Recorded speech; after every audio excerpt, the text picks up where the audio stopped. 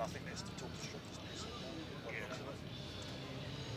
Are you on this one with Striv, yeah? Yeah. And Raphael, the French director's on this one. But he's English speaking, so we don't need to really speak to him. 4 minutes is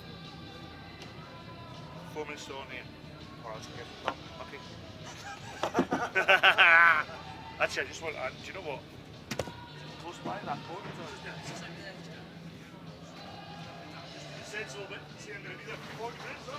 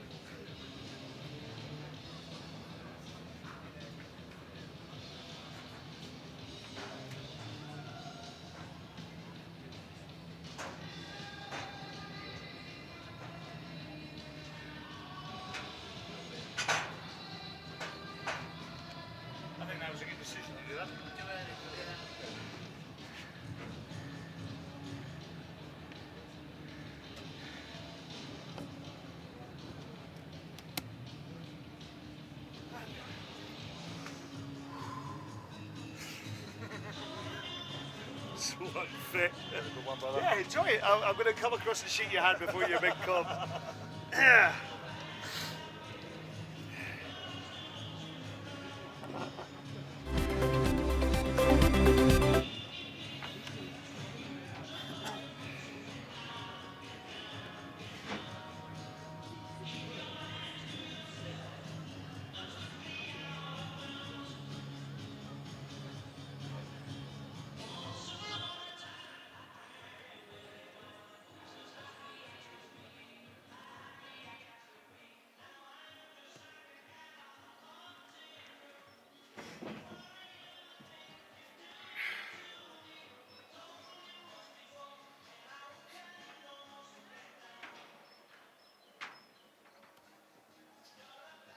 Bonjour à toutes et à tous, soyez les bienvenus au stade Gabriel-Pompier. La Fédération française de rugby et World Rugby sont heureux de vous accueillir ici même à Clermont-Ferrand pour 2 jours de compétition de rugby à 7 sous le soleil. Donc vous êtes bien installés, tout va bien. Vous êtes prêts à vivre cet événement. On est heureux de vous accueillir puisque vous savez, cette étape française rassemble les meilleures équipes féminines du monde de rugby à 7.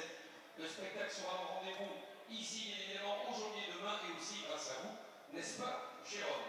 Oui, nous avons délocalisé les matchs de rugby, nous sommes à Saint-Michelin aujourd'hui. Nous avons le privilège de recueillir un coup de rugby aujourd'hui avec pas mal de 18 matchs programmés, rencontres qui seront constituées de 2, dans lesquels vous pourrez profiter des animations mises en place par le comité d'Auvergne dans la zone et la fan zone également dans le stade.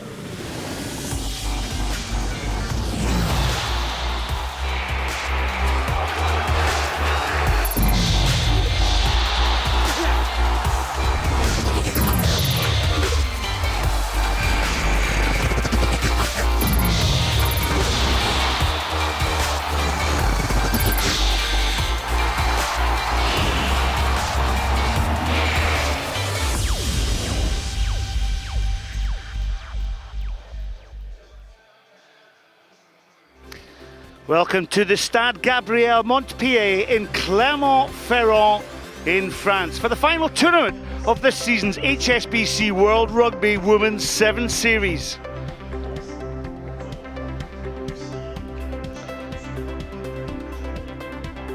Throughout the series, the teams compete for points, and it's Australia who topped the table over New Zealand by 12 points, while England's performance in the last tournament kept them in the leapfrog position over Canada into third position. Of the teams here in France, Ireland are propping up the table 3 points behind Japan.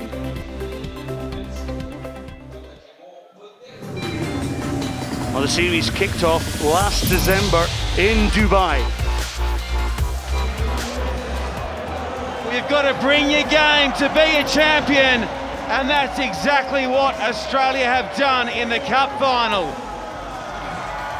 Your women's champions in Dubai, Australia. And Australia defeated Russia 31 points to 12. Next up, it was Sao Paulo, Brazil. Beck trying to get Halia Murphy free. Oh, the old 1-2 punch sees the number 3 jersey go in, and Australia put both hands on the cup here in Sao Paulo. The cup winners, champions, Australia. A second cup success for Australia. The series then moved on to Atlanta. Could Australia make it 3 in a row? Interception on a plate! Emily Cherry will not score an easier try. Australia have 3 titles in a row, 3 tournaments in a row, and they are the champions here. Well, the following week, the players competed in Langford, Canada. Fisher against Winiata. Fisher stretches the legs, and Heather Fisher is going to strike back for England. What a try that was. England champions in Langford. So a new winner in the series, England beating New Zealand by 31 points to 14. The final tournament is hosted by France here in Clermont-Ferrand.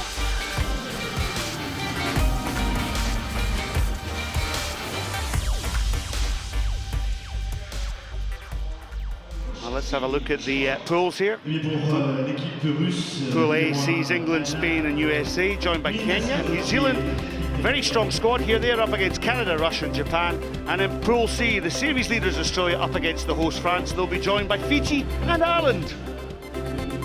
And game 1 here is from Pool B. New Zealand will take on Russia.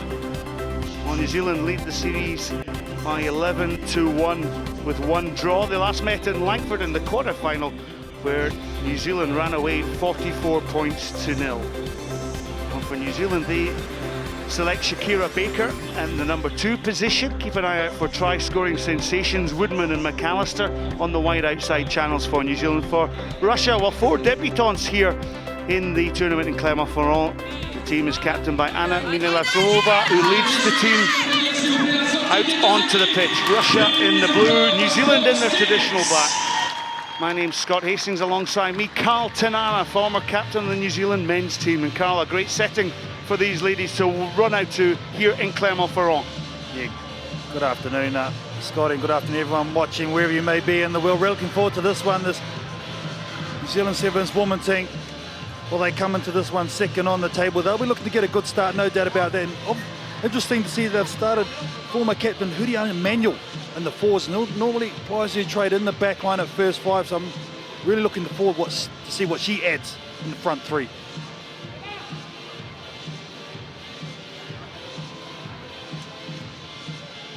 So our referee in the middle will be Gabrielle Lee from Hong Kong, and kicking off for New Zealand, Ready, blue? Katrina Wota-Simpkins.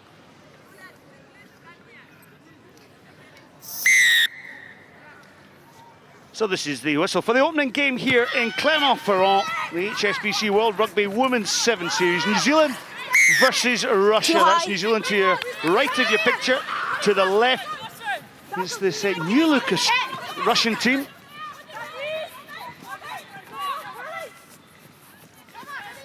Big tackle there comes in from New Zealand's Kayla McAllister. As that Russia try and move the ball. This is Ulia Guzeva. And then Elena Strodkova. New Zealand under a little bit of pressure there. They're adding that pressure onto this Russian team. Korubchuk took the ball into the contact. Trodkova goes in to try and secure ball, and you can just see the pressure from the Russian team. Ball picked up at the back here. So Russia holding on to the possession here very, very well. Taking that into the contact is Daria Lushina, but a spilled ball there, picked up quickly by Kelly Brazier, but an offside against New Zealand. So Russia have all the ball. Good defence, Carl, from this New Zealand team. Most definitely the line speed isn't allowing Russia to get over the vantage line. They're playing very short and trying to take it into contact. Daria Bobkova knocked the ball on there, but under pressure, you saw the line speed very quick there from New Zealand. I think it was Huriana Manuel in the end who defensively is one of the best in the game. There's Tony Philp, the manager for the women's team. And well, the first opportunity for New Zealand on attack options both ways. If they can get clean ball, well, Portia Woodman on this left side of the field is lethal. So switch play here. Portia Woodman. Woodman strong as she takes the ball into the contact. Maria Shemshuk with the tackle. Tap and go by Lushina. Stepping back in against the tackle, Korubchuk. Korubchuk making her debut here in Clermont-Ferrand. Again, New Zealand's press defence means that Russia, although they've had the majority of the ball, have been pressed deep into their own half. Sarah Goss finds a little bit of space on that wide outside channel. Portia Woodman steps inside. Goss goes in, the outstanding captain of this New Zealand Sevens team. Footwork is great by Vota Simpkins. Switches play to Woodman, but the pass is inaccurate. Well, both teams looking for their second wind here, Scotty. New Zealand had to do a number of tackles. There's a nice turnover just moments ago by the number 2, Daria Lushina, that gave Russia an opportunity. Vota Simpkins, well, she's a great ball player. Bounced back to blind, but unfortunately the pass wasn't accurate to Portia Woodman. Good option, wrong execution. So Daria Lushina, she'll take the ball in the line out, but Goss gets leapt up high there. Brazier with the attack. Kayla McAllister, and McAllister goes in. And would you believe that this is New Zealand's 500th try on the Sevens World Series? And it's a try that will stand in the history books for a long, long time.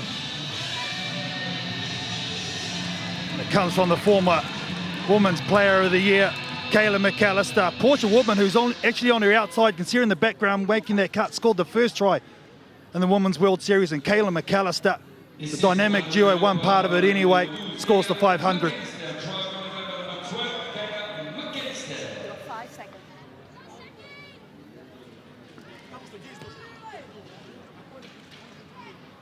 The additional 2 points added for the conversion is missed at New Zealand, and what a record that is. Their 500th try, and the strength of McAllister in at the corner. She's scored a whole lot of tries in her career, Kayla McAllister. They recognise the significance of it. It's out of the way now. Now they can go to work, New Zealand. Look like they've got the second win too, Scotty. Well, you mentioned the try scoring. She's actually, that was her 77th try. Her 16th tournament on the Sevens World Series circuit. And Russia, well, they were pressurised into the knock-on there. The Russian captain, Anna Minivlasmova. We can see just the inexperience of this Russian team, can't you, Scotty? You can see there's no pressure on it. Just had a little look up. You can feel Sarah Goss bearing down on it. Got to take the ball first and then expect the hit. So it's like Ruby Tui up for New Zealand already. Fine. Set. Vota Simpkins leads. Switch play then. Kayla McAllister, she's so strong, her decision-making good, and you can see how quick ball that is. Vota Simpkins to Woodman on the outside. Portia Woodman, look at the pace here. New Zealand's number 2nd, and it's the old 1-2. Portia Woodman in for the try. But it come from the nice setup, as you said, Scotty, a direct hit up by Kayla McAllister. The quick recycle, and they attack from there. Anytime you get on one-on-one, usually Portia Woodman will win that battle. Good set piece. Look at this release from Vota Simpkins. out the back door. Brazier gives it on to Kayla McAllister. Fakes to go, uses the left foot. There's the quick clean out, and then they shift the ball. Fata Simpkins coming around the corner. And there's your plays for Portia Woodman. Fata Simpkins misses the additional 2 points. Well, would you believe that we've seen the two try scorers, Portia Woodman and Kayla McAllister here, scoring the first 2 tries. And between them, they've scored 182 tries and 935 points. Is that not one incredible record? So we've seen the 500th try, but between them, well, they've taken the lion's share, those two great players. Get up, push it!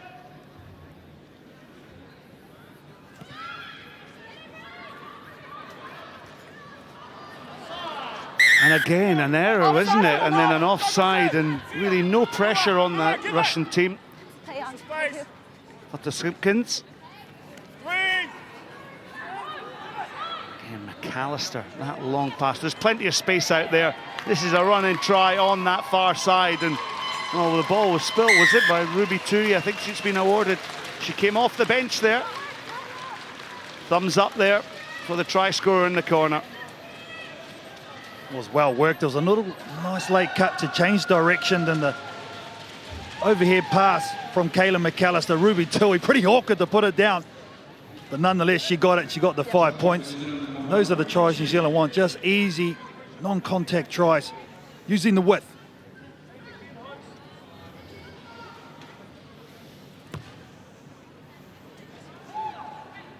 Kick from the wide out, so it's half-time whistle goes here in the opening game in Clermont-Ferrand, the final tournament of the season. New Zealand lead 3-0, 15 points to 0 over Russia.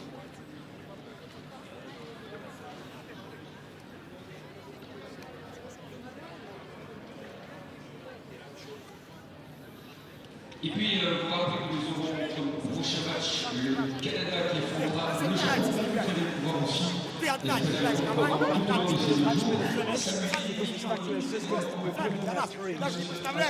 pouvoir aussi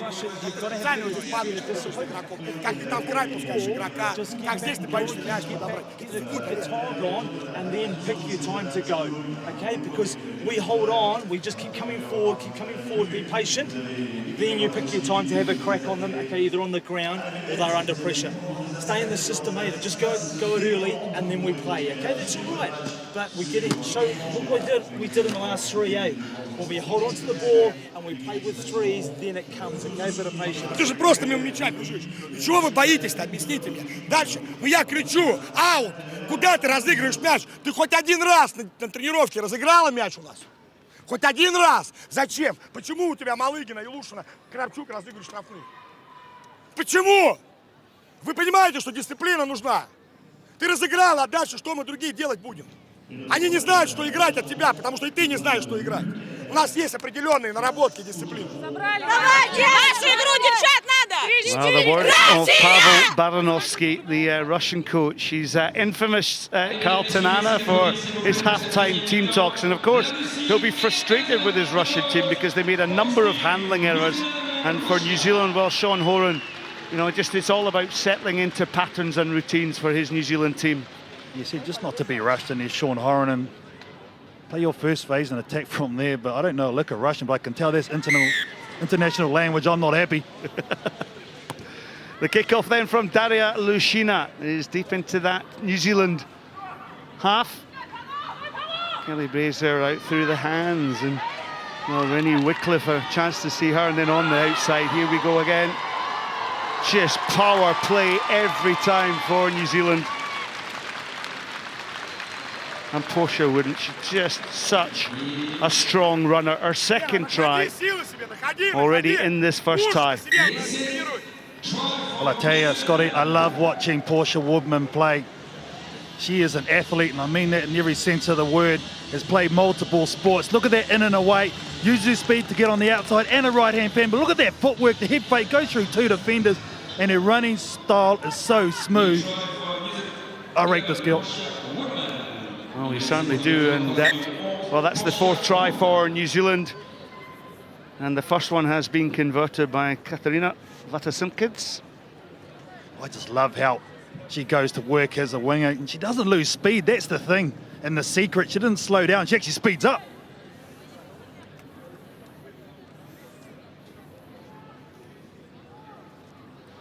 Yeah, lovely running from the New Zealand flyer. Back to her absolute sparkling best. Lots of height on this kickoff now. And for once, Russia managed to take the ball and secure it. Oksana Korobchuk goes to the deck. Lasmova. Oh, a thumping tackle came in there from New Zealand's Rennie Wycliffe, and it's a possession into New Zealand again. Little step from Tui. Tui, has she got the strength? No, the tackle was good. Good switch play here now. There's an overlap, just a straight 2-on-1, but ignoring it is Rennie Wycliffe. Rock! Brazier to Goss. Look at the numbers out wide. Well, could it gone through the hand, because it looks as though possession's been coughed up. Korobchuk took that ball over the line out. So at the end of the day, New Zealand do get the 5-yard put in at the scrum. You're probably not the best option from the captain there. Maybe she got a word from her winger, Ruby Tui. If it went a bit longer, the kick in behind. Look at this defense here, Renee Wycliffe. She's usually renowned for her footwork, but on that occasion, great technique using the shoulder. Behind. Good solid scrum. Here's Kelly Brazier down that short side. One-on-one skill. Brazier, great defence from Russia. And then a high tackle came in from Sarah Goss on Oksana Korobchuk. An early infringement. We'll just see New Zealand just set up the play. Well, a training ground move you'd expect here from this New Zealand team. Very well drilled under the coaching of Sean Horan. Brazier, lovely pass, the wrap around, and look at the space on that far side. Portia Woodman, a hat-trick in the opening tie. I love the way New Zealand just get their ball players off that first pass. Portia Woodman, she can score them any way or multiple ways, but they bounce out there. They had a decoy on the end, and in behind was Renee Wycliffe, who passes it on to Portia Woodman, and that close to the line. Good luck.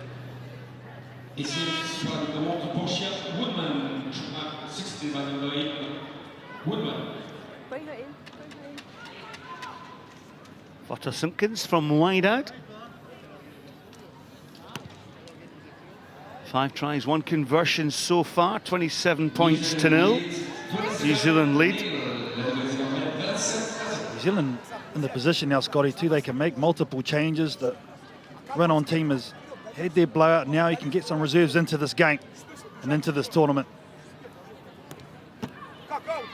So the kickoff is well taken. Yulia Levskosai. And now a good pass here from New Zealand, but New Zealand, well, lovely little footwork. Renee Wycliffe, is that right? Stepping and turning, just showing good hands. New Zealand have got all the space, and as you mentioned, Tirini Titamaki, who goes in for the try off the bench. So Sean Horan rotating his New Zealand squad. Just letting the ball do all the work too. New Zealand is now breaking at will in the midfield, and then they're keeping their width. Nice knockdown here by Sarah Goss. Nothing wrong with that, and then they just let the ball do all the work, get into space. She had a player on the outside of Ruby Tui, but Tirina Titamaki gets her first try this tournament.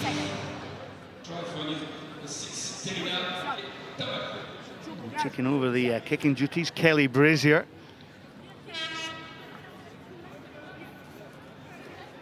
So still 2 minutes on the clock. New Zealand's highest score, incidentally, against Russia was 43 points to 0 when these two teams met in the last tournament in Langford in the Cup quarter-final.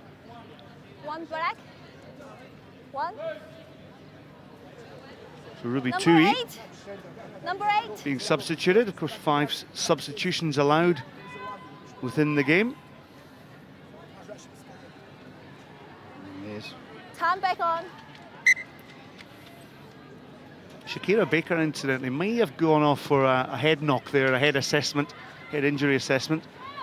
But she returns as she did and started the game. Advantage. Russia on the attack then. Lushina managed to get the pass out there to Polina Burevla. Clear release. They play a very competitive type of game, don't they? The Russians have had hardly any ball, and in this heat, Scotty, very tough to do because it is energy sapping. Well, I went for a run in this heat yesterday, and I can tell you, I wasn't going at this pace, and it was very, very warm out there. Now, Throdkova, she is a threat on the wing for this Russian team, the youngster, but getting tackled there, so switching play is Daria Lishina. Free release. A foul is over. So Russia just trying to retain some of the possession. Well, Goss was adjudged to be coming in from the onside position. On top of players. A foul is over. So advantage is over, so through New Zealand and the strength of Shakira Baker. She goes to deck, supported by her skipper Goss. Now decision time here. Tarita Tamaki. Tamaki, but the ball pinched there at the back. Now Daria Lishina. Well, the knock-on from Goss was deliberate. So this will be the last play of the opening game here in the Clermont-Ferrand tournament. The last stop of the HSBC World Rugby Women's 7 Series. And it's going to be a disappointing end to Russia. A loose pass there, escaped the clutches of Throdkova. There's the final whistle there from Gabriel Lee. So a convincing win for New Zealand in the opening game of the tournament. New Zealand won this one 32 points to 0.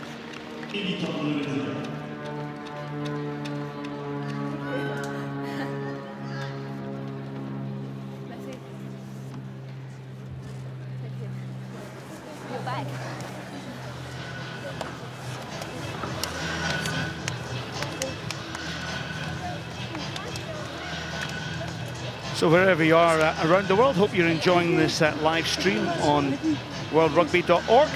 And coming up, the games will feature Canada versus Japan, then England, the winners in Langford against USA, then Spain, Kenya. A first look at Kenya, who play their first tournament here on the Sevens World Series. And then the series leaders, Australia, against Fiji, who can be one of the most dynamic teams on the circuit with their ball handling skills.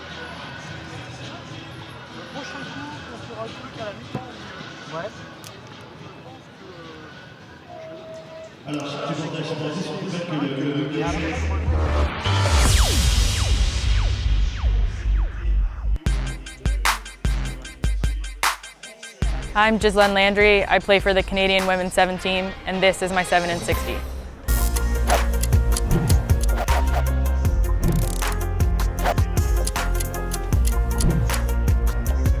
You got to be fast, you got to be quick, you got to be smart, you got to be willing to make a big hit and get into the contact area. Winning our first series stop in Amsterdam in 2015. Pizza, breakfast, lunch, and dinner, pizza.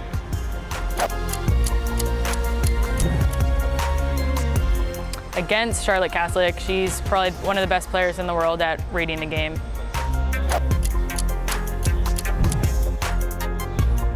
Dedicated, loyal, and blunt.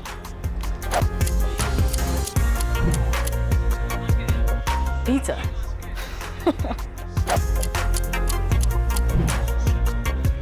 Oh, to go to Rio and win a gold medal.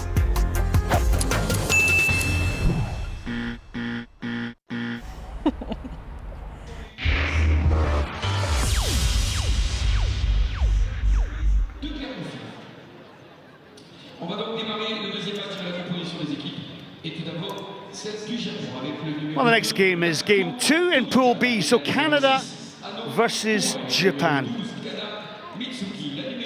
Well, these two teams have met each other only twice on the series. They last met in Canada's home tournament in Langford, and Canada won that one quite convincingly by 38 points to 0. It was a very, very settled lineup here, selected by John Tate. Keep an eye out for number 1, Brittany Benn. She's a real talented footballer. Bianca Farella is the flying machine, and the experience of Kelly Russell will be a joy to also watch. For Japan, Makiko Tomita caught the eye in Langford in the last tournament. The side is captained by Chichiro Nakamura.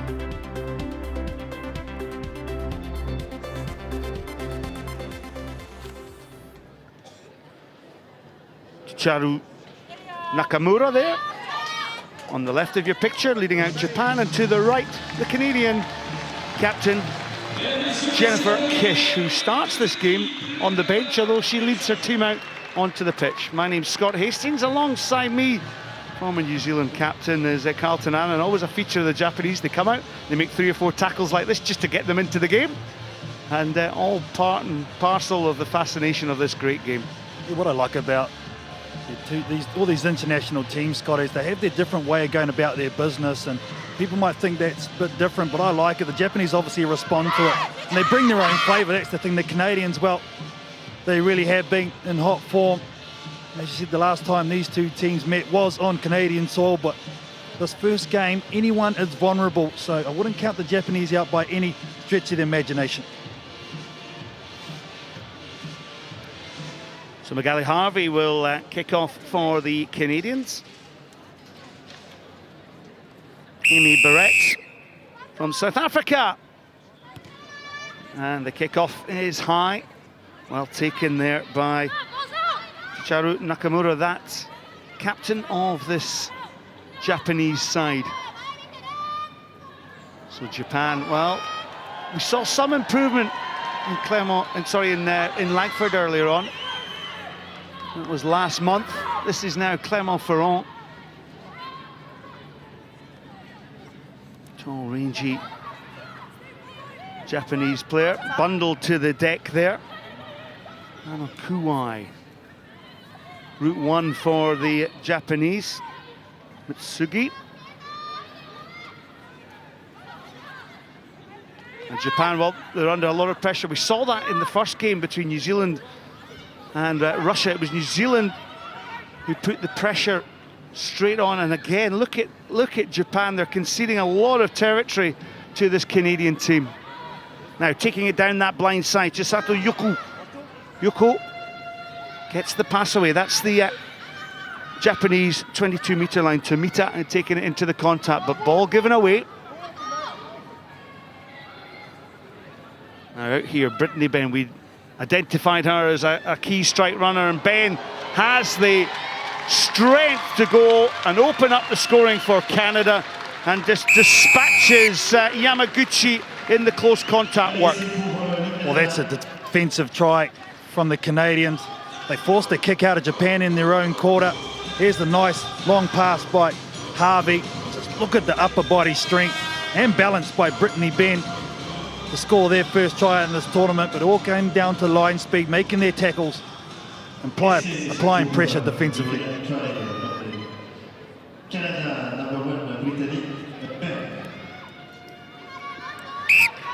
Well, we saw Kelly Russell slot many a goal in the last couple of tournaments, and Kelly Russell, she's nailed that one, but once again, I'll look at the strength of Brittany Ben, dispatching Marie Yamaguchi in the tackle situation.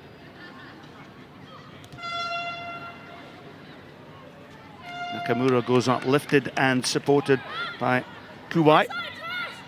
Ball slipped away there by Mitsugi. Yamaguchi gets that switch play going on that far outside with Yuku. Japan can actually, once they start to string their passes together, they can attack from deep, as they showed, as I mentioned, in Atlanta. They're 3 points above Ireland, 1 point behind Spain. Now the attack is on. Mitsugi tackled, gets the support of Yoko.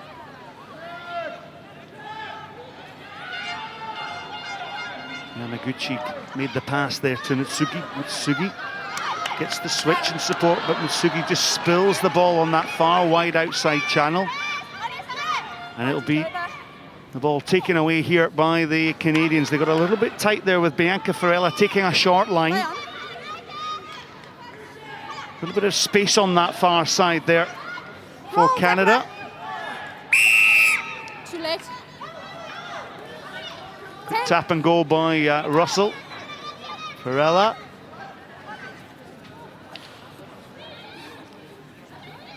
Varela just pumps and burls, doesn't she? Harvey, now can she unlock this Japanese defence? Harvey, she has a little spin, good handler, but Ben slipped as the pass was given, and now it's Japan with a little bit of pressure on. Kuwai making a nuisance of herself, and Kuwai's managed to get the tackle. Nakamura, oh, nice little slip pass there from Nakamura, and going for the line is Kuwai. Kuwai over the line. That was a tremendous try by Japan.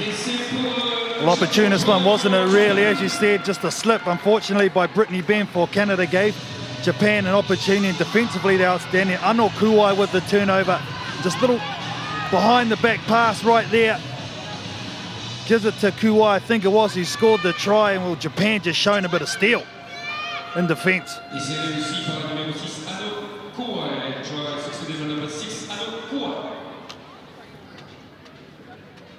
Yamanaka with the added 2 points. It's accurate, it's straight off the bar and not over. So Japan showing that they do have the attacking threat, and lovely little ball handling skills here. There was the captain too, Chiharu Nakamura, with that nice delayed pass. A little bit of footwork too by Ano Kuwai. Good reward for the turnover and getting up and supporting.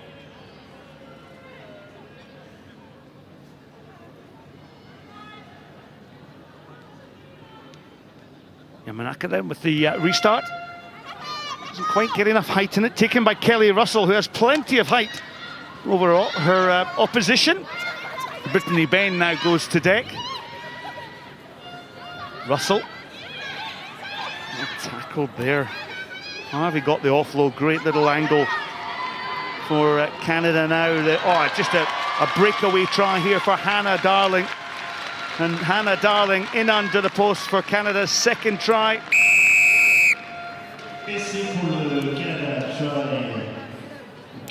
Looked easy in the end, just a couple of missed tackles, unfortunately, from Japan. I think it was a nice pass too by Kayla Moleshi to release the threat on the outside. Here's the last one from Brittany Ben. Goes way too high. Miss Laddie Welch, and it doesn't even get out of second gear, does Darling. Little handshake, little cuddle. Thank you very much, says Hannah Darling. Conversion is good there, this time from Kelly Russell. So 12 points to Canada, to 5 of Japan, as Magali Harvey takes the kickoff. And that one might go over that try line, so it's maybe a simple dot down, or will Yoko decide to have a pop, but she doesn't. She touches the ball down. This will be the last play. She picked it up and she ran. You must take the 22. No, so 22 is being adjudged to needing to be taken. Technicality there. The referee saying she picked up and faked to run, so it's a 22 rather than going back to the halfway. Yamaguchi on that far side, cuts back in, gets the support of Mitsugi. Nakamura, the captain, into that contact. Yoko, ball in two hands. Yoko shows the dummy. Gets the inside support once again with Kuwai, the try scorer. This is good play once again from Japan, stretching it. There's well, if the pass had been given there by Yamaguchi, Japan may well have been over on that far outside channel. Well, the pass was made whilst the Japanese player was still on the ground. And Brittany Ben, well, look at this, from defence to counter-attack, and Brittany Ben sailing in for her second try today. This will be her 16th try in 8 appearances on the World Rugby Women's 7 Series. Well, it came down to the nice little delayed pass from Bianca Varela to put Brittany Ben away for her double in this first 7 minutes. You watch it here, they spread it wide. Just this little pass, she engages his defence, draws in the last wing and passes it right at the opportune time. And Brittany Ben, wow, she's just owned this left side of the field. Russell's conversion is good. So there's the half-time whistle from Amy Barrett. It's Canada who lead this one by 21 points to 5 at half-time.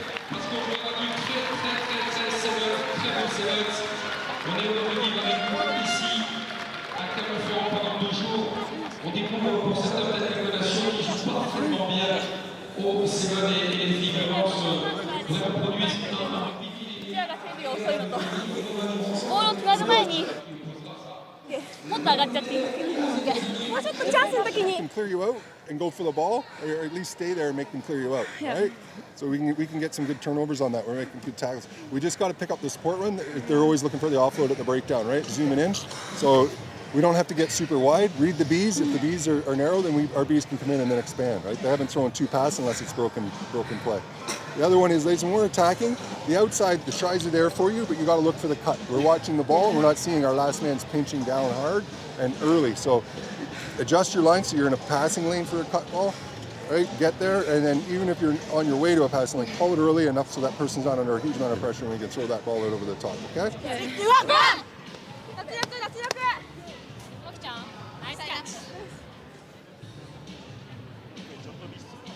Well, the Japanese have really had their moments in that first half, Scotty. Unfortunately, they've only been able to make one. Really opportunity to get one score, but the Canadians just talking about their defence, because the Japanese have actually troubled them with their offloads, especially off the deck. So their coach, John Tate, wants them to talk more on the outside, look for their cutters, get in their supporting lanes and try and stop them from getting their ball away.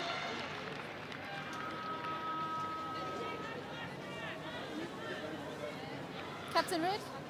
So Mio Yamanaka will kick off this second half for Japan against Canada, this Pool B game. New Zealand and Russia also in this pool. Kelly Russell, great skill to pluck the ball out of the air. Switch play with Bianca Farella. Farella kind of ran down a channel there, got slightly squeezed, but Canada retaining the possession. Russell, well, she was tackled there in the contact, but Japan adjudged to have been offside. Little switch on that far side. Russell comes back this near side. Canada have got numbers. Ben, well, she couldn't get her pass away to Karen Pakwa. But a deliberate knock-on sends Ano Kuwai, Japan's try scorer, to 2 minutes in the sin bin. This was a 3-on-1, so she had to do something in the end. She got caught on 50-50 lane. She should have had a good go at it rather than just trying to tap it down. Here's why she's sitting on the sideline. But great attack and great skill, as you said, from the kickoff. Let's go. From Kelly Russell, outstanding. Let's go, Red. So Charity Williams, who made her debut in Sao Paulo, starts the proceedings. This is Ben. Ben finds Russell on that short pass. Williams. Release. Farella, ball in 2 hands. Well, she made the space, but didn't give the pass to Harvey on the outside. Most definitely got on the outside of her player, didn't she? Draw her in, and now Japan have an opportunity with the turnover, Scott. Breaking away, inside pass is good. Deep into the half, then goes Yoko. There's a ruck on here, and they're looking for a quick ball. They have got quick ball. The tap and go by the Japanese skipper. I think that's a try, Nakamura. And she was quick and sharp there, but it all came from a defensive and an error in the passing of Canada. They created opportunity, they didn't give it, and look at the defence of the Japanese. Here's just the end part of it, the score by the Japanese captain. Just showing a bit of determination here, the Japanese on defence and getting some great reward. Their second try in this match.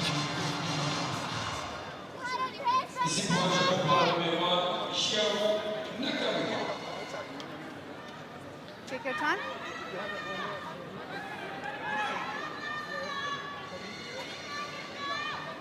Yamanaka with the 2-point conversion is unsuccessful, but Japan will take a lot of heart from this.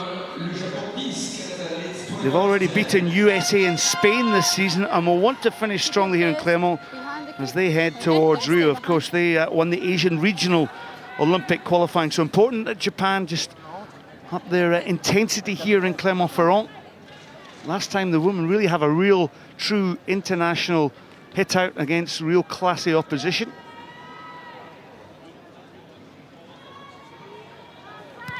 Yamanaka, plenty of height on that ball. Knock on It red. ricochets off, Advantage over. the Canadian player Natasha Watcham-Roy.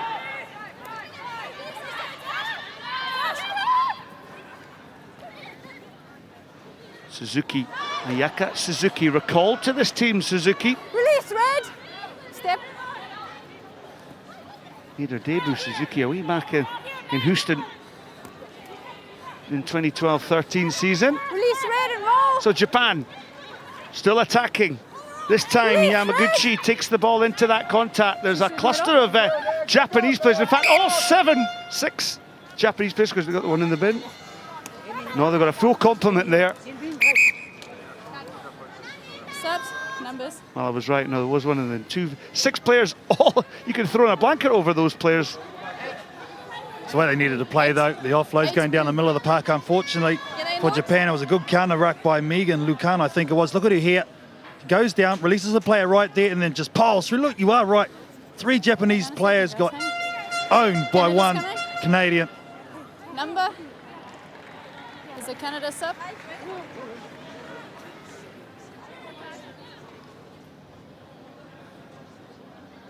Sometimes when you do lose a player to the bin, Scotty, it makes you work a bit harder, and well, the Japanese have found a bit of spark here. Look at the Canadians stuck in their own 22, so if they get a strong strum here, the Japanese, anything could happen. Bind.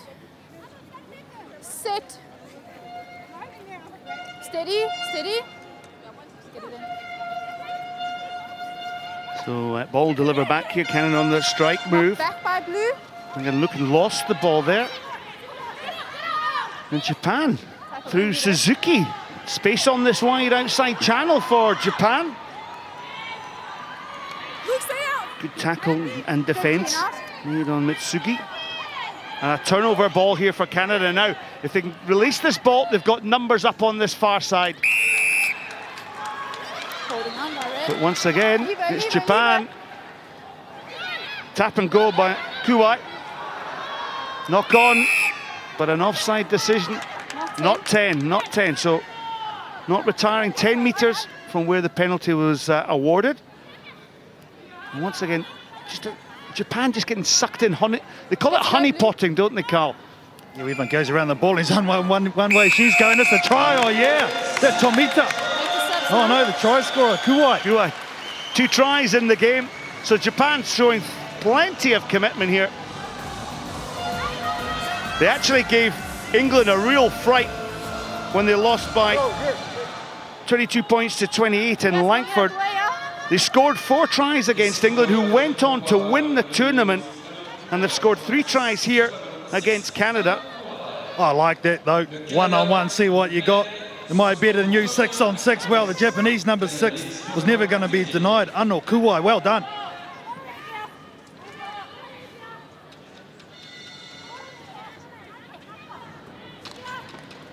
So certainly an improved performance here, and well, if Japan could get the ball back here from the kickoff, they take a short one. Great commitment from both the players, and they've got the possession. So could this be an early shock? Japan on the attack then.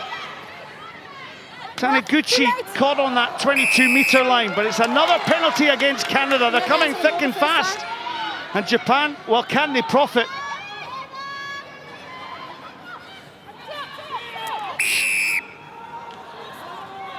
Well, a loud blast of the whistle. Well, Tomita took the ball into the contact, didn't release the ball quick enough, according to referee Barrett. And was that the opportunity missed for this Japanese team? Oh, this is a harsh penalty. She said she's gone over. Oh, hands on the ground. That is rough. Rough! Yeah, it was the second player in who went off and sealed the ball. So technically, it is correct. That is correct. Yeah, technically, absolutely correct, but it's just harsh on Japan, because if the player had stayed big, then perhaps Japan would have had an opportunity to pinch this. But a heartening performance here from Japan. Now, Canada, there's the cockerel that signifies the end of the half. Now, Canada decide to play this. Points, after all, could make a difference in this pool. Remember, New Zealand and Russia also in this pool. It was New Zealand who got off to a winning start, but the knock-on comes here. That will be the last play of the game. And it's been an entertaining game of sevens. Hope you've enjoyed this one at home. Final score then, Canada 21, Japan 15. Thanks. Thank you, I didn't see it. Thank you.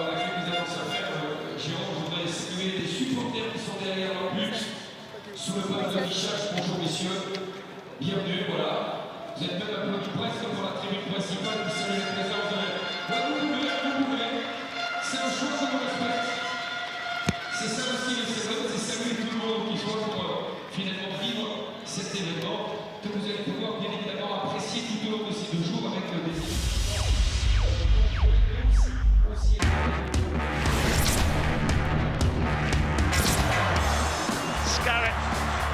Weaves, turned. Leading from the front, Emily Scarrett for this England team. Scarrett, what a tackle! Scarrett stretches those long legs. That's the strength in the air from Emily Scarrett.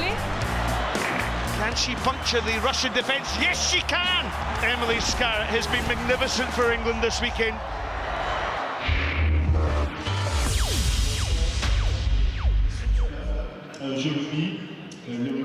Emily Scarrett, one of the stars of this England team, and game 3 here in Clermont-Ferrand sees England take on the United States.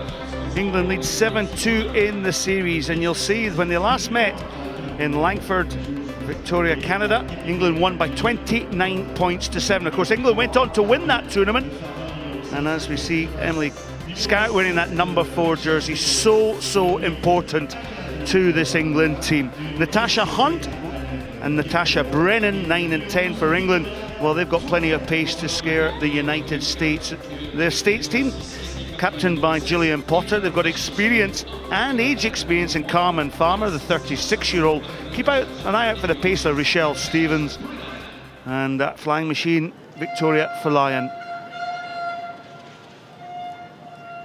Well, as the players are about to enter the arena, it gives my great pleasure, Scott Hastings, to welcome alongside me Maggie Alfonsi, one of England's all-time greats, a Rugby World Cup winner in the 15s game. She did play in the 2009 Rugby World Cup Sevens in Dubai. And Maggie, welcome into the commentary position here, and a great tie to commentate on in your debut on the other side of the fence. An absolutely amazing game to start my Sevens series debut, but what a cracking game it will be. 2 physical sides who know how to dominate at the breakdown. I think it's going to be won and lost slightly in that area. 3, 2, 1!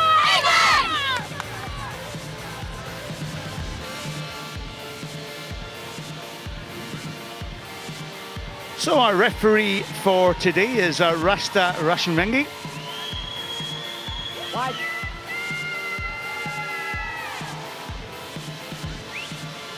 Blue, make sure they die. So there's Rasta, one of the popular characters. He'll be heading to Rio to whistle in both the men's and women's competitions.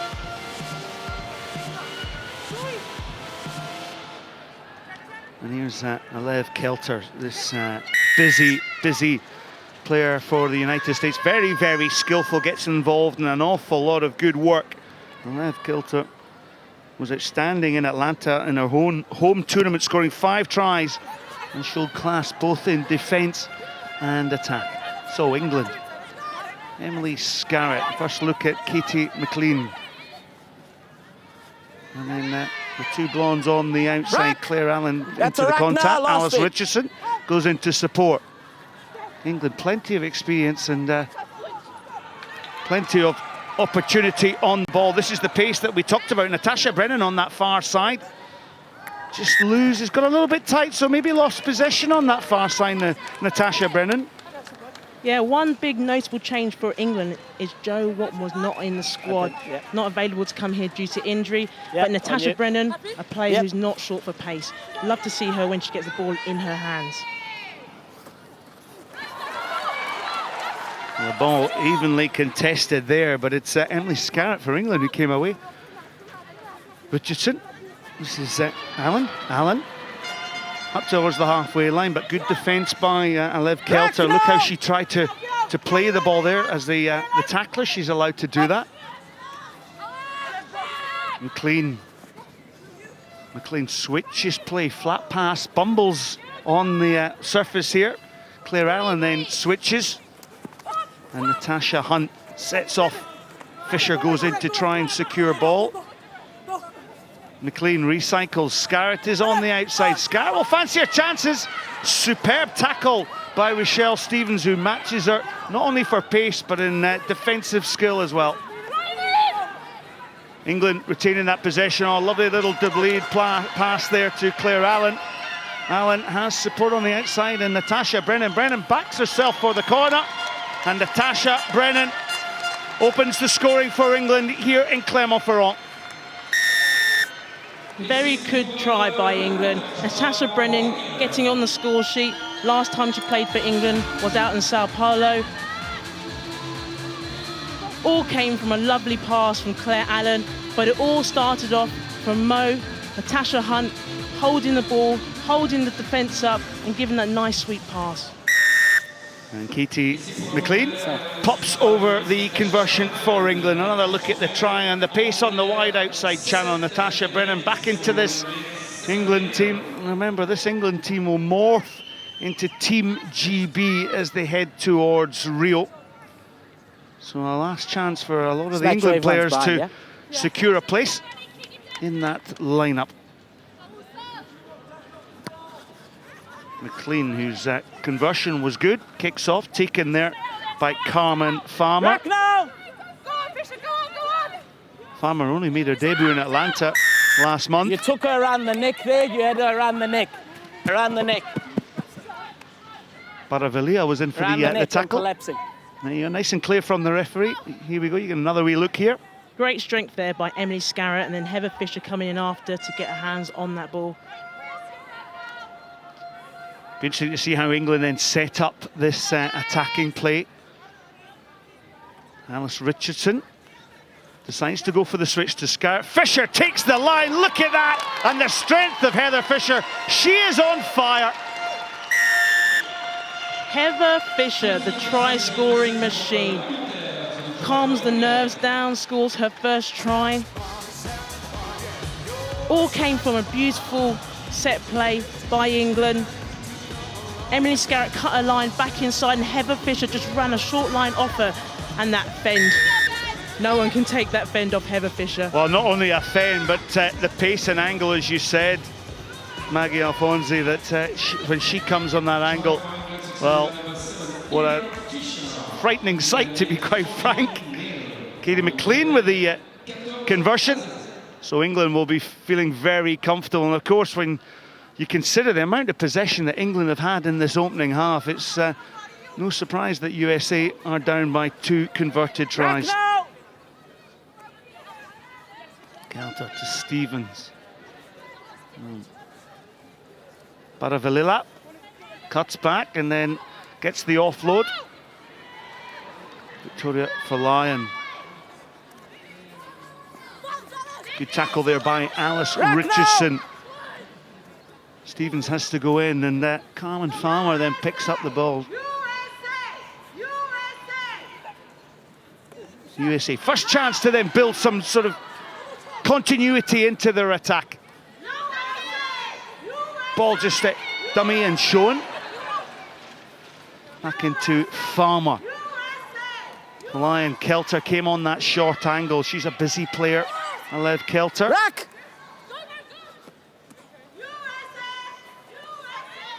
Stevens. Now, Gillian Potter, the inspirational USA captain, but high tackle was adjudged there for Lion. The Lion was a sloppy pass to Kristen Thomas. Thomas has to go back and collect, and look at that. Carmen Farmer has to go, but Kelter comes back, eventually gets the pick up. Good footwork from Kelter, and Kelter's away. Fisher's on the chase though, but Alev Kelter, we know what a dangerous player she is for USA, and gets and escapes downfield to get USA back into this game. Very good try there by Lev Kelter. USA, patient with the ball. They kept the ball. Retention is all key in sevens rugby. It's about keeping that ball, and Lev Kelter used her footwork to get in, get out. Made a great break. Trying to defend off Heather Fisher and gets over the try line.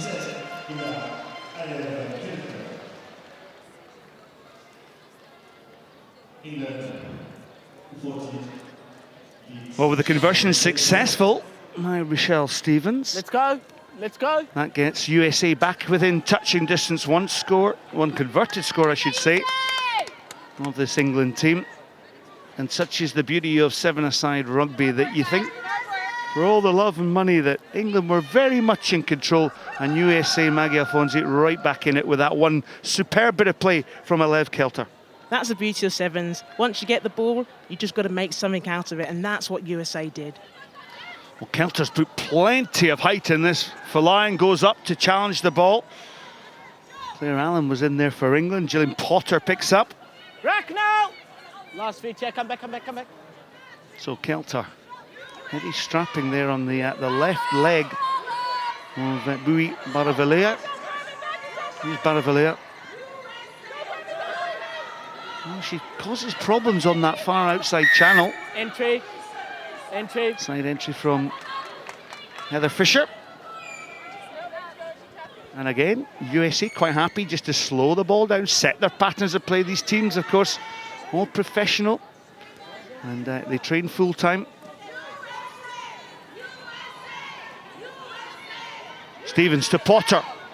Now, there's a little bit of space out here with the flying hairstyle of Victoria Falayan. Falayan well tackled there. Rack now, rack! Allen with Advantage. the tackle. Kristen Thomas. Kelter there. Advantage over. Now, Baravilea has Farmer on that wide outside, but Fisher just guards her opposite player. Ball at the back then, Kelter. Thomas, now USA, holding on to the ball well.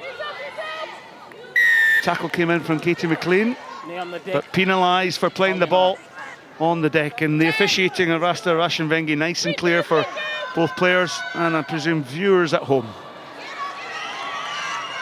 Claire Allen tackled by Falayan. Well, this is energy sapping. Leave it. Tap and go. Well, how quick was that from Natasha Hunt? And Natasha Hunt scores a great try for England, but it was the speed of thought and the speed of mind that is awarded Natasha Hunt with her 4th try on the Sevens World Series. Like you said, Scotty, speed of thought, speed of mind. Natasha Hunt had the quick mind, a quick tap there.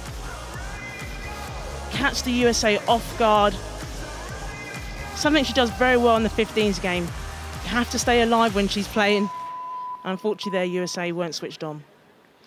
McLean with the conversion, it's successful.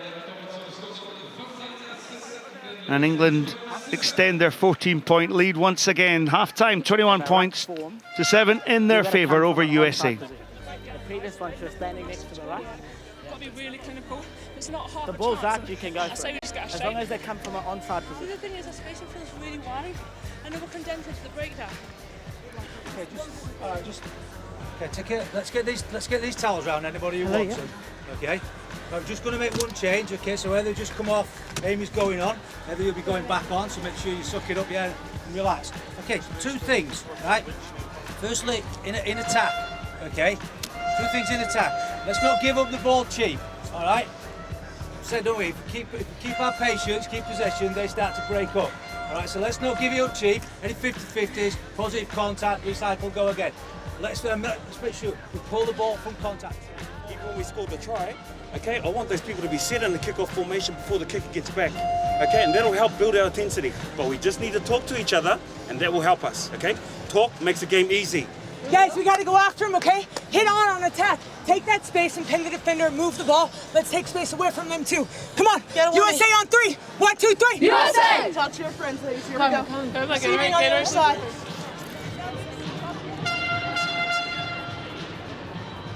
Right, so when you bounce, have a very quick scan, all right, because let's have a go at that second jackal, all right, whereas we haven't been using that. Let's say one thing on that. The Rasta's really clear in what he's saying. He's saying it's a ruck, and he means we can't compete with our hands anymore.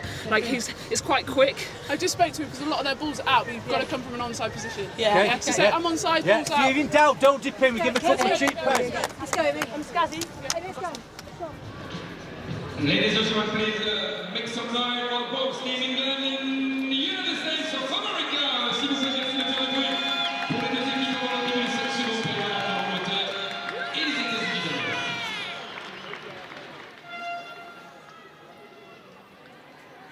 Blue. White. So welcome, Matt. This is the second half of the third game here in Clermont-Ferrand. It's England versus the United States. The England team on the right of your picture in their traditional white jerseys. The United States to the left of your picture in blue, red and white of the United States. And it's England that lead 3 converted tries, 21 points to USA 7. Victoria for Lyon. Play on. Has that ball on the far side, but it's knocked on. I'm Scott Hastings, alongside me, Maggie Alfonsi. And Maggie, a good solid start in that first half from England. A very good start by England, very patient. I mean, they know when they play against USA, they have to be physical, they have to dominate the breakdown, and I think they did that in the first half. The key now is in the second half to make sure they stay composed, stay controlled, and keep the game in their hands. And very quickly, who's caught your eye in that opening half for the United States? So far, Alev Kelter. She is very strong, very quick, and I think she's causing England a few problems. You've got to bind. Break up. England will have the possession. Natasha Hunt. Lucid, you've got to bind. Okay, steady, please, crap. Natasha Hunt then with the put in. Scored a try. Steady now. England's opening try of the tournament. Don't think I've seen a scrum half put a ball in like that to the scrum in quite a while. From one Natasha to another Tasha. This is Brennan on the far outside channel. Richardson goes into play scrum half, but and then you move forward. You're on the deck, then you move forward off your feet. So Rasta Rashenvegi just explaining there that when the second player goes in to get the ball, Maggie, it's just all about the positioning of the hands. Yes, but the key thing is making sure you hold your own body weight. And there, I think it might have been Heather Fisher wasn't holding her own body weight. Referees want to make sure that you can clear out without affecting the ground. Carmen Farmer, I should say, takes the ball back into contact. There's Kelter, who caught the eye of Maggie Alfonsi. Fabrice. So USA just taking the ball. Kristen Thomas. This is Michelle Stevens on the near side. Sorry if you just lost a little bit of our commentary there. But nothing much happened. USA still had the ball there. England are trying to be quite competitive at that breakdown area. We saw there just Amy Wilson-Hardy clearing out. They come in. If England can try and retain possession at that area and they get the ball in hand, there'll be a threat, especially Natasha Brennan out on the wing. Well, on the pitch for the United States, on comes Ryan Carlisle, and then pace from Jessica Javelet. And off goes Carmen Farmer. And also an interesting substitution there from coach Richie Walker. Alev Kelter goes off, and then a couple of substitutions for England as well. As off the pitch goes Katie McLean, and also Natasha Hunt, and back on comes Heather Fisher. And also wearing that number 5 jersey for England is Daniel Waterman. Just an outstanding ball player for this English team. USA with the possession. Michelle Stevens playing scrum half. Two things, you've got to stay in the scrum. You can't pop out of the scrum, you've got to stay in. Let's keep it steady. So Michelle Stevens, she has a twin brother, Ricky. Wait, I'll keep this steady for you. Just like, okay, crack. Fine. Sit, steady now, hold wide. Looks to me that England have got some pretty powerful players in their front row. Now, here's the first look at Javelin. Javelin's a real strike runner for USA. Javelin on the outside. Javelin puts the ball in. Covered, though, by Claire Allen. Claire Allen's got such a great workload in this England team. And now a first look at Waterman. Richardson gives the pass. Javelin. Well, she took Emily Scarrett out there, but Scarrett is big enough and strong enough to get up from that one. Thank you. Just keep it down, please. So a high tackle was adjudged from Jessica Javelin on Scarrett. This is Fisher. England stretching once again. Fisher, another indication of her strength. Midfield then. Scarrett finds Richardson. Amy Wilson-Hardy here. Often used by coach Simon Middleton to come off the bench and as an impact player has plenty of pace. As Waterman over the halfway line finds Fisher, this hard-working English forward. Waterman, well, they've got space on the outside. Waterman decides not to make the pass. England have got numbers there, and Fisher spots it, finds the space, and Fisher for the line scores another try, her second of the time against the States. And look at the delight shown on the English forward's face. Heather Fisher will be very pleased with that try, but what a hard-working try England had to do to get that. It all came from Danielle Waterman holding the ball up, just giving that soft pass to Heather Fisher, and Heather Fisher with those strong, powerful thighs, strong, powerful legs, worked away to that try line. Heather Fisher's 20th try on the Sevens World Series. Move, blue, blue. Blue. So Emily Scarrett will take over the kicking duties with Katie McLean having been substituted earlier in the half. Not her best kick in the world. And the England skipper substituted. So Simon Middleton able to rotate his squad. Abby Brown comes in off the bench. So Richardson, kind of a wobbly one there. Great take by the United States, Kelly Griffin. So switching play here on that far side is Catherine Johnson. Finds Gillian Potter. Potter up and over the halfway line. Now, first look at Lily Durbin. 17 years of age, Lily Durbin, wearing that scrum cap. Javelin goes in. Here she is, here's Durbin. Javelin, good continuity now for the United States. Olavalaya got the space on the outside, and then Johnson. Johnson has Potter in support. England just been starved of the ball, but they forced the error there on that far side. But, well, what good play from the United States, but also good defensive effort from this England team. Very good defensive effort by this England team. At the start of the game, I talked about the physicality, the defence, and here Kay Wilson just does enough to shepherd her into the touchline area. Everyone knows the touchline effectively is your best defender, but Kay Wilson did very well there just to keep her off. Fine. Sit, steady, steady. Waterman. 60 caps for England at 15s and brings plenty of experience to the sevens field as well. There's the full-time hooter. Now as Richardson goes for touch. And the final score, England 26, USA 7.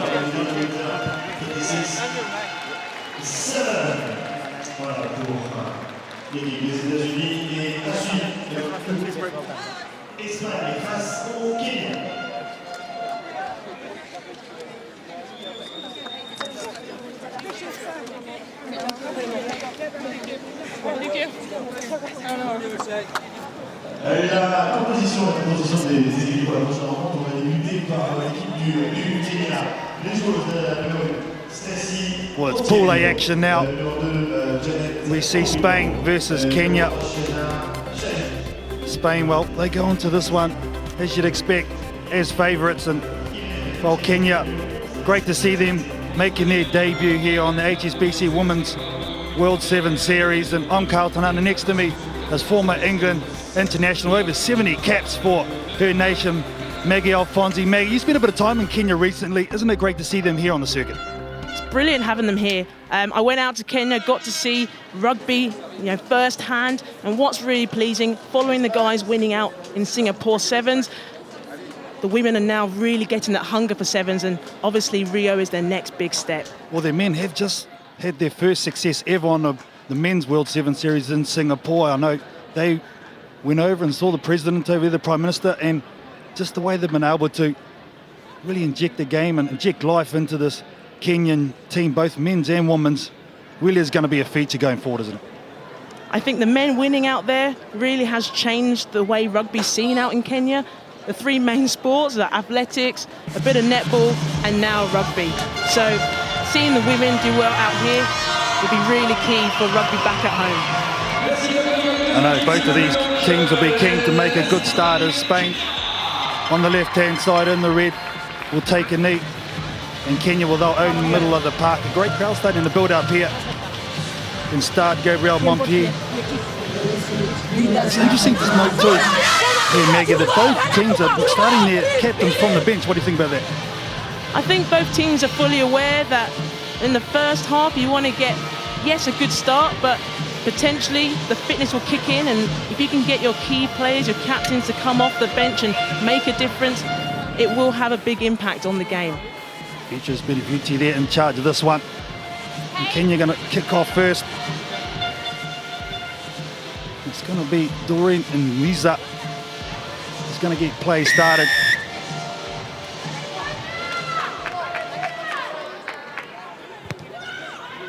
And they're off. Nice take there by Marina Bravo. Takes it into the setup. Good clean-up, but great defensive pressure from the ruck there by the Kenyan team. I think it was all Weno, but Spain able to release the ball. Nice long pass into space. Rip around there. Ichibara just holding the play off, and a nice little offload where Ichibara has gone on the outside. Good defence in the end. I think it was by Okello. I think someone might be in trouble here, Maggie. Yeah, I'm not quite sure what happened there. I think it might have been a bit of a high tackle, but yeah, Kenya player is now off. Immense pressure here on the Kenyan team now. Just asking the question is, Masinde, number 8, looks like Okello is the one that has to go off. You go. Stay. The Spanish team here, very wide in their setup. With one player to the left. They go the right-hand side. Pass in behind, stops the play a little bit. The momentum breaks through the hole. A nice little right-hand offload and good footwork here by Bravo. Gives another nice pass. Some desperate defence needed by the Kenyan team. Quick clean out, and they move the ball to the right-hand side quickly. A nice wraparound again by Spain. And the first try is to Teresa Bueso. Well worked, Maggie. Very well worked by Spain. Spain actually had to work really hard for that try, but it all came from the retention of the ball. They're obviously playing against 6 players, but a lovely offload by Del Pan behind the back, allowing Teresa Bueso to score. Players in motion, wasn't it? Seems to be a real feature of the Spanish team. The way they're able to manipulate the defence is just with players wrapping around.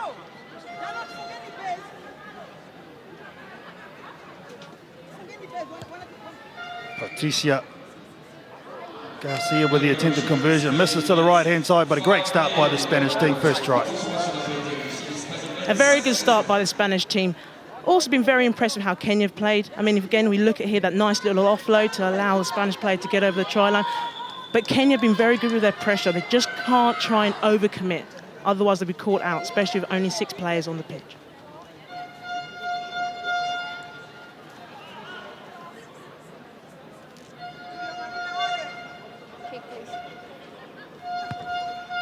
Nice high contestable kick here by Patricia Garcia. Good take in the end by Oteno, Stacey Oteno that was. Nice little break up the middle of the park. Good defence though, good clean out. Go away. Good strong defence again by the Spanish team, but this Kenyan team did a lot of hard work at the breakdown. Again, another cleaner there. Quick release. Really short field, unfortunately, for them. Now they get it to the power on the outside.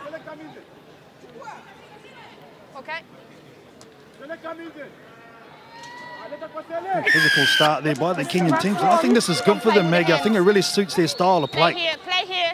I think what I'm liking to see from Kenya at the moment is they're trying to play a quick tempo game. Even though they're down a player, they are trying to play with passion and heart. Like here, the ball, they're taking it in, they're being physical at the contact area, they're being competitive, and that's what I want to see from Kenya. Here's a nice run here. And break by Masinde. Sets it up beautifully. The Spanish team can't compete, so good clean out. Nice line to the right-hand side, but decide to go back up the middle. And Weza it was, but turnover, mistake by the Kenyan side. They move it out, do the Spanish quickly, and now they find some space on the far side of the field. Little stop and go by the winger, one-on-one. There's Marina Bravo. Nice long line out. Nice flat defence though by the Kenyan team. Change of direction, and now they've created numbers to the left-hand side. Unfortunately, goes to deck, and there's the mistake by Spain. To see the frustration, Maggie.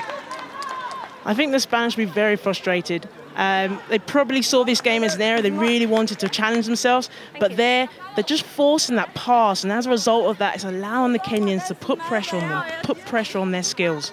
Well, how much emotion will be going through this Kenyan team at the moment? They'll want to acquit themselves well, won't they? And I'm sure at some stage they will hit the wall, but so far they've been very competitive. They've been very competitive, and if anything, people at home will be watching, and they're going to want to show their country what they can do. What they're doing now is going across the field. Good ball play by Kenya. Spreading the field, little stop and go by Okello. Sets it up nicely. Stay. Good bridge by Mziwa. I don't think Kenya will mind this whatsoever. They're in control of the ball. They're actually holding position, aren't they? Kenya have been doing very well. We talk about retention of the ball all the time, and that's what they've been doing good. But at the breakdown, the key thing is making sure they get that third player to take the ball away. Otherwise, Spain will put pressure on their players. The Spanish team look very tired at the moment. It is very hot here in Clermont. 25 degrees. It's been a beautiful day. Now, the Spanish team getting the ball wide, getting into their set play. They're allowing Chabada to run a long way. She sets it up nice, well over the advantage line. And the second phase is where they look to attack. The Spanish team passes in front. They've created a 2-on-1 overlap. Now out to the gas is Urbina. She does exactly that on the outside, and she will get Spain's second try.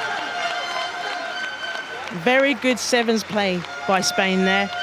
Working the ball edge to edge, and a good try by Urbina. They'll come down for the set piece, wasn't it? But there's the back end of it. Just really good how they work the ball. Maria Bravo holding two players, committing the Kenya defence, and then giving that lovely offload to Urbina. Well, that's the thing, isn't it, for the Spanish team? A little bit more experienced than this Kenyan side. So, as you say, setting up the midfield hit and then trying to attack off there. Where we start? Just a bit short there by Chiche Garcia. Like we saw here, just a really good fix by number 5, Maria Bravo, committing the Kenyan defence. But if they can try and do that more often, hold them, wait until the hips have changed, and then give that nice pass.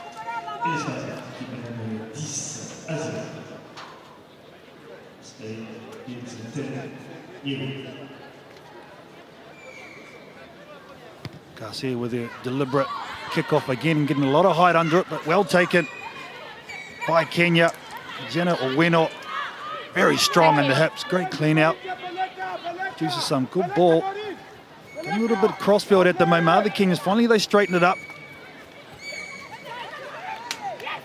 Say the rock! It's a rock! It's a rock form. Release it. See it, Maria Casado. Using the indiscretion there. The Kenyan team played it on the inside and now playing a little bit off script.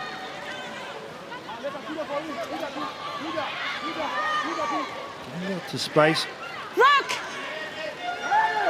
Pick the blind side, using their power. It's Stacey or Tenot. They've got a long side of the field to attack, but they decide to go straight up the middle of the park, join in the Spanish defence again. At the moment, Spain just can't get their hands on the ball. Very good line speed though, forces Irene or Tenot on the inside. Now they've got the numbers, and great decoy by Doreen and Ziwa. Now can they find the space? Kenya, they've got a player on the outside. She can't find it. The nice loop. One-on-one, she's going to back herself. And is she going to get around? Oh, yeah, she is. Janet O'Killo. That is a nice taken try. A beautiful try. Kenya finally make it onto the score sheet. Great work by Kenya. They were patient. They kept the ball, but they did it by route one. Went up the right-hand side, worked it back to the wing, and then a beautiful try. Great build-up, wasn't it, from Kenya? Please move away. Use their physicality. They drew in the Spanish defence, and what a moment for them. Janet O'Killo gets their first try on the Women's World 7 Series. Congratulations. Conversion not so good, but they won't worry about that, and they'll go into half-time. Well, Kenya pretty pleased with that effort.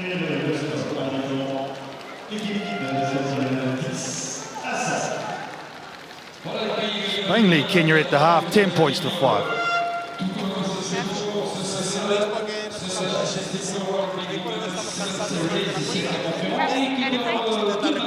Hay un placaje y ¿qué hacemos en la que está? Amaya se coloca aquí, la otra se coloca aquí. Que dejar que hay un placaje, hay una recuperación en las esquinas y la siguiente no toma referencia al balón, toma referencia a la jugadora de adelante, ¿de acuerdo? Y tenemos que elaborar más la jugada, no intentar jugar ahí. Pero todos los problemas vienen de la defensa. Primero, el problema del placaje. Si vamos aquí arriba, imposible. Y de coger referencias, y la referencia no es solo el balón, es el ataque, ¿de acuerdo? O sea, que no hay nadie que entre por el lado de la puerta intentando hacerse la lista cogiendo un balón. Se recoloca para atrás y mira adelante, ¿de acuerdo? Van 3 cambios. Salen Ángela, Amaya y Teresa. Y salen Berta, Eli y Vanessa. A la tía, va. Vamos. Que solo trabaje la placadora los Ukisikia imechoka kidogo unaitisha. Believe. Yo prayer kwa Ben. With the grace.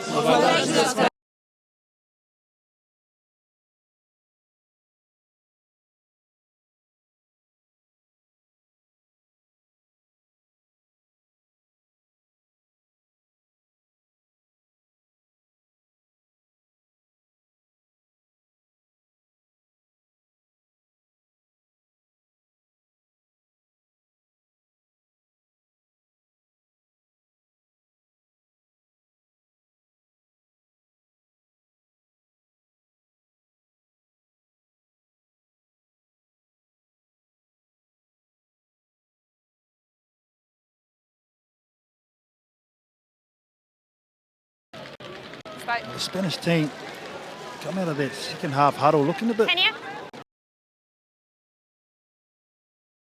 The second half as well.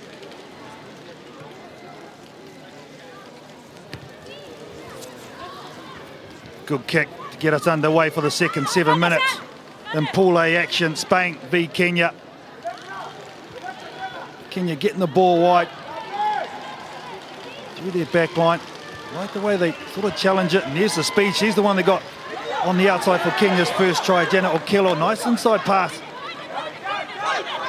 That's an area they really have thrived at, the breakdown Kenya, but a good challenge there by Spain, and they go quickly. They know they need to speed up the tempo. And Maya Urbina it is, and she gets it out nicely where they set it up. And Spain looking a lot more urgent at the start of the second half. Nessa Real is the one who's done some great work, and Spain get on the outside for their first try. Echevarria, I think it is. But a great start for Spain. A very good start for Spain. Come out in the second half, they look like they really want to play. It all came from the pick up and go from the breakdown. And then a beautiful pass from Vanessa Real into number 7, Ibarra. It's just so important to get their first score after the half, isn't it, Maggie, as you know. Okay, just do it. Just send them in.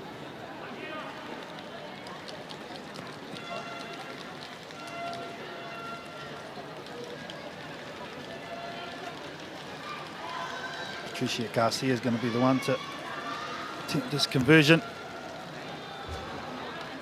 Unfortunately away for them, but you can see now just the body language of the Spanish team. There are some questions of this Kenyan side who have a lot of hands on hips. Very quiet. I think you see with Spain, they just need to make sure they keep the ball in hand, but also put pressure on Kenya. They can't expect to win this game easy. They applied a lot of pressure to Kenya in that first half, especially defensively, but now take this restart and try and create from there. That is a nice high contestable kick by Garcia. And they get it too, do Spain, and they spread it out. They slow it down, does Patricia Garcia, creates a bit of space for the try scorer, Chabaria, who's very strong in contact. She is monstered by Masinde, the Kenyan player. Stay, advantage. There's no advantage, it's offside 11. Well, now fitness levels for this Kenyan team starting to slide here, and the Spanish, well, they're starting to amp up again on that right-hand side of the field. A good offload by Echebarria. Roll away 6. Spain, well, have just taken it to another level, and that's the 4th try for Spain to Patricia Garcia. Garcia, very good leader, knows how to find the try line. There, all came from the breakdown, a good pick and go. Oh, good. Garcia is very strong, has strong legs, and is very determined when it comes to trying to score a try. It's so tough to stop as a defence, isn't it, when you get good clean, quick ruck. I think in sevens, that's what you want to try and achieve all the time. A quick play from the breakdown, it catches the defence offside, and gaps open up, which is what Patricia saw there. Here, one of the masters at the breakdown, Maggie Alfonsi, former England international, loose forward. I was a wing, you see, so he never went into that rough stuff, Maggie. That's why he still looked pretty.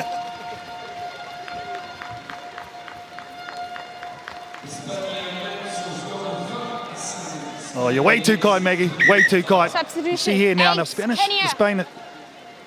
Spanish have grown into a Okay. pretty big league now, quite comfortable. So I'm sure their coach, Jose Antonio Barrero, will try to make some changes too.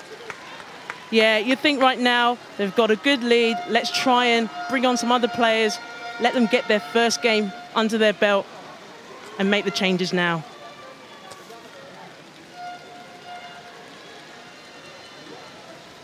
Well, this Kenyan side really do need to get some possession. Oh, no communication. Bounces in between 3 players. Well, Maggie, from kickoff, so important, isn't it, just to get their restart? Wait. Very important. We'll see it progress throughout the day, but for Kenya, you could see the slight inexperience, not getting that name on the ball and getting underneath it. Great experience, as you said, for this Kenyan team over here in France for 3 weeks, because they are going to the Olympics. South Africa have pulled out, so they take that African spot. So a huge learning curve for them, but by no means have they been overawed in this one. Outstanding first half. Spain now spread out wide and try and get into their set-piece play from the line out. A variation of the netball pass for Spain. A one-on-one mismatch, but that was a well-taken try for Miguel Casado.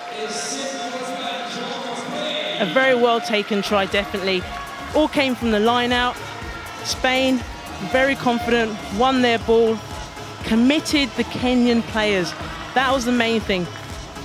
As we see here, it went out to the wide channels.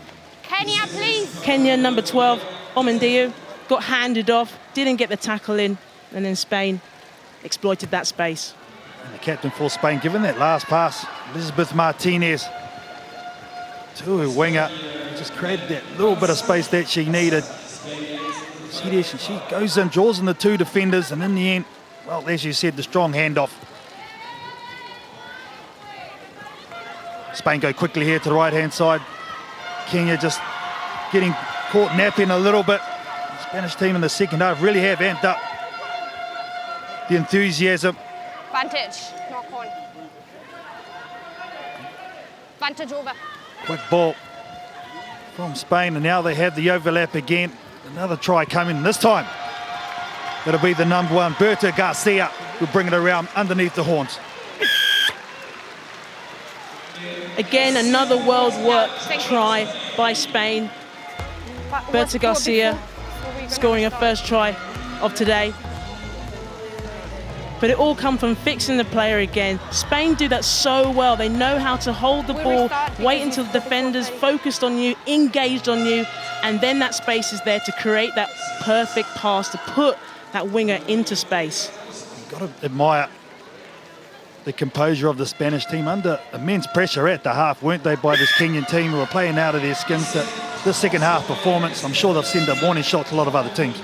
Most definitely. I think Spain will be very happy with that performance, but I think people will also look at Kenya and think they've performed pretty well. They've showed what they can do. I'd be intrigued to know how they get on in what is going to be a very tough pool. Time for one more kickoff in this Pool A match. First game for both Spain and Kenya. Patricia Garcia once again puts up a nice restart. Good take there by Sheila Charjeta. Can Kenya finish on a flourish? No, they won't. They'll give the penalty away, sealing off the ball. Spain now have an opportunity to compile some more points. There's the kick in behind. Patricia Garcia puts the grubber through. One-on-one chase. Good clean-up by Omondi for Kenya. You can't play from the ground, just relieve the ball. Playing on the ground is the call. Go away, go away. So just settle it down. Oh, Patricia Garcia, she ain't happy. Set up their move to Spain. Again, they've got a number on the overlap, but she'll take it up. Does Lords Alameda. They have options both left and right. They go to the right-hand side where they have the numbers. Nice defence, though. Again, scramble from Marcende. And Spain, well, they'll finish this game with their 7th try. Once again, just well controlled, Maggie. Yeah, Spain did really well. Huda had already gone. Most teams would probably kicked it out, but not Spain. Patricia Garcia was quite happy to take that penalty play, and they did it very well. Used the strength of their forwards to get over that gain line, and then number 9, Marcia Garcia, got on the try score again. Good platform, as you said, set by the forwards. Just going down that same channel. Defence of Kenya, well, very tired as you'd expect. Had to do a lot of tackling in the second 7 minutes. By no means disgraced. They're off the mark, Kenya. They've got a try, but in the end, Spain will take this one on the back of a great second half. Spain win this one 37-5.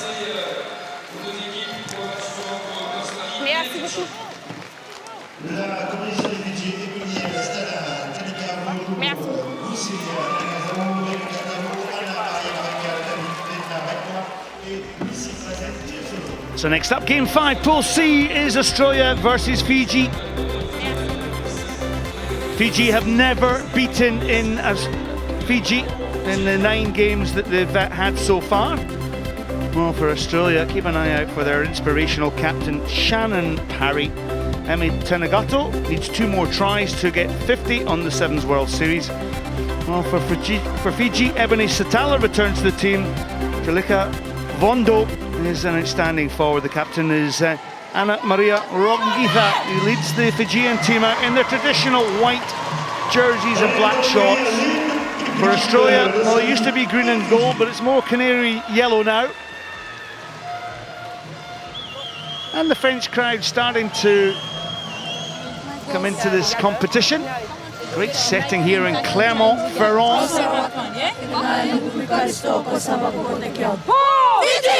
Well, a last prayer for this Fijian team, and the last words from the captain, Shannon Parry there. So Fiji, well, they can always delight. They remain the most dangerous team in the circuit because of their sheer unpredictability. The occasional flashes of brilliance need to combine with consistency. For Australia, well, they've already won 3 tournaments on the series so far. And with the ball in hand is Chloe Dalton, who'll start this action for Australia. Kicking off there to Fiji in this Pool C game.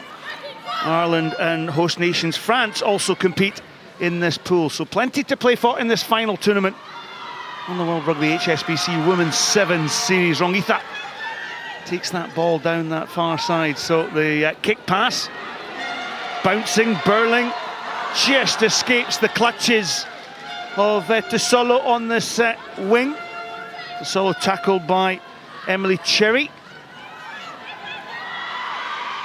Superb conditions here, and a lovely little overhead pass onto Rusilla Nangasau. Nangasau gets the offload, the support is good for Nangasau, and there's space on that outside. Here's Satala. We identified her at the start of the game as a real threat for this Fijian team. Counter ruck comes in from Australia. Rongitha lets the ball do its work. This is Rebecca Tavo, actually once upon a time captained this Australian women's team before turning her allegiance.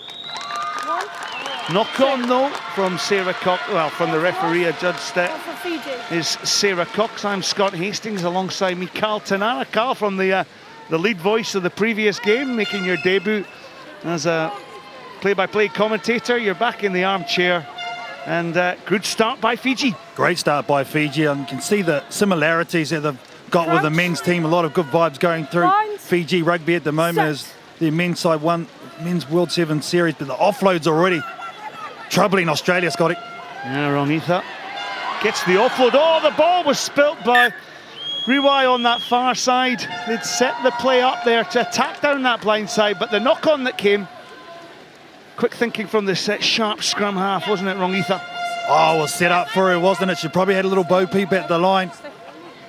Did Viniana Riwai, but it would have been the perfect start. And that's the thing against this Australian outfit. You have to score when you get those opportunities. Caslick will feed the scrum. Quirk in behind the back of the scrum. Cherry on the outside, good quality passing. There's Cherry. Tony Gatto, down the wing she goes. Would you believe she actually got 5 against Colombia. That's her 49th try on the circuit. And what a run-in. Simple play there from Emma Tomogato. One mistake by Fiji, and Australia punish him. Emma Tonegato, look at that, 49th try in her career on the Women's Sevens Series. She'll get none easier. Look at that long stride of the number 5 for Australia, but all the hard work was done on the inside. I'm sure Fiji will be slightly disappointed with the try coming just from a set play. Conversion, just shaves that up right, so the score will stay 5 points to 0. There's little Wallaroo, but it was a simple try, wasn't it? Just the overlap, and well, the Fijian player Tusolo, she was sucked in on that outside channel, which allowed that overhead skip pass to find Tonegato with a simple run in. So a defensive error, but at the end of the day, the Australians had to execute, and they executed well. Fiji then taking that ball back. Vondo. The pass doesn't find Rongitha. And that's giving possession away. And you'll see Shannon Parry was sharp there. Good hands. Oh, lovely little hands in the centre. Cherry takes off. Got Tonegato on the outside. It's a 1-2 for Tonegato. And it's her 50th try on the Women's Sevens Series. Oh, and she deserves it, Emma Tonegato. One of the real weapons on this Women's Sevens Series, no doubt about that. But as you said to the previous try, Scotty, you have to execute, and that's what's so impressive about this Australian unit all season long. They execute the basics well. And Carl, when you consider that Elia Green is awaiting on the bench to take her place, she's been out for the last couple of tournaments with injury. She's got 59 tries in her career, so Tonegato up to the 59 tries within touch, and I'm sure Elia Green will be itching to get on off the bench to extend her record. Nice delayed pass though by Emily Cherry, wasn't it? The centre. doing extremely well. Join again, the last man for Fiji.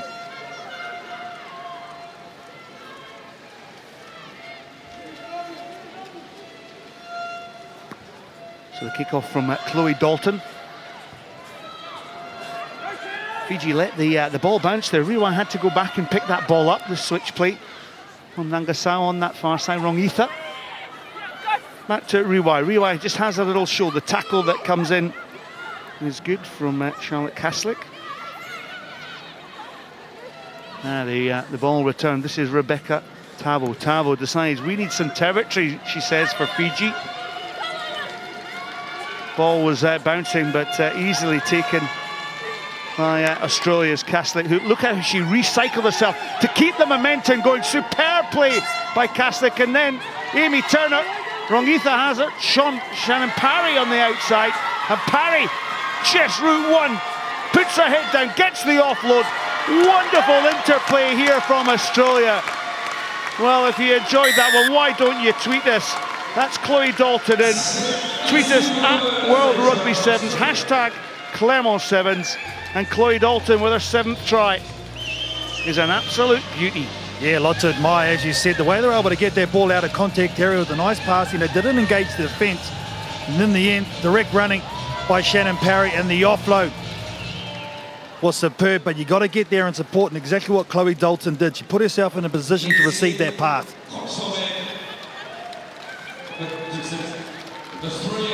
Chloe Dalton's conversion was successful. This was this little interplay there with Charlotte Kaslik. Look at the way she gave the pass. She got back, gave the pass, looked round, and here the end of the result was Chloe Dalton's try for Australia.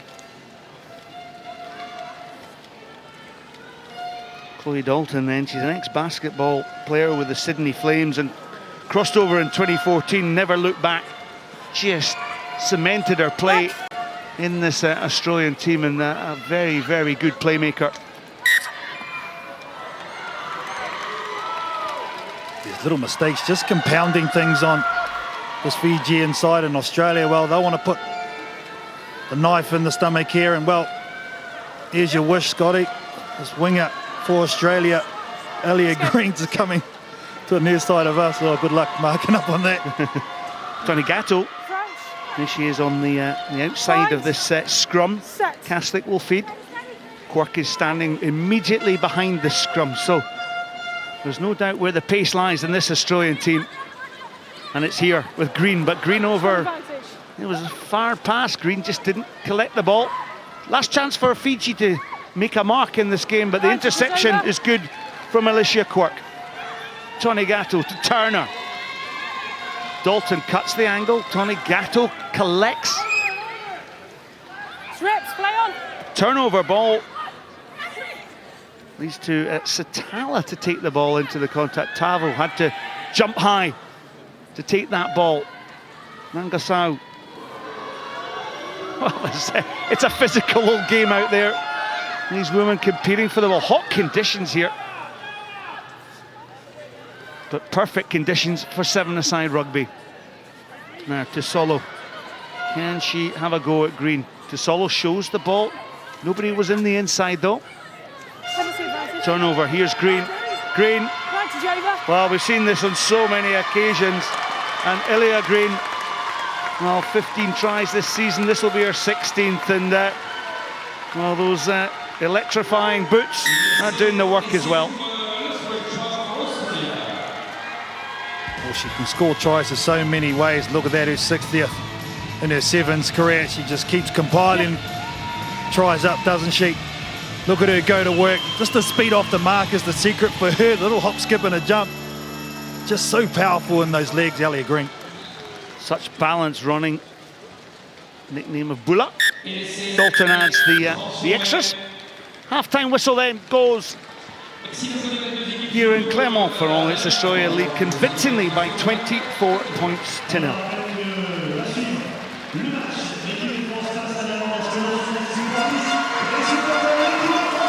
Girls, okay. All the side to side is good. What do we need to get ourselves on the front foot? Go forward, yeah? Ebby, what are you there for? Go forward. You carried really, really well, got us on the front foot. All right? When we get on the front foot, girls, we've then got to let the ball go to the space again, haven't we? Okay? I don't mind the endeavour and the movement around, but we need people to run off it and give us go forward, okay? So subs, when you get on, you need to give us go forward, get us in behind them. It's 4 scores, girls, that's it, okay? We've scored more than this before in a half of football. So we must go forward, we must keep ball, okay? And in defence, we can't step in on the ends, okay? If the ball's turned over, you've got to work hard to connect together and then go forward, shut them down. Third point, stay composed and decisive, but speed it up, okay? We go 2-3 passes and looking for it back on the inside, all right? Attack seal, we're there, we're doing well, getting good quick ball, but our effectiveness of our tackles, okay, we're just being a little bit dead weight, all right? Just get our feet in close, okay, and really put some dominant tackles on there so we can get some turnovers, okay? They're hanging now, all right? So we get good dominant tackles, the support player won't be there, but we have to be there to steal the ball, all right? So let's turn over some ball, be ruthless at it, all right? Let's go. Just a little bit more chat indeed. Charlotte's fucking yelling at us, say, yep, I'm moving out. Just give us something or give us something out wide because we're hovering around way too much there. If you call out, say, yep, I'm coming out, we can all shuffle out. Yeah. So just that little bit more chat indeed. We can't make those tackles if we don't get our shape, right? 1, 2, 3, Big D. Well, apologies to our viewers if you picked any naughty words there from Australia. We picked it up on the mics, but, well, an Australian performance has been good so far against Fiji. What was that? Yeah, did you catch that, Carl? I didn't have my glasses on.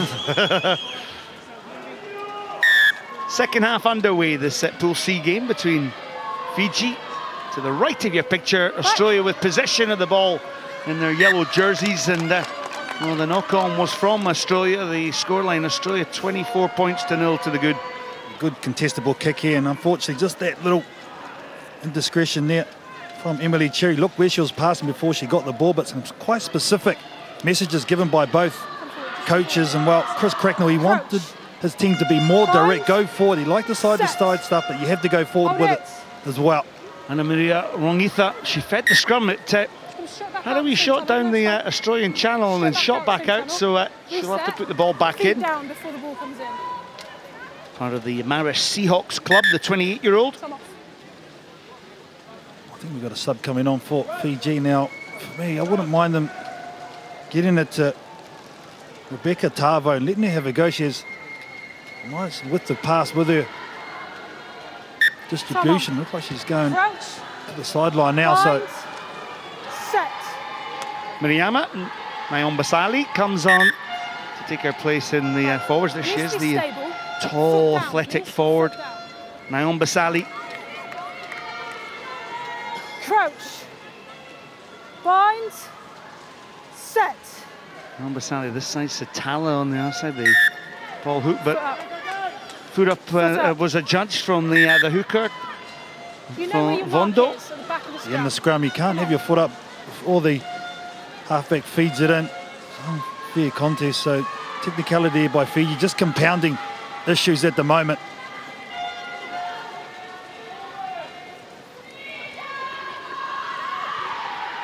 So Australia with the contact. Cherry goes in. Kaslik, that double step movement, look at that, it created the movement. Cherry 2-1, Green on the outside channel. Fiji have 3 players across there to snuff out the Australian on that far side. Fancy try tackle. Quirk to Dalton. Here's the hands of Shani Williams. Shani Williams up, Turner. Space here now for Alicia Quirk to exploit. Kaslik, ball in 2 hands. Overhead pass. Green allows it to bounce. And Green sets down the far side. Smashing tackle on the far side. Rusila Nangasau with the tackle. Exciting play here from an attack point of view for Australia, but from a defensive point of view, brilliant by Fiji's Nangasau. Oh, there'll be a few girls in the cold water after this. I'll give you the drum. That's a nice tackle, 1-on-1. Yeah. By Rusila Nangasau. We're just coming up. There might have been an Australian taken out late. I think Charlotte Kaslik was the one. She gave the nice pass and release to Elia Green. 10 and 1. 10. Leeway it is. I think Scotty for Fiji been called out. Riwan Satala actually, but I think there's a double substitution coming on actually. Just drop over a touch. That's it. Kumu comes on Time on. Let's go. In, please. for Fiji. And Brittany Coates. Snowball. Snowball. Yeah, we need the ball, Sarah Cox, to play the ball, to play the game of 7. So, Longitha, well, there's a knock on there from Fiji.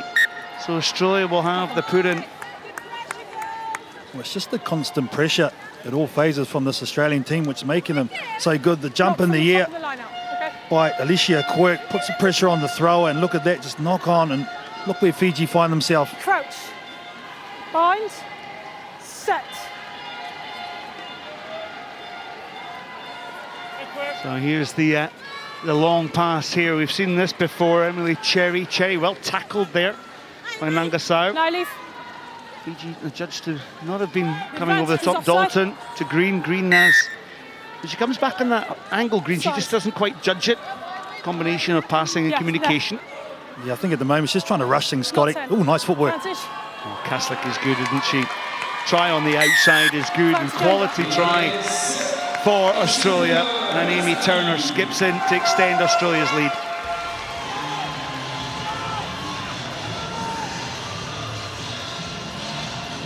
Amy Turner, the easiest tries for her in this game, but it was all set up by the hard work done on the inside. Watch her here, Kaslik's the one on the ball. Boom!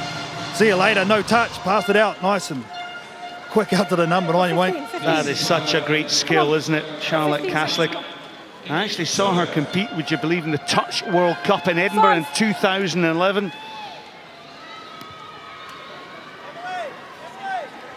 And alongside her, Nicole Beck was there, and it's such a grounding for these girls. It's such a practice skill, and what I also like about Charlotte Kaslik is the ability to play the ball in 2 hands. So often we see players tuck it under what we call the breadbasket, but it gives you options, Carl. Most definitely, you can throw it to the inside on the right or throw it to the outside to the left, as she did on that occasion, but exactly right, both options. You could throw over the top of your head as well, like the Fijians do. Ball picked up then from Fiji's Brittany Coates. Now Coates. Rongitha. Pressure on for Kumu. Kumu breaks away upfield, dynamic running from Murawa Kumu. Made a debut in Langford. This is her 2nd tournament.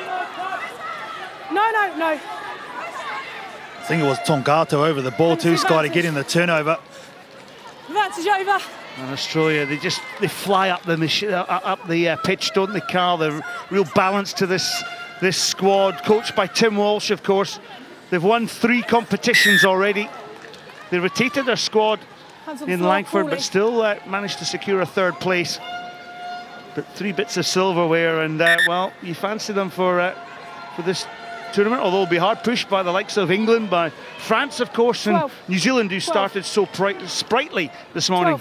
Yeah, the Canadians, and also want to be amongst that mix. And you're right, though, Scotty, they have been the forerunner in this competition all year long. They look fresh too.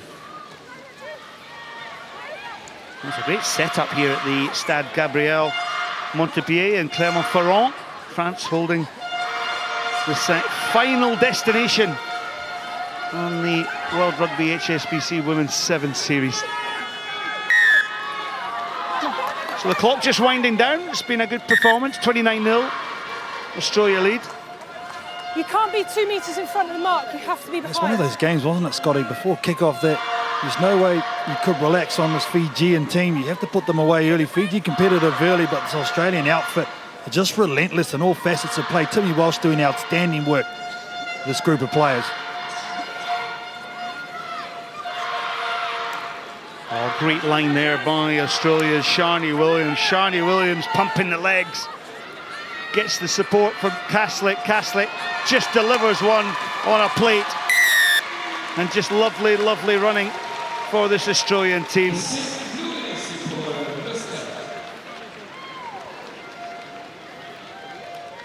What's so impressive about this Australian side is the way they time their passes. You can see they're drawn defender. They don't actually engage in contact, so they're not losing any energy. getting the ball into space, and that's exactly what you want, exactly again what they did on that occasion. Very impressive to watch. Not yet. 6 tries for Australia. This will be the final play of the game. Head was down but off the upright, so the conversion missed. Find the call back. Well, there's the full-time whistle from referee Sarah Cox. Australia mightily impressive, leading and winning 34 points to 0.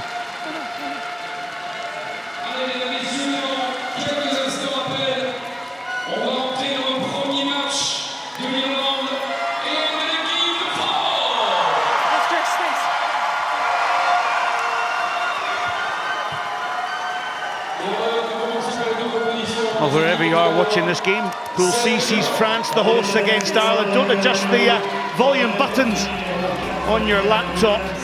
France, very, very impressive. Fanny Horta will captain and lead the French team. For Ireland, well, they're propping up the bottom of this table. They need to avoid relegation. Sini Nupal wears the number 2 jersey. Keep an eye out for her. Lucy Mahal captains Ireland, wearing the number 9 jersey. So great support here in Clermont-Ferrand. I'm Scott Hastings, your match commentator. Alongside me, Maggie Alfonsi from England. And Maggie, a little bit of excitement here. Game 6 here between the hosts, France, and Shannon Izar to the right of your picture. Sorry, Fanny Horta, to the right of your picture, leads out this French team. Yes, you can feel the excitement as we stand here. The crowd are waving their flags. They get to see their home team take on Ireland. Ireland have a different agenda. Their big focus is to make sure they perform, have the momentum going into the repechage in June. And for France, they just want to show their home crowd what they're capable of and put on a good performance to start the day. Camille Gracineau will take her position. And for Ireland, well, it will be kicking off for Ireland. Lucy Mahal, the captain of this Irish team. Plenty of support and colour. And of course, we saw what an inspiration to play on home soil it was for the men's team playing up at the Stade Chambon in Paris. Inspired performance up there. And well, we'll see what the reaction is like in this match for the French. But it's possession to Megan Williams for this Irish team. Thumping tackle there on Lucy Mahal. And look how France flood that contact area to try and get turnover ball, and they have got it. Leduc, little juggle of the ball, but a first look at Ladanu. Ladanu gets the support on the inside from Chloe Pell, and Pell all the way for the opening try for France. And listen to the crowd.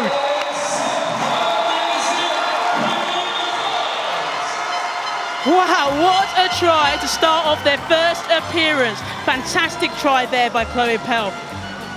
All started off from a big hit, massive hit from the number 6, Fanny Horta. And then the ball went out wide. Laguneuse saw her stretch her legs. Brilliant, brilliant, brilliant. Christelle Leduc. But it was just the power, the determination, and of course the support. Great support there by Chloe Pell. Just knowing where the ball is to get that offload.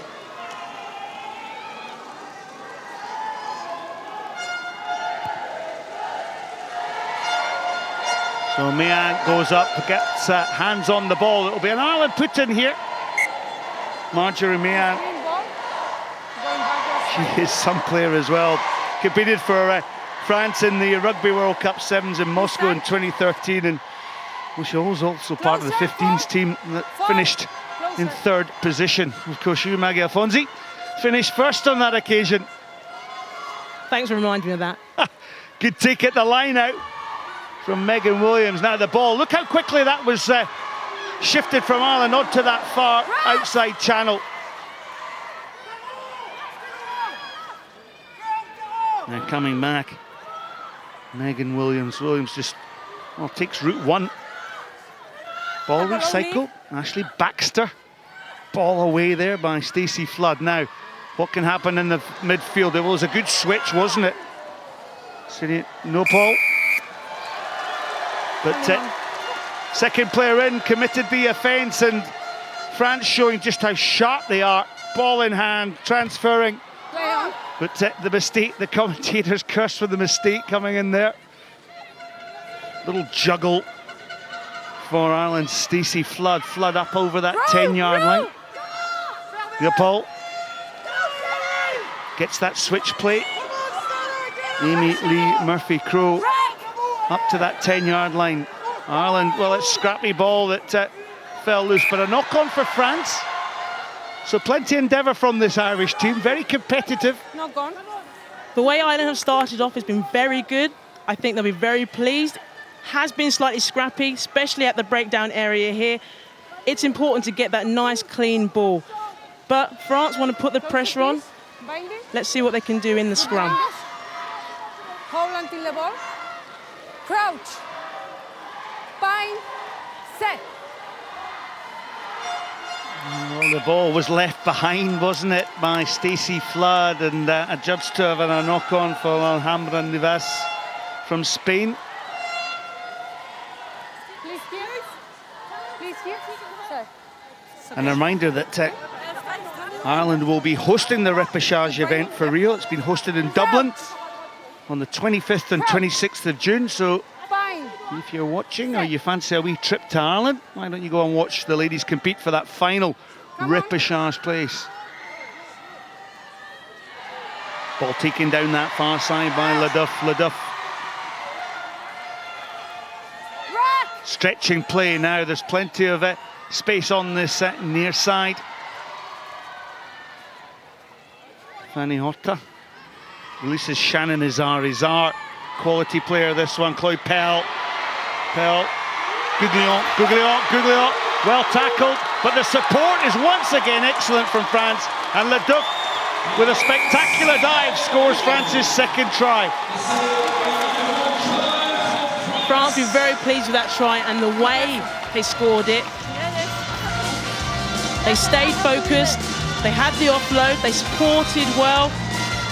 Number 10, Guglielmo, saw where support was. And Leduc, a player I've played against many times, very physical player. She scored many tries in her career.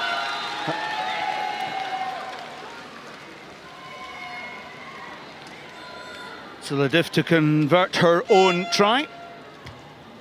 Hush around the stadium here. Well, you just have to listen to the crowd. They'll tell you what happened there. The conversion was good. A little bit of juggling of the ball there by Leduc, but she does well to keep hold of it. And Maggie, what's really impressed me about France is it's been two very good backup tries. So, you know, the half break has been made, but the French players working hard to get in support. Whole running, they call it. Whole running, okay, I didn't know that. I think one thing that France do very well, like their men's side, they offload. So the key thing for Ireland is to make sure they watch that next player coming off the side of them to ensure they stay connected in defence and not switch off, not create any gaps. Allez les Bleus is the call that goes around the Stade Gabriel Montpied. Clermont-Ferrand, what a great place it is to watch and play rugby. This, of course, the abbreviate again, the sevens code that will make its debut in the Rio Olympic Games. Turnover then for France. Escaping down that far side is Elodie Guglielmo. But it's Nepoul. Ireland having to work so hard with the possession because France are flooding the contact area. France are flooding the breakdown area as well. Initially, that first play came from a steal from the breakdown. It was like taking candy from a baby. France are very strong at that breakdown area. They get over the ball and they disrupt it, not allowing Ireland to get any good play. Closer, please. No. We must be on the 5. Yeah, thank you. Crouch. Stacey Flood. Set. Well, the option was just to kick the ball out. That will bring down the first half. France very much with pressure on, and France very much in control with 2 converted tries, 14 points to 0 up at half-time.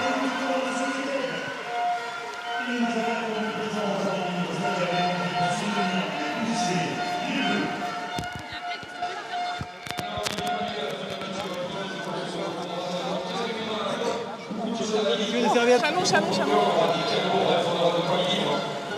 Allez. Sifflez, approchez-vous. Bougez pas.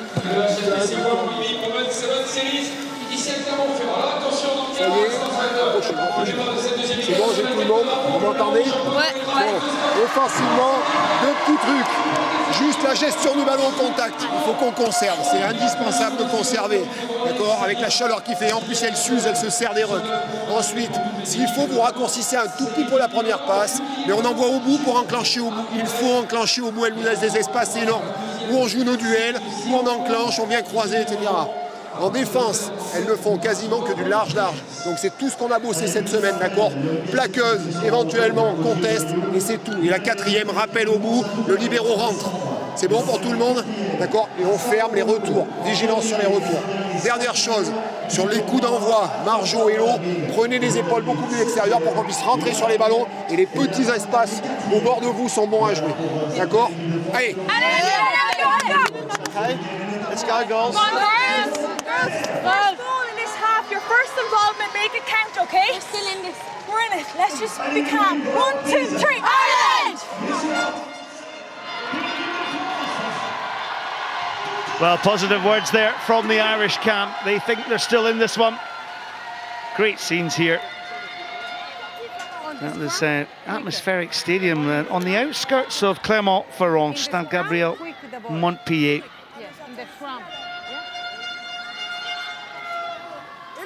Chloe Pell and Fanny Horta just having words with Alhambra Neves from Spain. So game 6, second half here between France wearing the traditional blue jerseys against Ireland's green, the famous green of Irish rugby. Well, the ball was knocked on that far side, but advantage being played. Advantage over.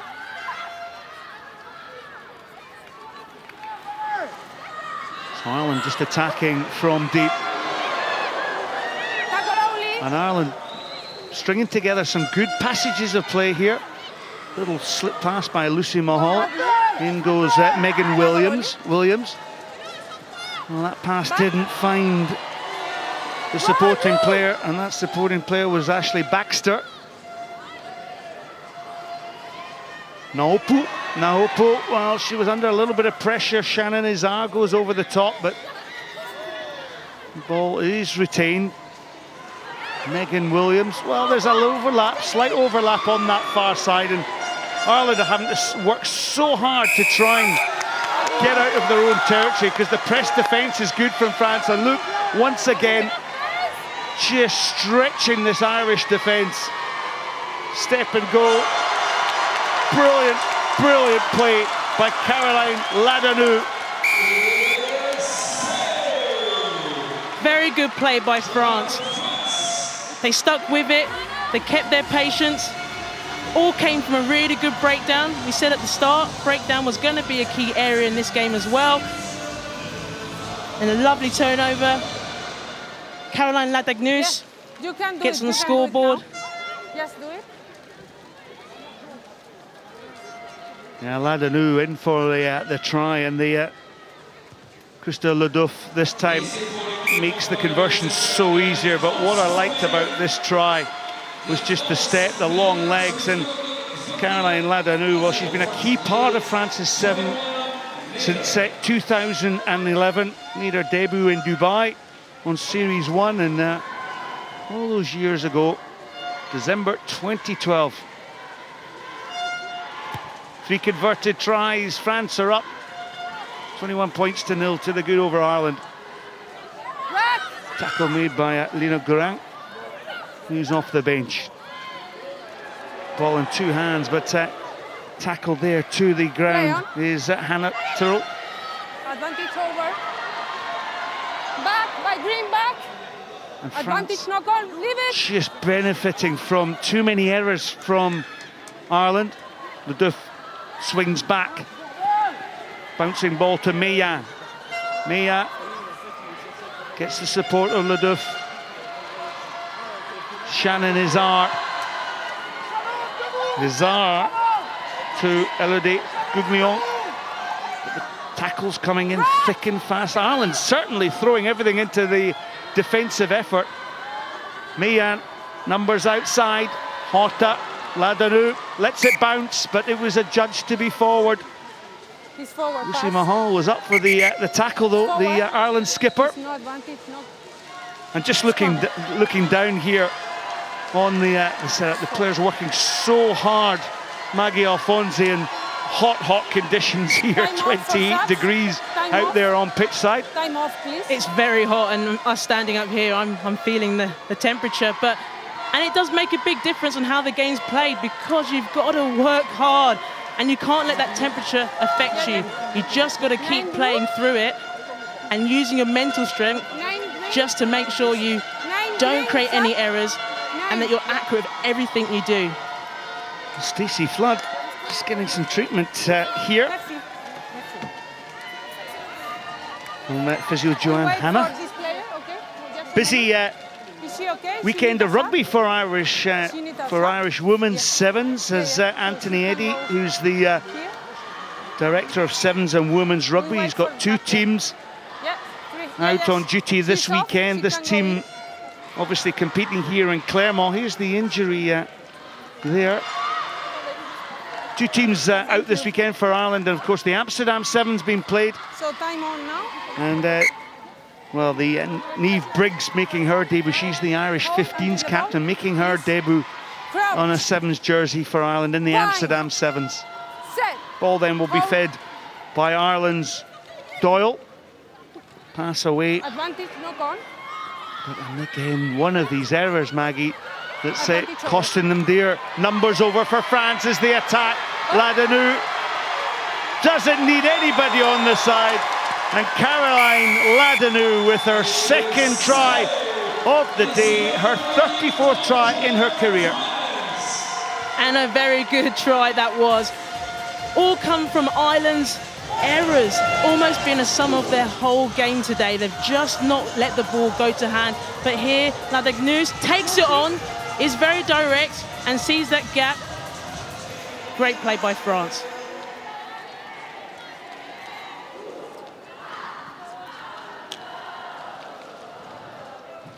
Well, the home support here, well, they've been very pleased with what they've seen for their French team, and the conversion is magnificent.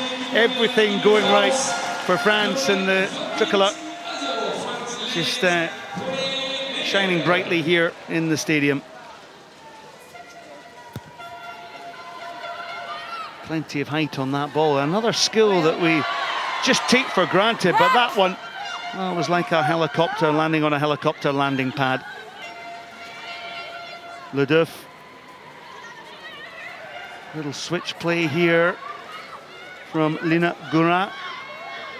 Gurin gets the ball away. Good little step there from Jade Lepesque. Lepesque manages to get the ball. Oh, superb flip pass there through the legs from Christelle Leduc. Gouglion.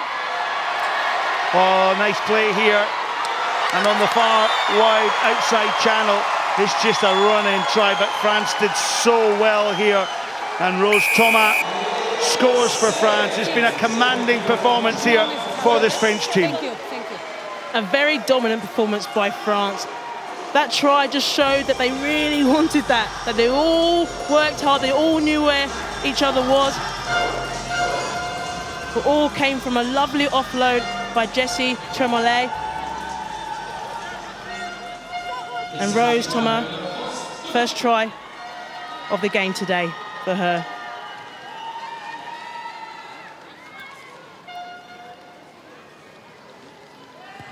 Well, the last conversion was good. This one's missed on this occasion. Jade Lepesque taking over the kicking duties. Nice little bit of skill there from Christelle Leduc. And that's something I wish I could do myself when I played rugby. Yep. Hold. You would never pass the ball there, would you, Maggie? You would just always just take it into contact, being a forward. Play on. Backwards. Ireland steal the kickoff there. But running down a blind alley there was Alison Miller. Now, what can Kim Flood do? Flood just runs into a blue French wall. And Ireland just meeting tackle after tackle in the defensive chores that have been a feature of this French team's performance. Just, there doesn't seem to be any width out there, sorry, not width, but any space for this Irish team as the ball bumbles and burls over the head of Ashley Baxter. It's almost like every time Ireland get the ball, they're faced by this big blue wall. And the French, they're very well known for their defence. They're just putting pressure on them, and especially now the last play, they're going to want to try and close Ireland down. And we set the play here. Matthew Cole gives the switch pass there to Kim Flood, who wrapped around. I don't actually recall Ireland getting into France's half in the second half. I think it's spot on. It's testament of how good France's defence has been. So the last play of the game, and well, France eager to continue to play rugby sevens. Tremoulier, she's strong, and away she goes. Jessie Tremoulier, she scored a try against New Zealand in Langford, but that one she just dots down over the post, over the touchline, I should say. Her 5th try in the 7 series this season, so a real impact player for France off the bench. A very good impact player to come off the bench and make a difference. The Pesk with the 2 points. Head down, over it goes, and that completes a very impressive performance for this French team. But what she's done so well since coming off the bench is committing the Irish players and getting a try for herself. So 6 games down on the 6th game, the final score then, France 40, Ireland 0.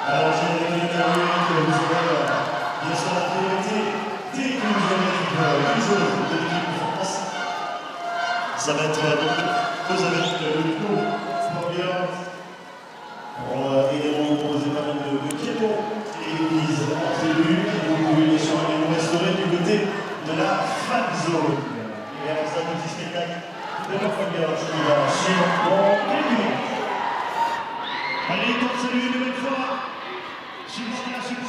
So we've had some great action already this morning. In Pool A, it was England who dispatched the United States 26 points to 7, but Spain topped the pool table. In Pool B, New Zealand with an impressive performance against Russia, 32-0. Canada, 21 points to 15, that was a tight game. And finally in Pool C, Australia off to a flying start, 34 points to 0, but France scored more points in their victory over Ireland.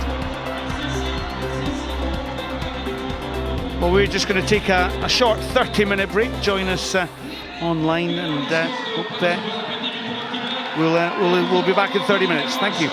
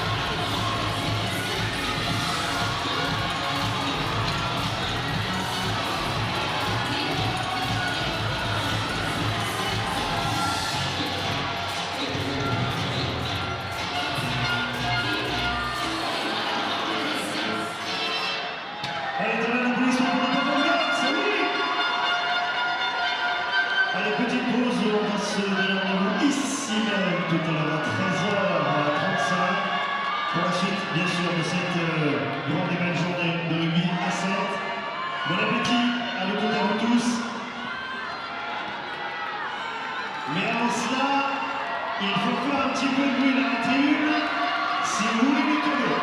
Allez, oui, on bouge les drapeaux. Les drapeaux. Allez, c'est parti.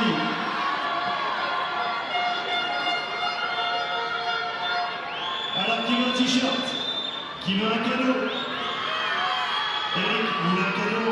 Ça tombe bien, faut bouger les bras. Bougez les bras, levez les bras.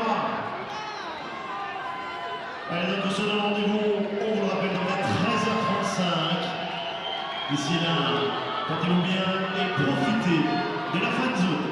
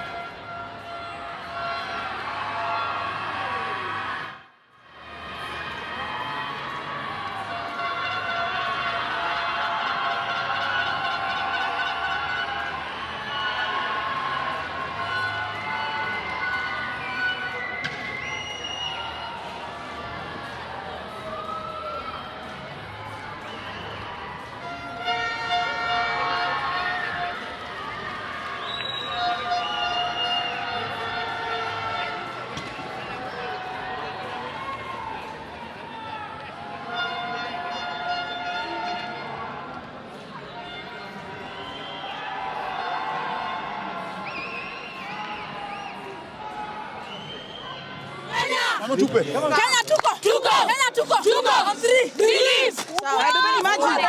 Hold the ball. Okay. I try to be more loud because maybe you don't hear because you're always getting noise. Okay. I know because you are the tackler, but if you go and pass to the others. Yeah.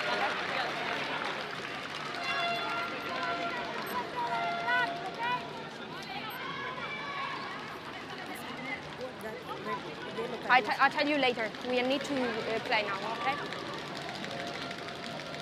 Start. Kenya?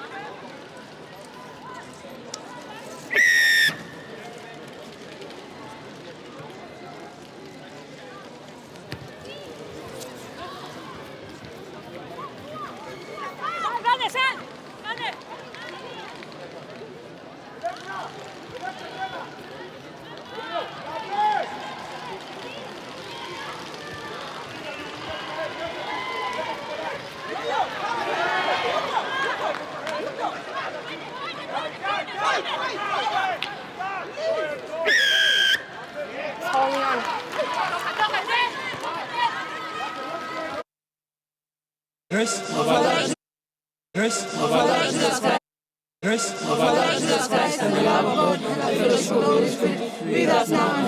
Hey man, Kenya, tuko. Step. 1, 2, 3. Believe. Are you prayer?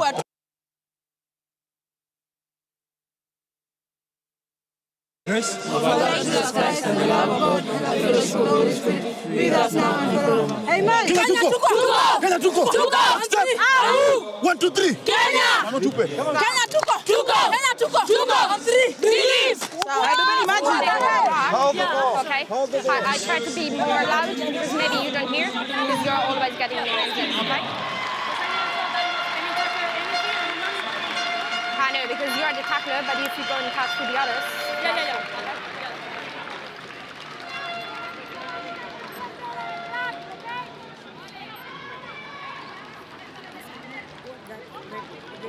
I'll tell you later. We need to play now, okay? Start. Kenya?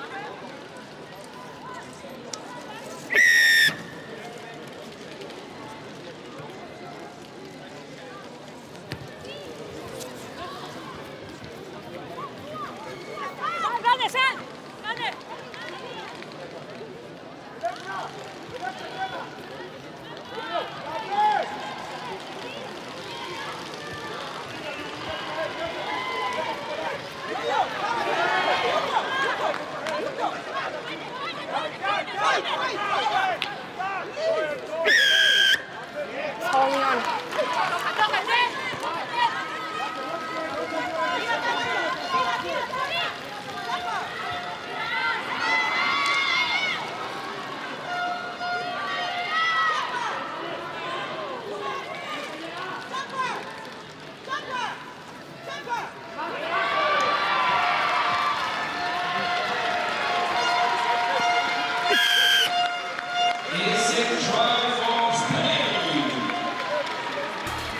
First, of our Lord Jesus Christ and the love of God and the fellowship of the Holy Spirit be with us now and forevermore. Amen. Kenya tuko.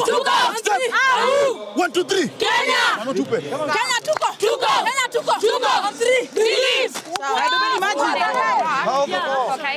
I try to be more loud because maybe you don't hear because you're always getting in okay? I know because you're the tackler, but if you go and catch with the others. Yeah.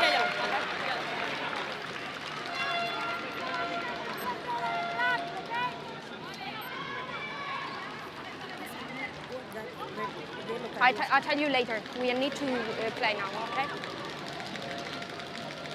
Start. Kenya?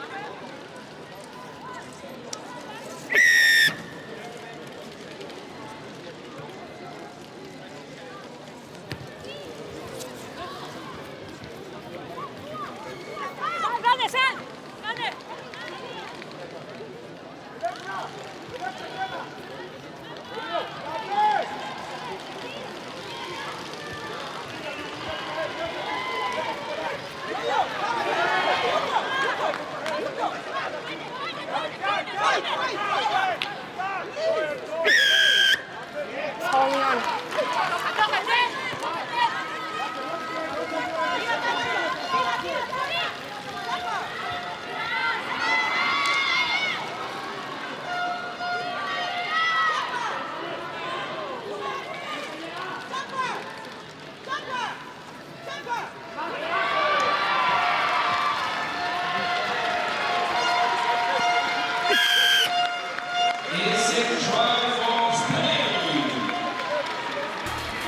First, of our Lord Jesus Christ and the love of God and the fellowship of the Holy Spirit be with us now and forevermore. Amen. Kenya tuko.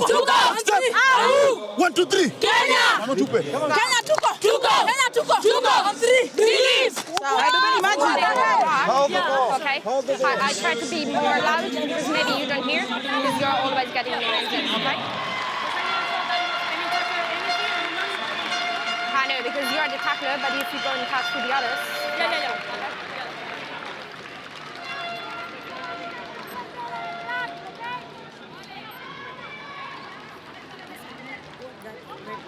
Okay. I'll tell you later. We need to play now, okay? Start. Kenya?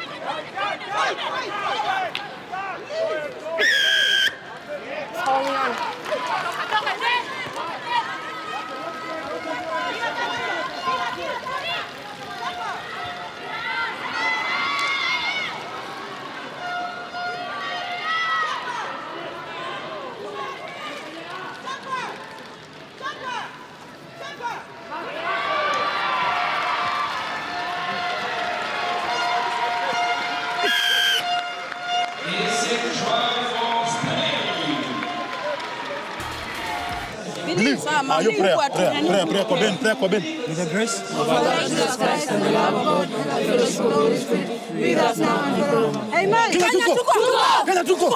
Step. 1, 2, 3. Kenya. Mama tupe. Kenya tuko. Kenya tuko. On 3. Believe. Hold the ball. Okay. I try to be more loud because maybe you don't hear because you're always getting noisy. Okay. I know because you're the tackler, but if you go and pass to the others. Okay.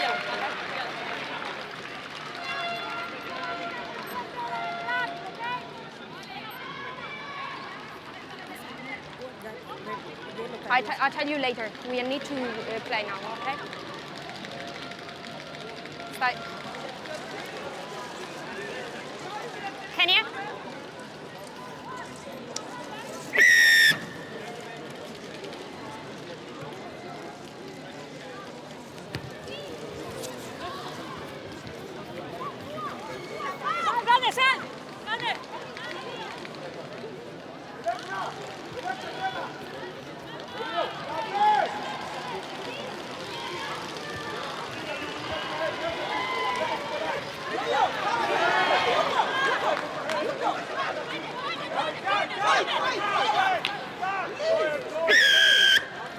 Holding on.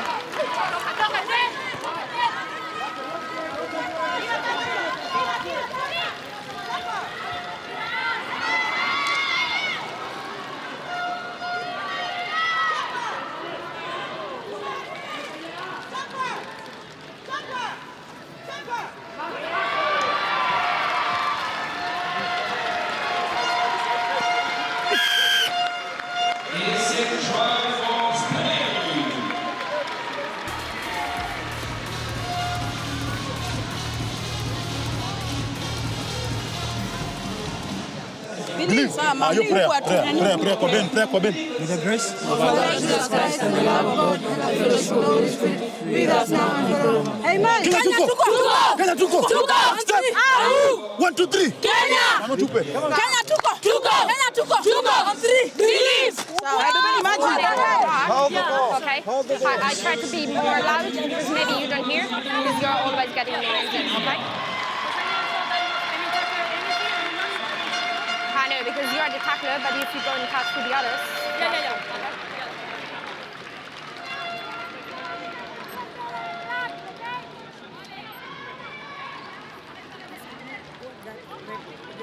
I'll tell you later. We need to play now, okay? Start. Kenya?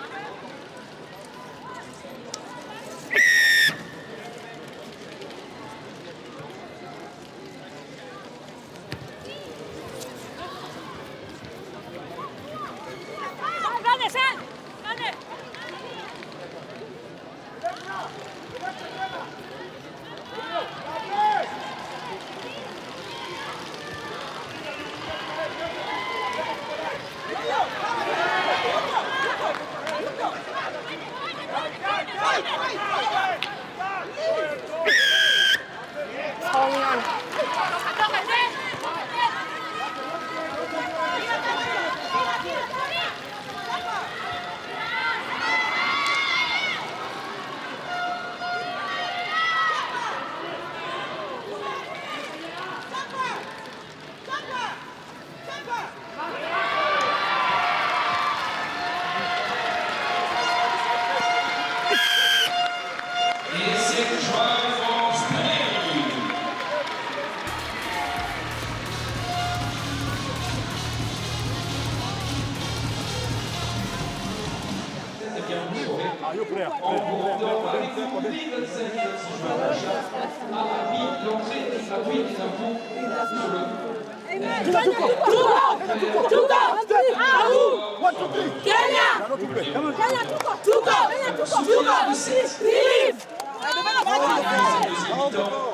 Mesdames, messieurs, s'il vous plaît, comme d'habitude, merci d'applaudir pour la deuxième mi-temps l'Espagne et le Kenya.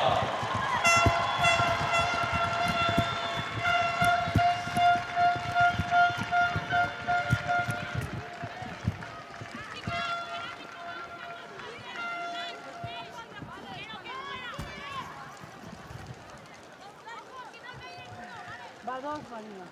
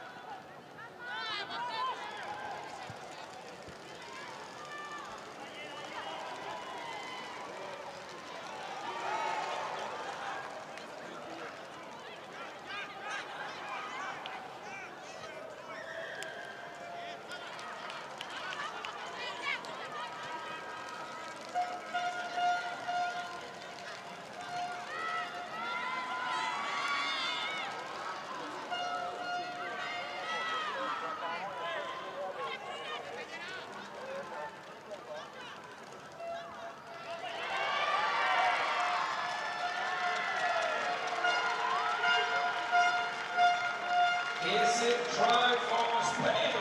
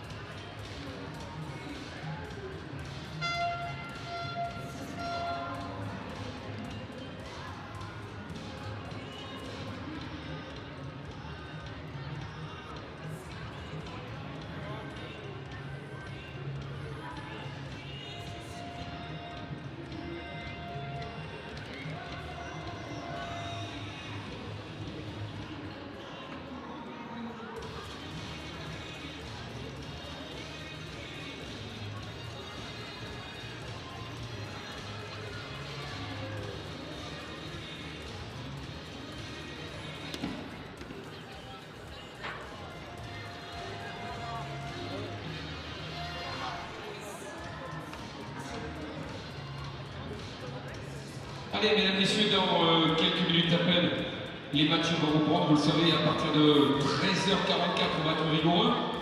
Je voudrais, s'il vous plaît, parce qu'on est effectivement très heureux de vous retrouver, vous rappeler qu'à la fin de chaque session, comme en début de chaque autre, et ça va être le cas dans quelques secondes, on aura à nouveau les pom-pom girls. Alors si vous êtes à la fan zone en train de vous désaltérer ou de manger, eh bien, sachez que dans quelques secondes maintenant à peine, on va redémarrer.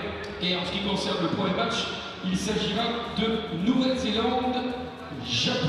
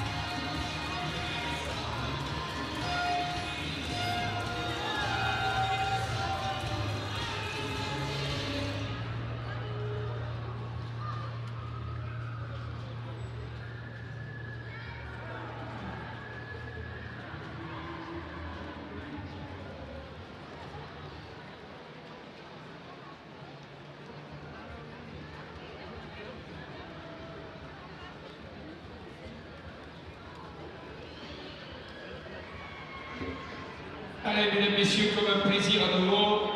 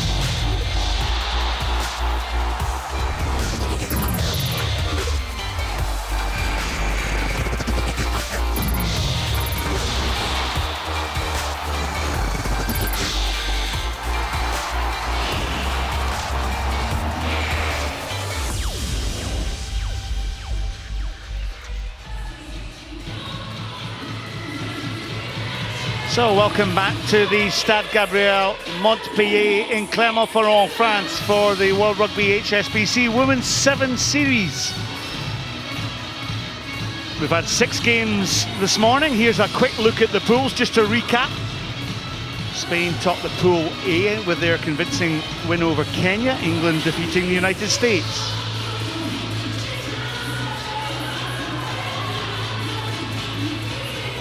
And in Pool B, well, it was a highly impressive New Zealand team. Remember, they are the defending Sevens Series champions. They beat Russia 32 points to 0. And Canada, well, they were pushed all the way by a very determined Japanese side. Canada winning that close one, 21 points to 15.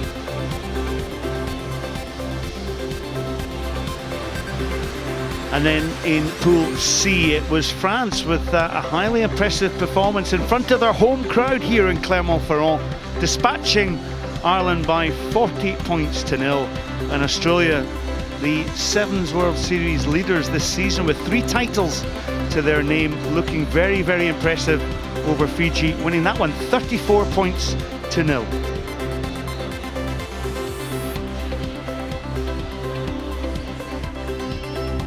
Game 7 then sees New Zealand take on Japan. And once again, New Zealand, well, they've only played 2 times in the season. They last met in Atlanta when New Zealand won 38 points to 5. And Japan, well, they looked certainly better in their loss to Canada.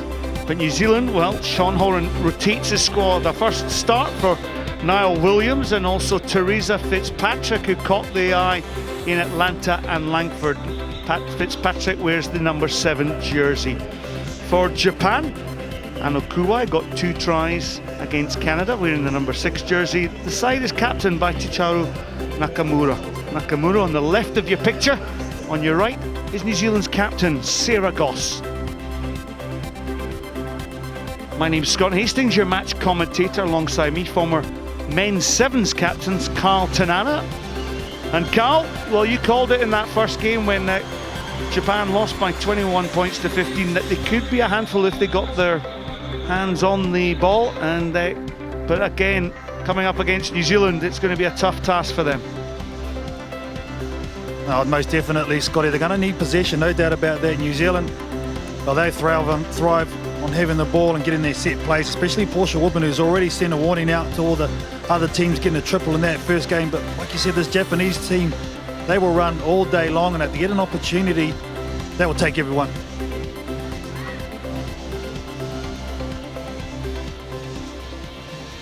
Well, they played twice in Langford last month. Japan lost in pool play 38 points to 5. And then in the quarter-final, they met once again. New Zealand on that occasion, 42 points to 0. Japan then will get the action underway.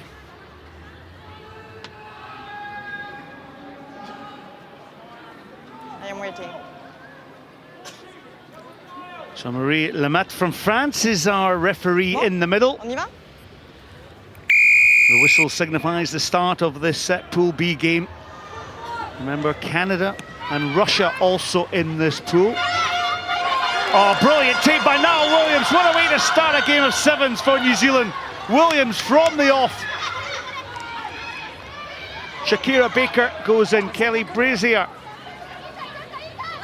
Good hands, but Japan were up, and as a result, McAllister couldn't release the ball to the try-scoring sensation, Portia Woodman, on this near side, and it's Williams with a little pop pass over the top. It wasn't collected by Baker. Ball spilt by Marie Yamaguchi. But a great start for Niall Williams, a great start for New Zealand. Yeah, great take in the air on the full by Niall Williams. It's just the back end of it. He's showing a lot of class. Was the number 4 for New Zealand. Mum of 2 to Tatum Lee and Remy Ray. Former New Zealand touch player. Actually saw this, saw Niall Williams compete in Edinburgh in 2011, where she honed her rugby skill. Well, Nakamura held up the ball, and a second mistake there for Japan, and New Zealand through Brazier goes for the kick pass. Portia Woodman's got this one covered if it bounces kindly, and Portia Woodman, well, she got a hat-trick in the first game against Russia. That's another one, her 4th this weekend, and sheer delight for Portia Woodman, who continues to rattle up those tries. That's her 113th on the Sevens World Series. Well, normally a kick in the game of sevens is a definite no-no, but Kelly Brazier backing herself, especially on attack in the 22 of Japan, and it sits up nicely. The Japanese defence had actually positioned themselves to come in. As Brazier gets the conversion, that's what left the space out wide for the kick, and Portia Woodman. Look at the way she just kicked that ball end on, so it only went to Portia Woodman's wing. As we mentioned, it came from a mistake for Japan. As the It's okay. Let's go. The substitutes bench looks on.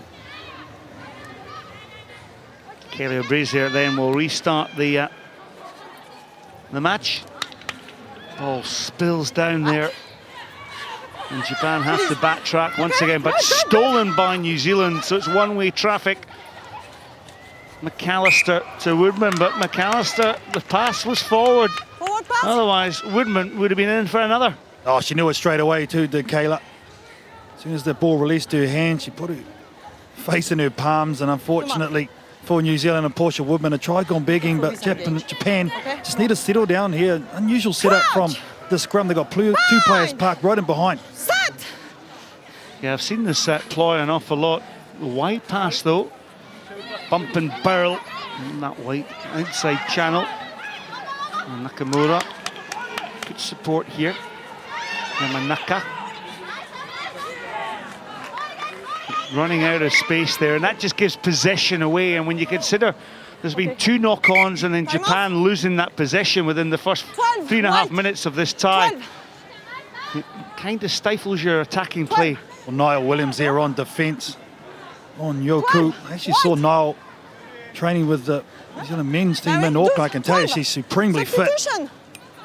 Yeah.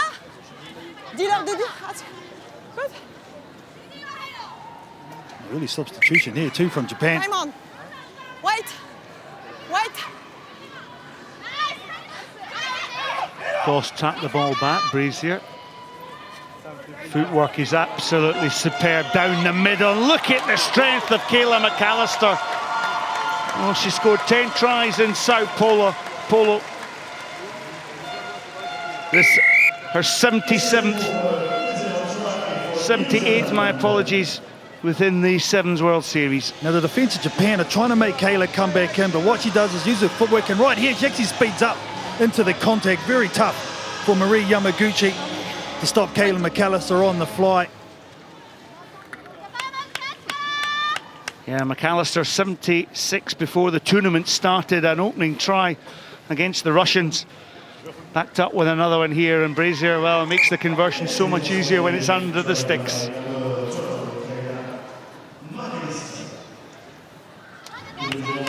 moment, New Zealand just dominating in the contact area at kick-off, and Japan just need to get the ball for an extended period and try and pressurise the New Zealand team with possession.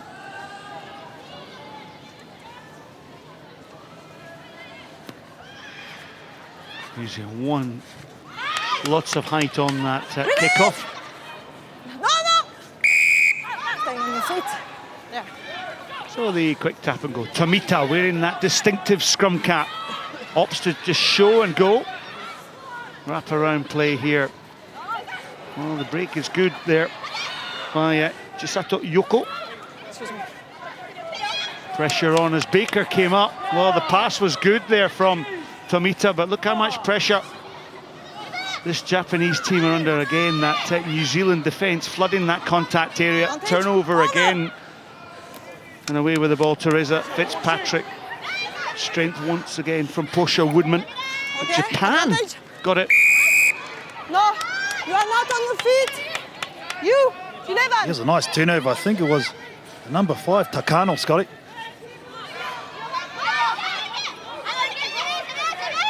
Wide pass is made by Kuwai. Kuwai gets the support of Yamaguchi on that far side, but New Zealand opting to kick through Brazier this time.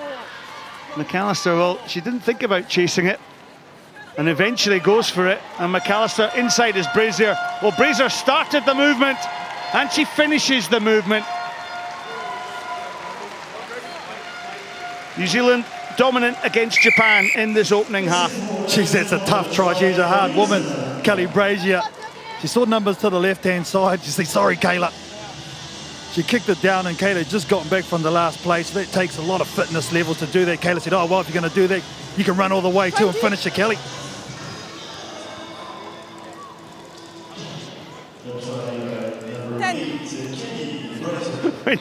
When she kicked the ball over there, I think McAllister looked up and went, oh no, I'm not going to have to chase this one, am I? Brazier though adds the 2 points. So there was a smile between the two. It was, wasn't it? You can see her face there. She's still struggling. Was Kayla was like, what are you doing? That's what you're doing, getting 5 points. Well, the average score between these two teams is 40 points to 2. Substitution, 7.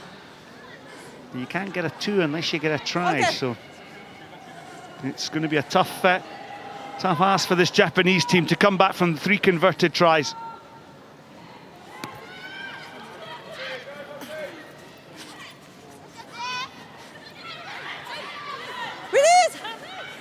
Ruby Tui is in off the bench. Sean Horan does this a lot, Carlton, Anna. He empties he puts a player on the bench. Tui off the bench at the end of the first half. Advantage, knock on. Well, the knock on there for Japan's Taniguchi. No, you have to release before. Unfortunate thing at the moment for Japan, they're getting intimidated by this New Zealand defence at the moment. Portia Woodman has put a couple of nice shots on. I know there's lots said about her attacking ability, but defensively as well, she is very, very good. Please, quick. So the play set, Teresa Fitzpatrick. Brazier, well, spinning out the tackle on that far side is Renee Wycliffe, and just gives the ball onto Ruby Tui. So Horan rotating his squad, and Wycliffe giving an easy try to her colleague Ruby Tui. Geez, that was a pressure ball though to Renee Wycliffe. Japan defensive actually read it well, but they didn't affect the tackle, and they gave Renee a little bit of space, and Ruby Tui stays wide. Great to see her back. She's had issues with injuries, has Ruby Tui, but looking at full fitness right now. Former Canterbury netballer, but Brazier gets the 2 points, and well, 4 tries for this New Zealand team. Another way to look at, as you said, the excellence of the pass there, Carl, from Wycliffe onto Tui. New Zealand's 4th try, and all 4 converted. 28 points to 0, half-time score. 1 in. And out. Just make the change. Bushy will bring you off. Rubes to the wing. Okay, Williams to strike prop. Okay, so just playing on the fringe there. Okay, you'll be all right. You'll be fine. Okay, come in, girls. Girls, when we are decisive in our actions, you're outstanding. Okay, just probably one thing in defence: keep coming forward, but don't chase lost causes. We're still hunting when they're there. Okay, pick the time to hunt. Pick the time to counteract. Okay. Otherwise, you connect, you keep coming forward. Mate, great commitment there on that ball, holding it hard, banging through the tackle, then going to the space, okay? Working our threes, keep going. Nice kicks. Well done. Keep it going. Sean Horan, the New Zealand coach, is very specific with his message here. Keeping your threes, which means the player engages his defence, have a good bridger quickly, and then a halfback to clear the ball, and then defence also have a guy or person taking down, being the tackler, and the second person go in there and challenge. And don't challenge lost causes. When the ball's won for Japan, just let it go and try and get them at the next ruck. Captain White? Captain? So Kelly Brazier with a try and 4 conversions in the first half. Will kick off for New Zealand. New Zealand in their traditional black jerseys against Japan wearing white this time round. As Nakamura, the Japanese skipper, takes the ball from the kickoff. Suzuki steps back in, and Japan attack the blind side. Wearing that pink scrum cap is Kiko Kito. And then taken on by the forwards down this near side, and Japan's Maki Takano just had to work hard there. Suzuki once again on that short line. Good play here. Ball released on that outside channel. Yamaguchi up to the 10-yard line. It was good interplay for Japan. Their first chance of attack. Keito. Tomita. Keito has to go in. Suzuki then attacks down this blind side. Better play here from this Japanese team. Taniguchi tackled on that far side. They're retaining the possession. The key of Sevens rugby is to keep hold of that ball. Oh, most definitely. Unfortunately, Japan, just as you say that, Scotty, a little indiscretion. They'll be disappointed on the bench. Finally, they get some ball to play with. I don't recognise that player. Time off. Time off, says Marie Lemaitre from France. And just... okay. Would you call it an equipment malfunction or just tying your laces? Tying your laces. Time on. I used to always tie my laces round the back stud, and it would never come off. They don't have studs anymore. What are they? Those blade plastics, whatever you call them? I don't know. The bright green anyway after time. You played with bright green boots as well. I know that from your Sevens days. Playing for New Zealand and captain of New Zealand, Carlton Anna there, alongside myself, Scott Hastings. Excuse me, I have a problem. I touch the defender. Okay, it's my obstruction. No. Okay, it's my fault. Okay. Referee taking the blame. You'd enjoy that. No, she's been good this game. She has. She made the right call too. Unfortunately, impeding the Japanese defender, so we got to go back to the set piece. Probably more danger for New Zealand. They'd rather have this. Bind. Great to see on the left of your picture there, Huriana Manuel Wait. back into a Sevens jersey for New Zealand, and in that unusual position of playing up front in the forwards.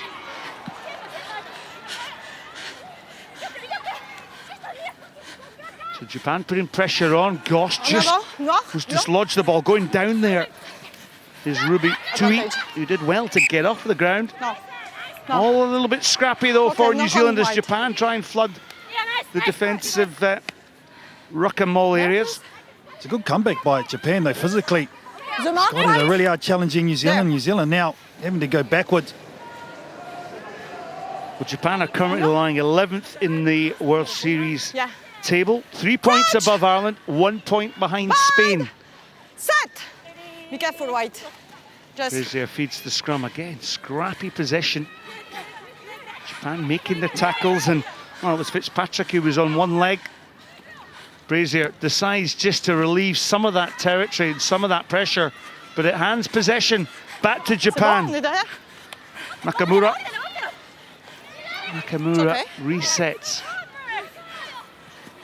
Wearing that purple scrum cap, just going into play scrum half. Yoko. Yoko out the far side is Maki Takano. Yoko. Good hands if they can get it one over, but didn't Fitzpatrick do well to deny the Japanese the chance to make one more pass and then create the width on the outside. Oh, this is an uncomfortable place to be too. Makiko Tomita had his ribs exposed. Tap and go by Nakamura. Brazier's in a foot race with her. Brazier has the strength and the pace to save the day for Japan. And remember, it was New Zealand who won their opening game by 32 points to 0. And this time 28 points to the good. So the defensive effort from this New Zealand team, impressive. They haven't conceded yet. Well, that'll be the thing Sean Horan will be looking for the last 2 minutes and 50 seconds of this game. A lot of hands on hips by this New Zealand team. Had to work hard in the second half. Time on. And you look at Sean Horan's team, and really this is the first time they've really managed to, I think, nail their strongest team in the final tournament of the series. Bedeviled with a little bit of injury, but he's got a settled team here in Clermont-Ferrand, and the captain, Sarah Goss, one of these outstanding leaders.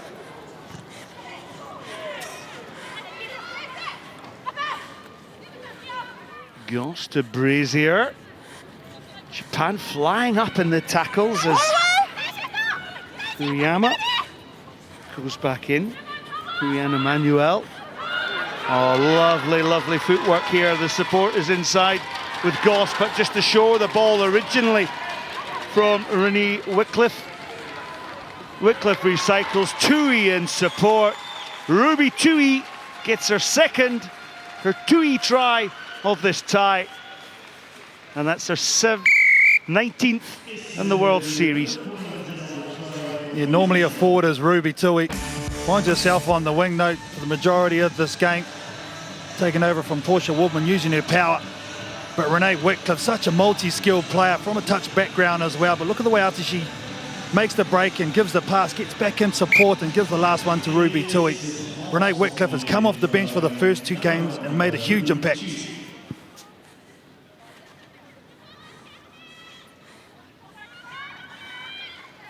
Done a bit of broadcasting too, Ruby Tui back in New Zealand. Pretty good with the chat.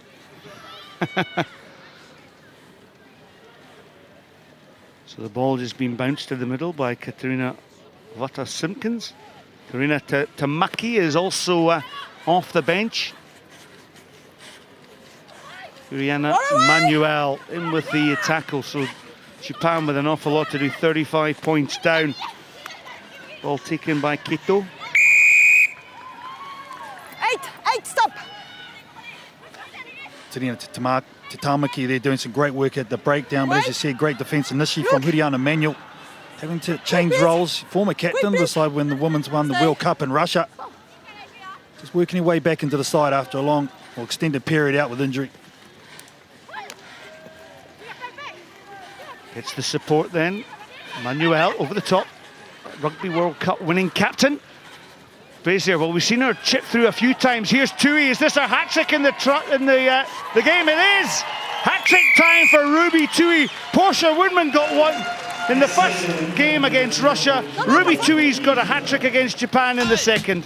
And it's the use of the kick, isn't it?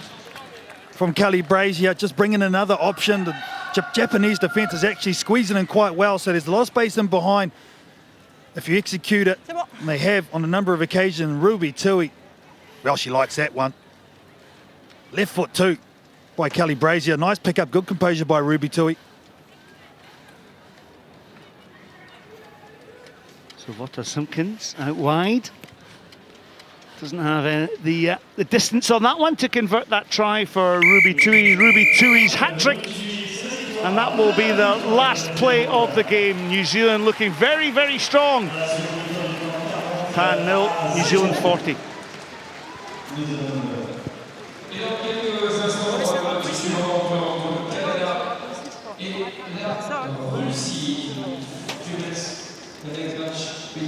New Zealand there with a strong win in the second game. 40 points 0. So I'm joined by former England international Maggie Alfonsi, Mount Maggie. 4 versus 6, Canada versus Russia. This should be a goodie. Should be a very good game. And as we've seen, Canada have been leading the way when they played against Russia, but you can't underestimate Russia. They've got some new players they're bringing into the fold. Their big agenda is obviously the repechage, but I expect it to be a really good game, a tough performance from Canada especially. As we see the two lineups here, the Russian team, well, they ran into a pretty informed New Zealand side first up, losing that one 32-0. As you said, I'm sure they'll be looking to just go up another notch. Looks like a bit of rain starting to come in over the ground. Canada, well, this lady on the right-hand side, she is such a warrior, Jennifer Kish. She's been here for a long time, hasn't she, Maggie, and she leads from the front. Jennifer is a talented athlete, blonde hair, the tattoos. I've played against her many times. She does not know when to stop.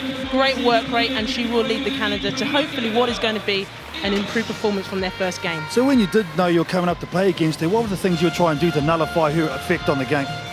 Well, I had one job, and that was just to defend her. She's the sort of player, if you take your eyes off the ball, she will make an impact. I expect in this game, she is very good at that restart, that kickoff. So I expect her to get under the ball and make an impact and an influence in the game in that area. Ultra experienced Jennifer Kish and Canada, well, they're going to kick off from right to left as we see it. Andrew was the one with ball in hand. Full B action for both of these sides.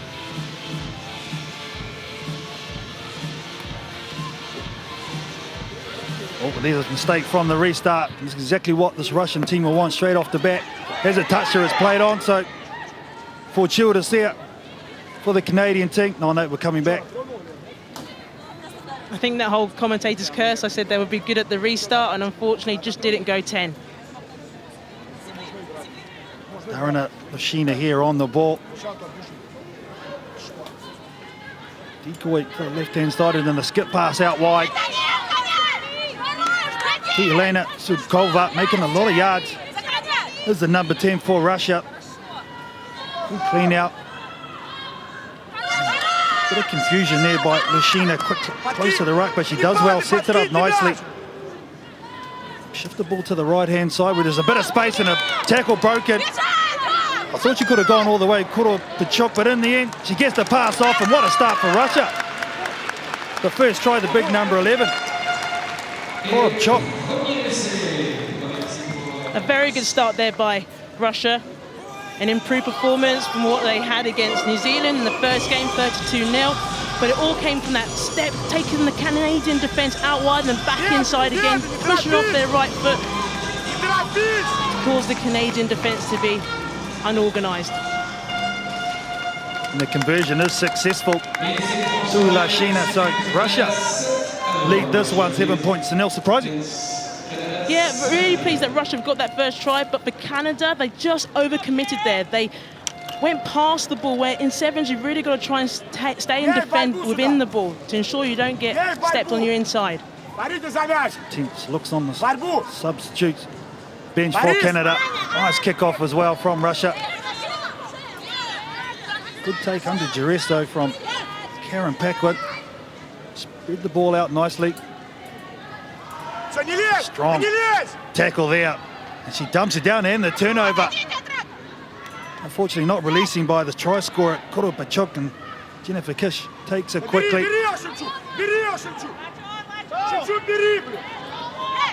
Strong physical play by both teams at the moment. Breakdown is brutal. Kish releasing that pass, and then nice footwork in the middle of the park by Landry. Rella, base of that scrum, and it pops up beautifully for Charity Williams. It goes on the outside of fortuitous try, but in the end exactly what Canada needed, and they get the reply. That was settled the nerves there for Canada. Charity Williams, a player who made her debut out in Atlanta. She just gets on the outside, has just far too much gas. See there the Russian defence, broken line, so they left a lot of space out wide for the Canadians. Conversion attempt just wide by Landry.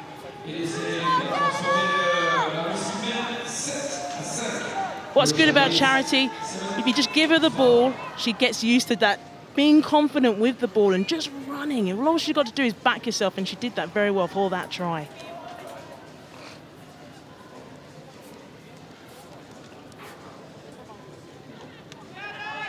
Landry gets it up nice and high, contestable. What a great jump, but a great take equally by Sudkova. He's done well on that far side of the field.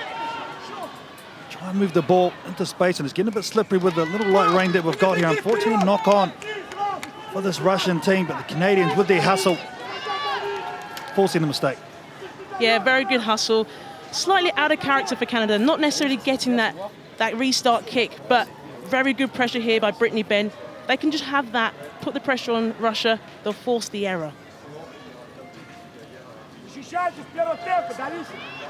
Leslie there with the feet into the scrum, and they get it out to their back line, and she takes it into the hitter, does Landry. Sets it nicely. That's a nice pass there from Brittany Benn. Unfortunately, doesn't go to hand, but Karen Paquin goes back and cleans it up.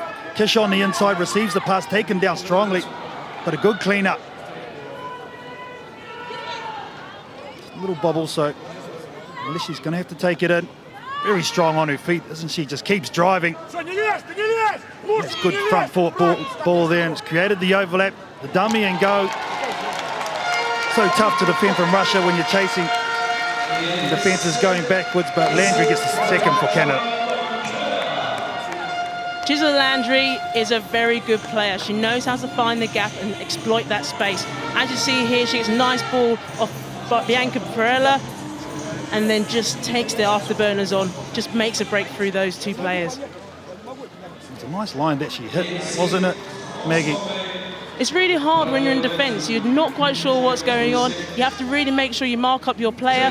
Here, no one's quite sure who to take. And as a result of that, the Russian defence becomes very unorganised. And Gisela Landry spots that gap. Try score it. Converted her and try. She's going to kick off here. They've gone to the right-hand side and they'll go there again.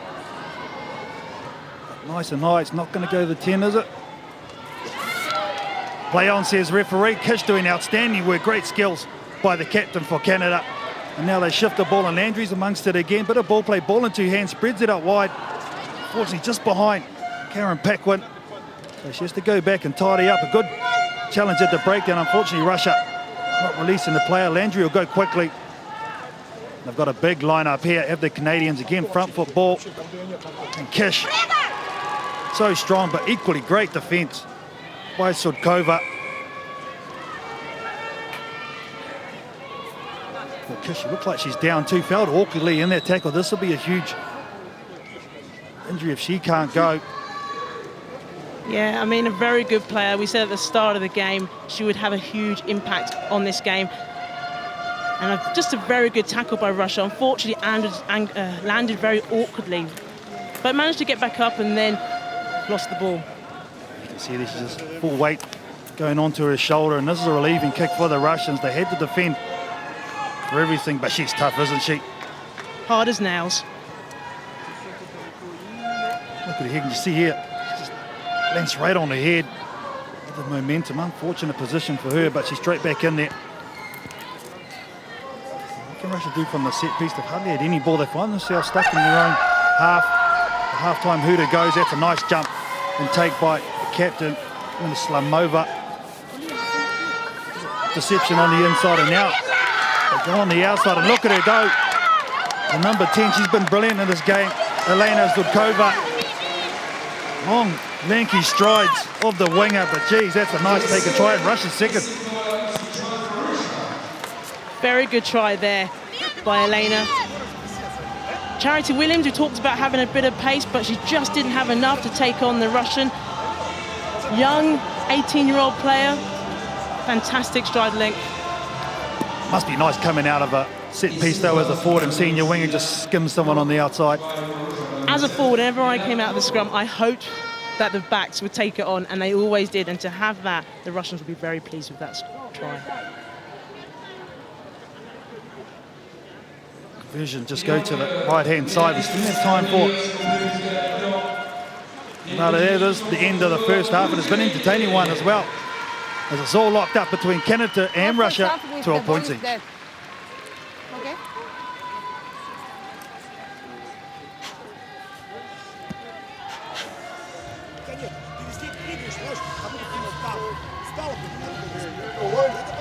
Я тебя поменяю. Проблема сейчас затекает, вся та же самая. Вы опять. Okay. All right, ladies. I know they can hit home runs, so we just got to connect early on defense and know our roles before they happen. Right? You know, pinch and undo over there, and just we need this. Out that second pass, you got to be up on 7 before she even gets the ball. Okay. Other than that, it's pretty good. The shifts are there. Run the zero line looking for the ball though, right? We're running across the field, get in that pocket and look for it.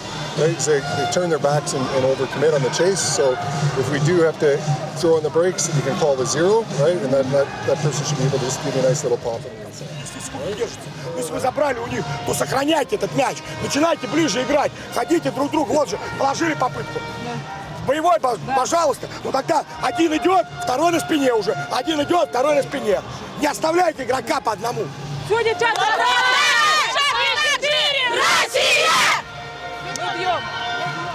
I don't understand a word of Russian, but I can tell there Pavlo Ronskesky was very much passionate about making sure that the Russians stay, keeping the pressure on the Canadians.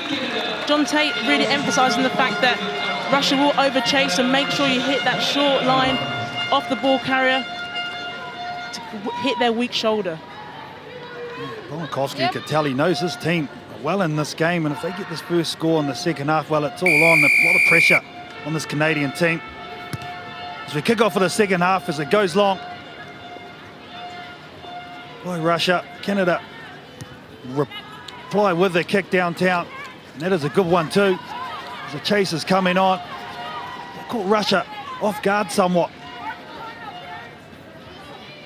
I think it's always quite hard coming out from the half-time. You've got a bit of momentum. It's making sure that you start the second half with that same level of intensity that you did when you finished the first. I really like the change-up in tactics by the Russians team, though. Kicking it long, putting the pressure on, and asking questions of this Canadian team. Nice jump by the Canadians at that line out. And they pounce on it nicely. Clear the ball along the chain, and now they get some go forward. And here she goes.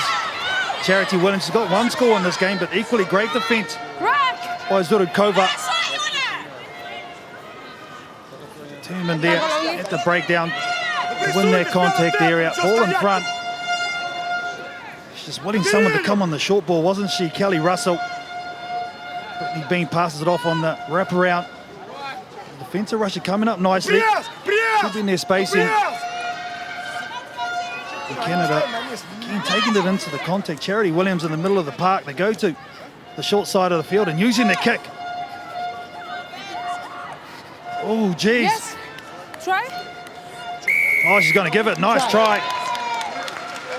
And that's Karen Paquin. Some reward for a great chase. Looks like Brittany Ben is down. She's the one that actually put the kick through. But now we're just seeing the option to the kick in the last couple of games becoming more and more prevalent. I think we saw here like Giselle Landry, she does really well to just put the ball to the foot. And I think what we're starting to see now is players starting to recognise the sweeper's not in place, so the opportunity is to get the ball behind the defence. And they did that very well there. Great execution by Landry, sorry. Second vision just goes to the left-hand side, but any kick has to be made good by the chase, doesn't it? Yeah, it all comes from the chase, and almost looked a little bit like Brittany Ben got her hands on it, but I think Karen Pack will be quite happy to take that. Time off. There's no way she's giving that up. She jumped up and put the hand up and put that one down on the stat sheet, but she's been good. She's been industrious. Time on Karen now. Paquin.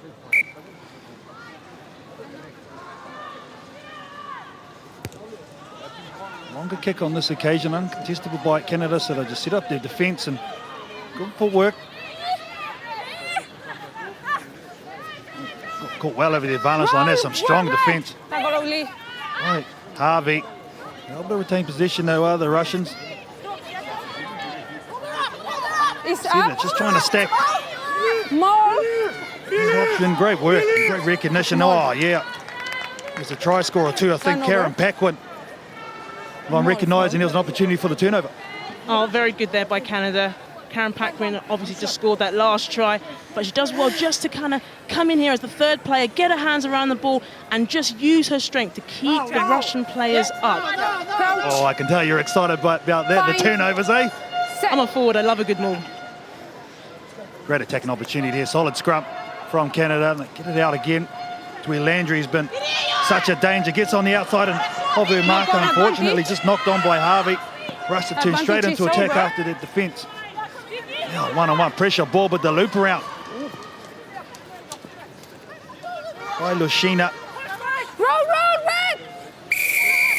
Off feet. Just off their feet there, unfortunately, Brittany Ben.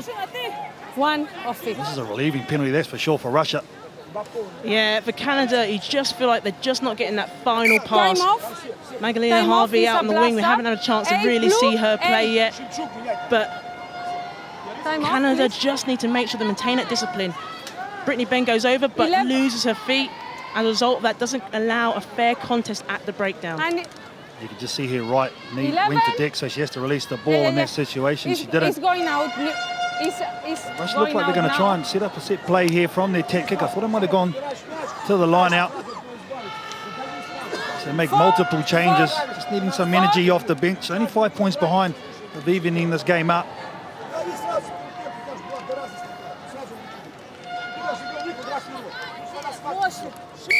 Time on. Machina the one, the ball in hand for Russia. It's a tap kick. Decoy runner on the inside. A hole opens up for Lushina with a nice offload. Unfortunately, can't go to hand in Canada. Well, they straight on to attack after that nice defence. And it's going to be Bianca Farella who's going to be the recipient of a fortunate try. And that's Canada's fourth. Bianca Friella, very good try. Capitalises off a mistake by the Russian. You feel with the Russians, they have the opportunity to get that try, to get that front foot play, but they almost forced it too much, and Canada did so well there just to react to a loose ball.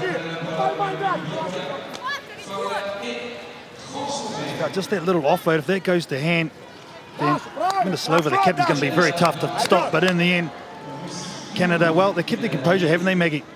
Canada have done a great job, if I'm honest. I think, you know, they had a challenging game at the first start off with Japan, but they're now starting to get into their play. Back. That's a nice take from the restart by Kelly Russell, giving her team back-to-back possessions. So tough to defend, be able to receive your kickoffs. Now just starting to, as you say, implement their game plan, but a nice turnover by Russia. I think it was Lushina again doing some good work in this game. Advantage. Oh, and again, I think it's Advantage popped up for over. this Canadian side. Mistake by the Russians under huge amounts of pressure. Play on. See, they're starting to force it now, and Canada, they're just relentless. They get their fifth try, and I think it's watching Roy. Doesn't look comfortable. Again, the try came from a mistake by Russia, just forcing it again, giving that pass which went over the player. 12 blue. They did well to react, to get back onto the loose play, but then Yes, sir. throwing it Now, forward. Nicola. And then well reacted. So it's 50-50 passes, isn't it, Maggie? You just can't have them with such a suffocating defence such as Canada. You know, in sevens, it's a game of fine margins, and here, when you make the pass, you've got to make sure your player is watching and ready for it. If not, you just keep the ball and recycle yourself. Well, the class of this Canadian outfit really showing through. Play on. Second half of this game. Winding down, only 24 seconds left, so enough time for one more play. Nice high kick, and again, she's going to do great work. Kelly Russell, It's not gone. unfortunately, just knocks it on as the rain starts coming down. Difficult conditions for both of these teams. Yeah, once it starts to rain, the ball gets slippery. It's very hard to take the ball, especially off a restart. But Kelly Russell's very tall, can get underneath the ball. Closer, It's just please. making sure that Closer. you get a really effective Crouch. pass back. Fine. Russia with the opportunity to have one last say in this game. All scrappy from the scrum, but they do well. Advantage. Oh, on the knock on. I thought they're going to be able to get that out, and that's the end of this one. Russia brave, 12 all at the half, but in the end, Canada, too good. They take this one, 29 points to 12.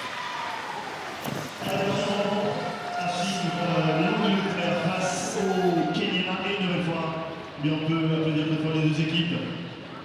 Pratique bien, très belle rencontre le Canada face à la Russie.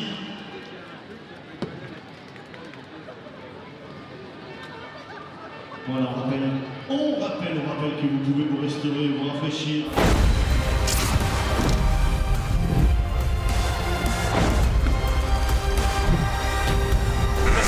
Rugby Under-20 Championship. The hero of South Africa, Jan Serpentine.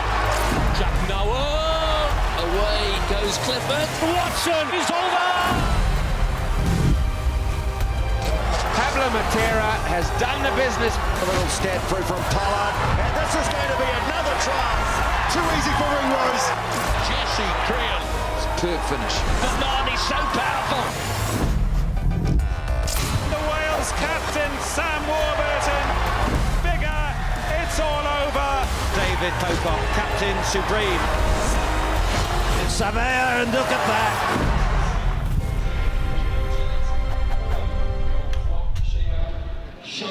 Well, some of the young stars of the 15-a-side game, but this is the 7-a-side game, game 9, Pool 8. Sees England take on Kenya in the World Rugby HSBC Women's Sevens Series.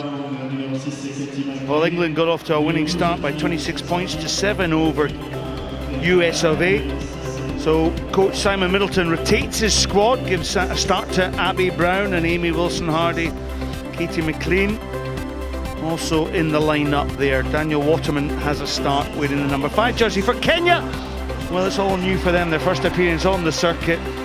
Keep an eye out for Janet Okello wearing that number 8 jersey. She scored the first ever try in Kenya's opening match this morning. Kenya losing that one by 5 points to 35 over Spain. But Kenya new to the circuit here on the Sevens World Series here in Clermont-Ferrand. Catherine Abila for Kenya on the left of your picture. And ensuring that as the teams come out, wet conditions here in this second half. On your right, England wearing their traditional white jerseys. I'm Scott Hastings, your match commentator, alongside me, former England star Maggie Alfonsi. Well, Maggie, we're into the sort of second period here as final words from England and Emily Scott, having led out her team. And what have you taken out, first of all, this England team, but also, first of all, Kenya? Well, England have been very impressed with the way they performed. They had a challenging game against USA to start off with, but they're building their performance. Day one's always quite a challenging one. It's making sure you start off well and you keep that momentum going. Kenya, I've been really pleased with the way they performed. It was a very tough game against Spain, but against England, it's a different level of competition. The main thing for them is to make sure they try and starve the ball and not let England have good, clean play.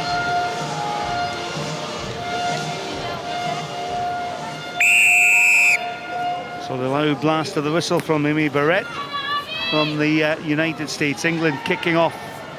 Ball bounces into touch. Amy Wilson-Hardy couldn't get there in time.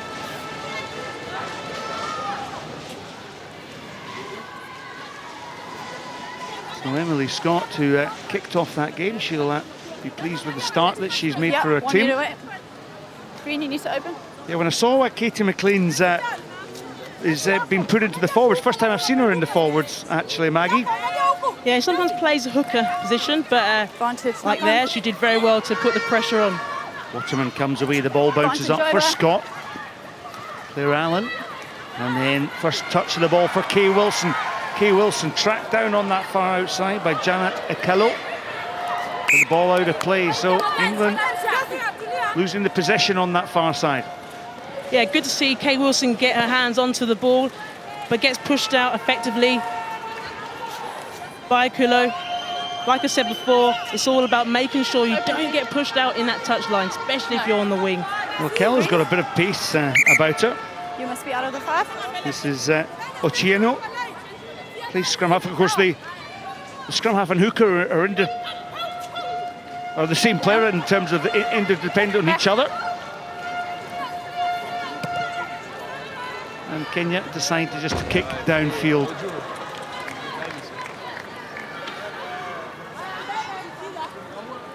So I'm just looking out into the hills above the stadium here. And the rain's just gone off, so Waterman throws the ball in. Emily Scott, wrap around by Waterman, tackled there by Chachira. McLean tacks down that blind side. We've got Abby Brown. Brown manages to get the offload into Wilson. Oh, it's Amy Wilson-Hardy there. And Hardy down that far side scores England's opening try. A nice start to the game. Amy Wilson-Hardy getting herself on the score sheet there.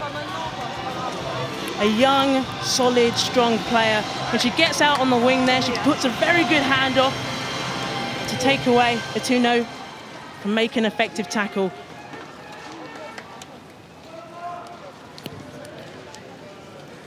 Kieran McLean, that's the 2 points. Just good strength on that far outside.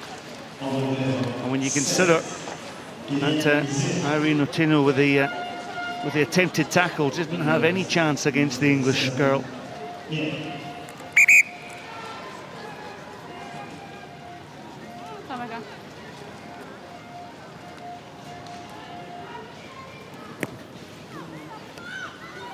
Kay Wilson, ball taken there by Owino. Rock! Ochieno just took her eye off. McLean played football with it. So advantage being played as Abby Brown sweeps the ball to Waterman. Still pace on that wide outside, and well, the ball spilt by Kay Wilson. Pass was not delivered by Emily Scott. No advantage. Knock on by Wise. And Maggie, it's just, it's symptomatic of suddenly there's a little bit of grease in the ball and little errors that we didn't see in England's opening match. Just unforced errors. Yeah, the weather does play a big impact, even if it's a bit of rain. Psychologically and obviously physically, but for the players, they've just got to probably try and bring themselves in a bit more, not take the risky pass. Sit. They will then feed the scrum. Back by White. Chase, but McLean was sharp, and Waterman there. Wow, that was quick by England, and Waterman goes in for England's second try.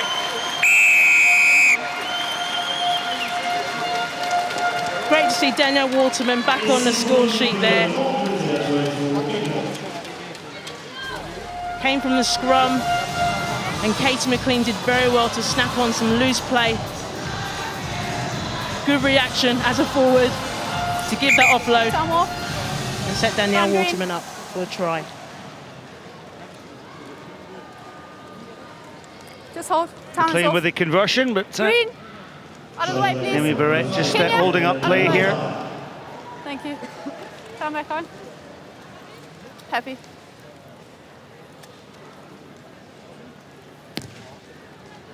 McLean from wide out. She gave a good thump but lost the accuracy and direction. Alice Richardson being the water girl. Just England was sharp there. Waterman straight on the ball, then McLean, then bang. Great interplay between these two. Two players who know each other very well, but yeah, really good work together. Amy Brown did well, but McLean spills ball, so coming down this blind side with a little bit of a pass and a shuffle is Nazua. Now the flying machine, Celestine Masinde. Masinde gets the ball back, but runs into the tackle. Better play now from Kenya. Wide ball to the hooker, Janet Owino, but it didn't find her. Back. Owino under a little bit of pressure here. Knock on Green. Zua, but a knock on comes in, the error forced. Knock on Green. You can see what Kenya are trying to do. They're trying to get the ball out wide, but there, just the ball didn't go to hand. And then you're having to pick up ball which isn't going to let you play. And you need to be accurate in this game of sevens. Crouch. Crouch. Bind. Sit. So here's Daniel Waterman, just a 31-year-old. Ball goes back by Emily Scott, but she managed to get the ball onto Claire Allen, who has to go to ground. McLean recycles herself, and ducking under the tackle was Emily Scott. Kay Wilson coming away now. McLean, she's got to run to the corner, but well tracked down there by Janet Okello. But great interplay there. Kay Wilson, sharp on her feet, picks up the return ball. This will be England's third try.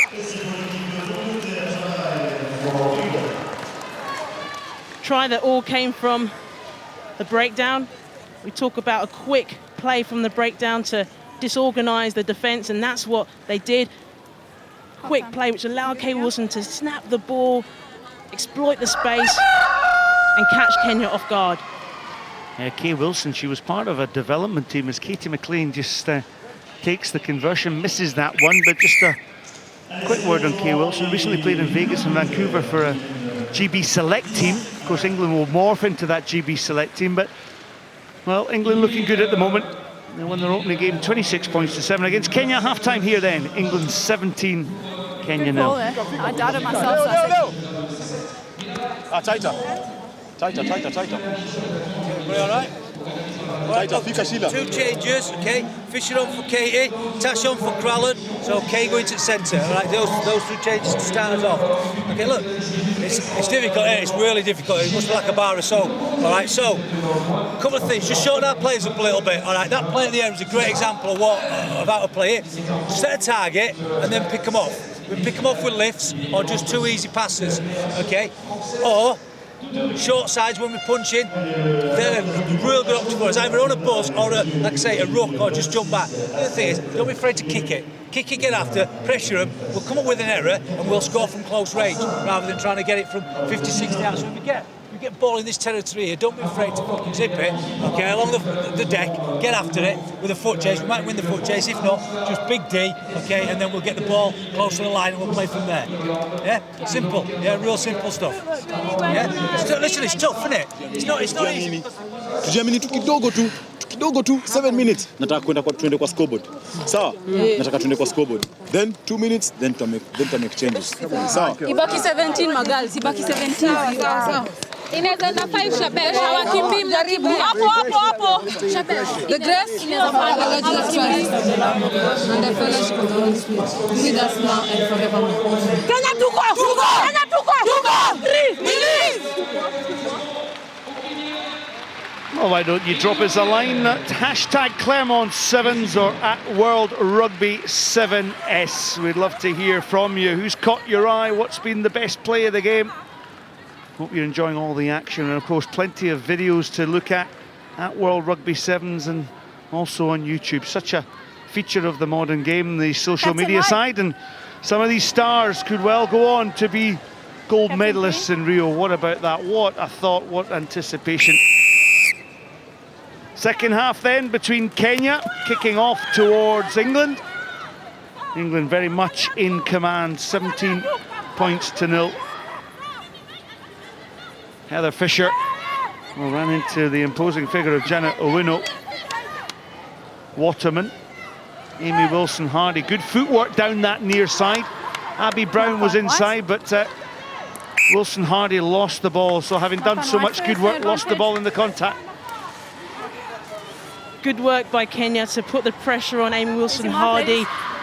Something they did very well in the first game against Spain was defence, and Kenya really showing how much pressure they can put on a team. Come back on. Spain winning that opening game against Kenya, 35 points to 5. Crouch.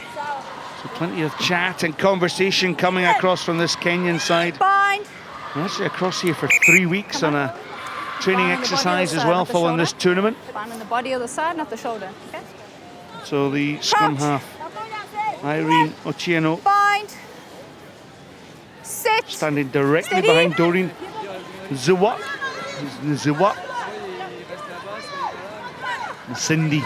Masindi. Now she has got gas. Can Masindi going at the corner? She's been trapped down there on the outside by Natasha Brennan. And Brennan did well to take down the threat of the Kenyan flyer. Masindi is someone who has a lot of gas. I mean, Natasha Brennan isn't a slouch, but well done by Masindi to get just around her, but unfortunately met the touchline. Here's the mark, so you go half a metre, okay? You can take a step in, right? Here's the mark. Time back on. Daniel Waterman. Father Jim played 450 plus games for Bristol. And of course Bristol have just been promoted after winning the championship. And they'll be playing in the English Premiership next season. Well, the bouncing ball there for England didn't do Heather Fisher much good there as she knocks on. And we heard Simon Middleton say at half-time, it's no bad thing just to kick the ball downfield when the conditions are so wet. And of course that looping pass Heather Fisher knocked on. Yeah, it's been a trademark of a lot of the teams recently about trying to kick the ball away. The weather conditions having an effect, but that ball is like a bar of soap. They need to keep control of it and close their play. We're going to have to come up with another word. Why don't you tweet us? Hashtag Clermont-Sevens. What's an alternative saying for a bar of soap? Slippery as an eel? You got any others? Nah. Come on, folks, tweet us. Hashtag Clermont-Sevens. We need another saying for as slippery as a bar of soap. Back to the action then. Celestine Masindi. Well, she was under pressure there. Good tackle made by that press defence from England. Natasha Brennan right up there. It's just a white line for Kenya to run against, and it's a difficult one. One white line's the 22-metre line. The other white line is England's defence. Good hands here for Kenya. Nice little switch, a slip from Janet Akillo. But the penalty Taking too long. Holding on. was holding on, so Akillo guilty of hanging on to the ball, and England going to have to attack from deep. Fisher straightens, slips on the grass. Over the top was England's Natasha Brennan. Entry. Tap and go is quick by Brennan then. Interplay, the little handoff from Kay Wilson. Waterman working so hard to try and get up and over that halfway line. Fisher, and there again, an example of that slippy ball. No advantage. Kenya judged for being offside. And sharp as attack. The tap and go from Emily Scott. Scott, is this the moment for England to break out their own half? Fisher comes down on the ball. Brown goes in to try and secure. Bit scrappy, but there's open Periri for Emily Scott, captaining England in this tie. And captain, fantastic she is. A very good try. All came from the breakdown again. We talked about that quick play from the base of the breakdown. She picks and goes and makes a really good break. Someone who's really improving in becoming a very good sevens player. I think she'll have a big impact on today. Yep, go ahead. Make the changes. The conversion from wide out just slips across the face of the post. So, well, England, they've got 4 tries. Yeah. And this is the 4th one, the breakaway. 3 green. Time off.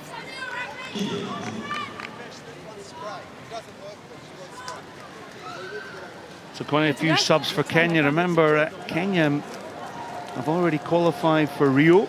The South African sevens team were deemed not to have a medal chance, so they're governing, the Olympic governing body in South Africa declined to take up the opportunity, and it's Kenya who stepped into the breach. A little chip kick. Of course comes Alice Richardson, who was acting as water girl in the first half, and now setting off the attack in the second half. Little overlook pass to Brown was forward though. You can see what England are trying to do. Kenya are defending very narrowly, and England just trying to get that ball outside them so they can attack that space out wide. The game's ultimately won at 22 points to 0.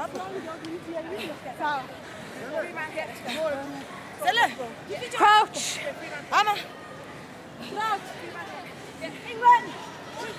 Bind. Ball then will be put in by Ochieno. This busy little scrum half. Masinde, well, she's got away, gets the pass. A lovely little scoop there, but it was adjudged to have come forward off the hands of Janita Kello.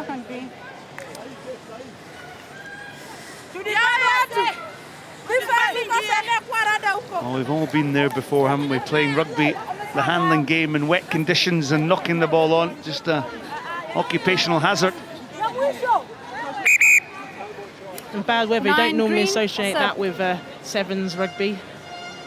No, you don't. And I was intrigued by what Simon Middleton said, and you know, he was quite happy to tell his team to kick downfield and force Kenya to make mistakes. So far, we haven't seen the England team adopt that tactic. Crouch. Bind. Sit.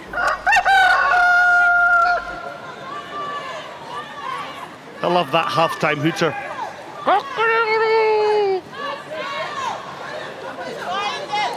Well, that will bring down the action. Of the full-time hooter. Delight for England. Despair for Kenya. But England were never really pushed. Final score then, 22-0 to Kenya. Sorry, to England, my apologies.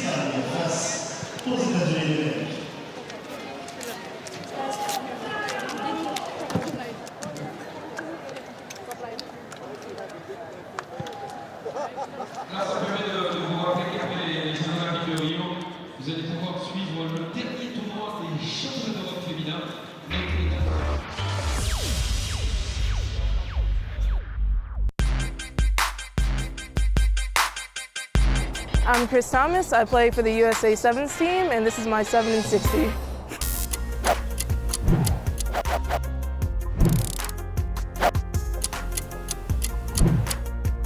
I'm torn between a hippo and a cheetah, so I don't really know which one I choose. I have to say Megan Bonney, who's at the window right now.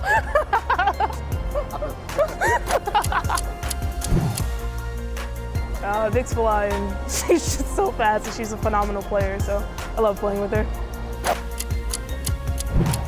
Sanaa Lathan, she's just like an amazing actress, and I feel like her personality probably matches mine off the screen.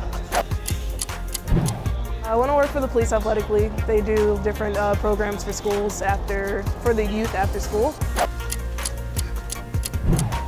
Kayda Ledecky, Michael Phelps, and Allison Felix. I just celebrate with the team. It's a big thing within the rugby community to go out and have a social, so it'd be great to, go to that social knowing that you took home the gold.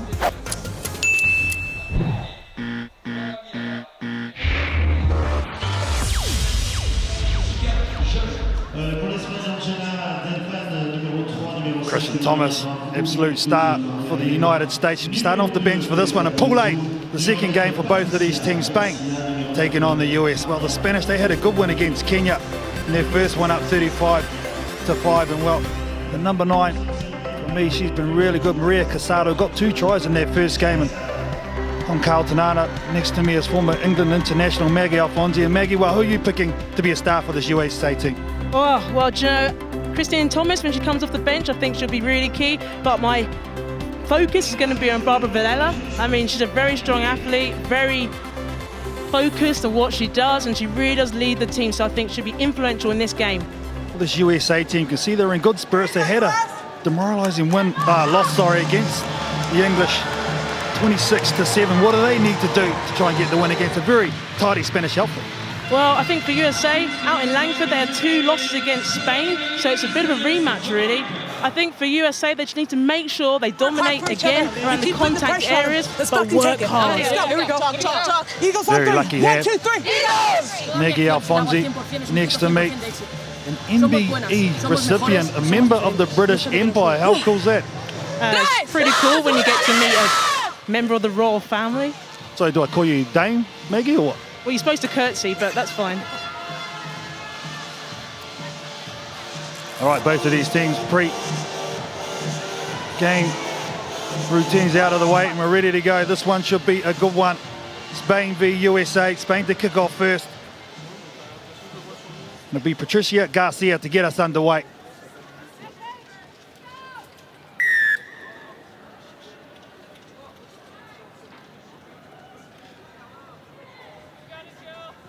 Garcia just goes a touch long. It does put the pressure on, unfortunately, for the USA, who drops a ball. I think it's Kelly Griffin. So a great start for the Spanish. And well, we know how if they get a lead up, Maggie, they're very tough to stop. Yeah, USA will know they don't want to let Spain get too much momentum because they will run away with it. Set piece will be so integral for both of these teams. The push comes on by the USA, but the Spanish stay strong. A nice little insertion by the halfback for Spain, and then here we just see the effects of the wet ball on this ground. A great pick up and set up by the US. It's Ryan Carlisle on the wing, who takes that ball into contact now. They go wide, some strong defence over the top by Angelina Delpan for Spain. His hands on the floor, unfortunately, so technicality at the breakdown for the US. Back-to-back penalties, putting themselves under immense pressure.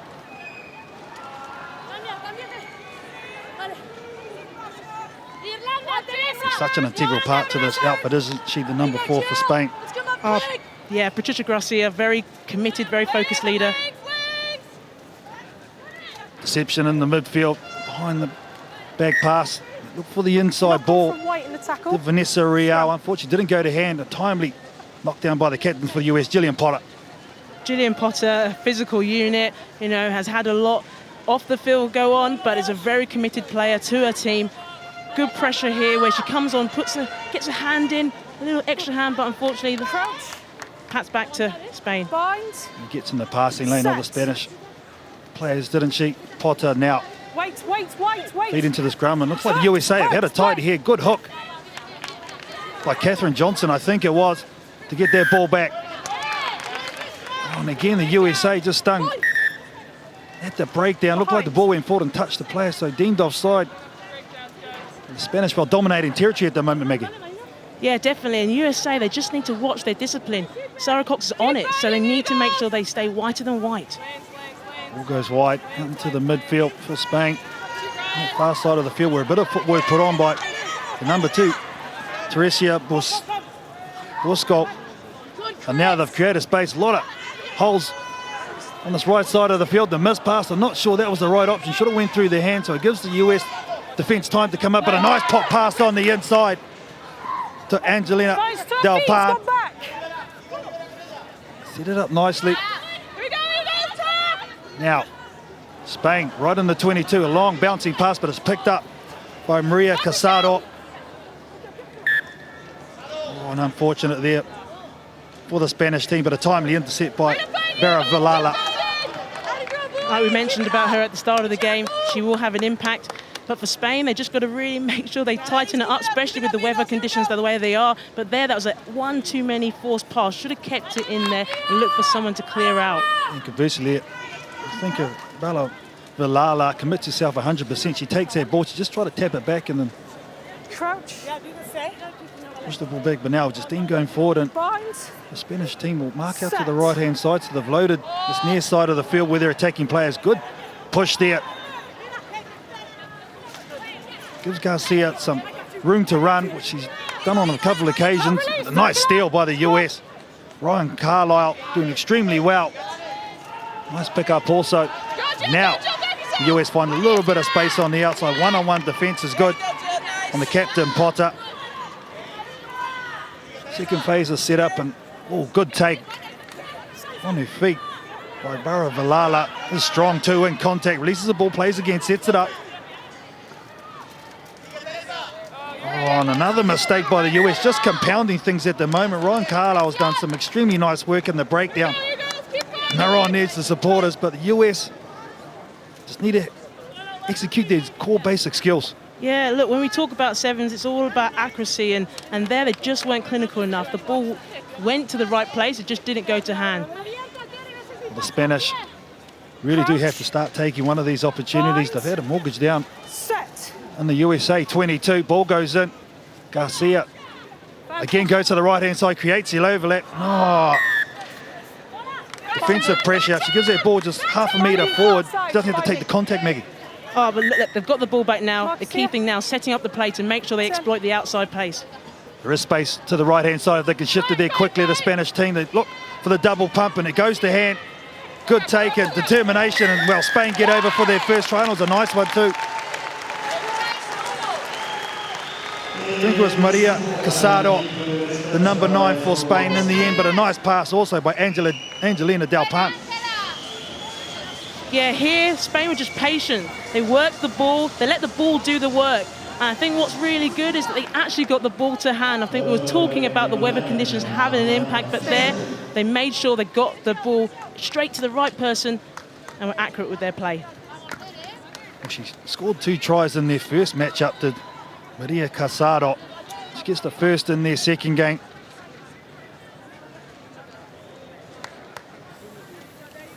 Garcia was the attempted conversion, but a very tough skill to do in these conditions, the miss pass over the top, Maggie. Yeah, a pass like that, missing out a couple of players and being accurate with it is an incredibly challenging skill to do, but she did it very well there. Great strength also shown by Casado, going over and 2 defenders for the USA. And Spain, well, they dominated not only territory, dominated possession, they're dominating the flow of this game.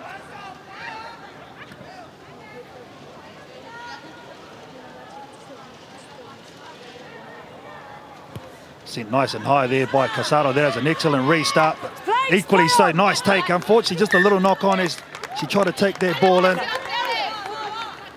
Was Kristen Thomas, who's come onto the field. You can see she gets up nice and high, does Catherine Johnson.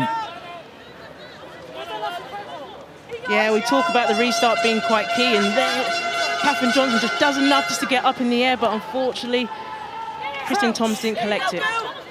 The scrum has been very good for the Spanish team. They've had a number of them have been very strong, and their last chance to attack as the hooter goes for the end of this first half, and we'll keep attacking.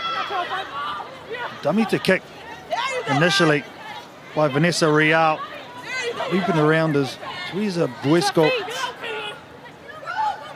Good clean ball from the ruck, and now the nice and spread. Decide to take it up into the hit up. Good driving by the Spanish team, but a nice turnover equally by the USA. Now they have an opportunity after some good defense. Strong run by Stevens. Look to go right. Now they juggle the ball and over the top. There's the pass by Barra Vilala. She's going down the sideline. There's Catherine Johnson. And wow, where did that come from, US? Now that was the try they needed. All came from Barra Vilala, getting a really good turnover, and then doing enough to commit the players to float that ball just over Spain to give Catherine Johnson a bit of space to work her magic in. You wanted to see her in action. Akalaini, Barra Vilala, Maggie Alfonsi, she didn't disappoint. She's going to take this kick too. Nice distribution to set away Catherine Johnson.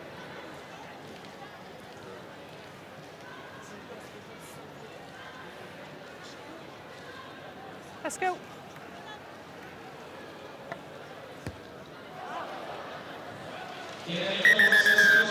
Conversion wide, but a timely strike by the US at the half. We'll go into the break. All locked up, Spain and USA, 5 points apiece. Que cada acción cuenta, pasa igual aquí. Tenemos el partido 5-0, quedan 0 segundos. El balón con agua, vamos a mandarla a tomar por culo. Decidimos tener el balón y afuera, ¿de acuerdo? Varias cosas sobre su defensa, sobre su ataque. Ojo, que son peligrosas, que está tirando la tercera. Estamos defendiendo sobre 2, pero sobre la tercera, ojo ese ángulo que nuestra tercera está lejos. Con lo cual, es ayuda de la tercera. Y luego, después del rack, El poste se está quedando, hay una situación buena entre el poste y la siguiente jugadora. Mirarlo para jugar, ¿de acuerdo? Vamos a intentar tener más posesión como hemos tenido ahora, ¿de acuerdo?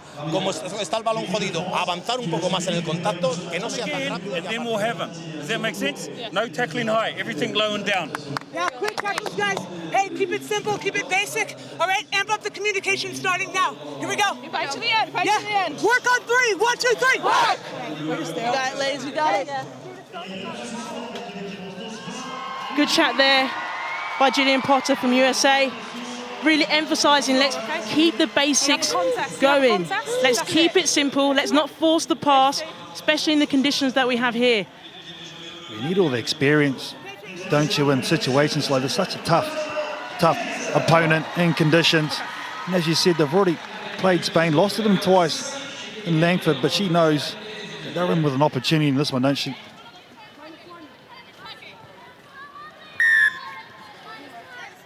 Baravalala to get us started in the second half of this Pool A match between the US and Spain. And that's a nice kick and good take on the fly by Javalay. And the US straight away amp up the intensity from the restart. And well, the Spanish player offside, so they're under advantage. The US get out wide to Potter, who gives it to the flying Ryan Carlisle. Backs herself on the outside. Equally great defence by Teresa Buesop. A good recycle.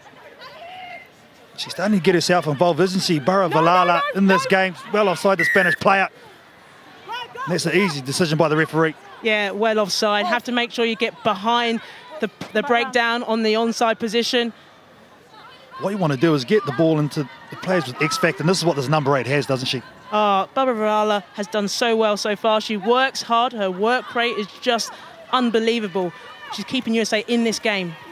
Deception in the midfield. They set it up 20 metres on the side of the touchline in the 22 of Spain. Great rushing defence, though, by the Spanish team. And it's a turnover as well, so some great reward and work done by the number 5, Maria Bravo. What a timely turnover that one was for the Spanish team under huge amounts of pressure. Now, hot on attack, one-on-one tackle affected by the US. They're just employing this physical game of the Spanish team, and here's the turnover that they duly needed. Just discipline now, that's the big thing USA have to focus on. Not give away cheap penalties like that. You want to stay in the Spanish 22 instead of giving the opportunity for them to play. Good tackle there by USA, but Gillian Potter just coming off her feet again. Sarah Cox is very aware that you have to maintain your body weight.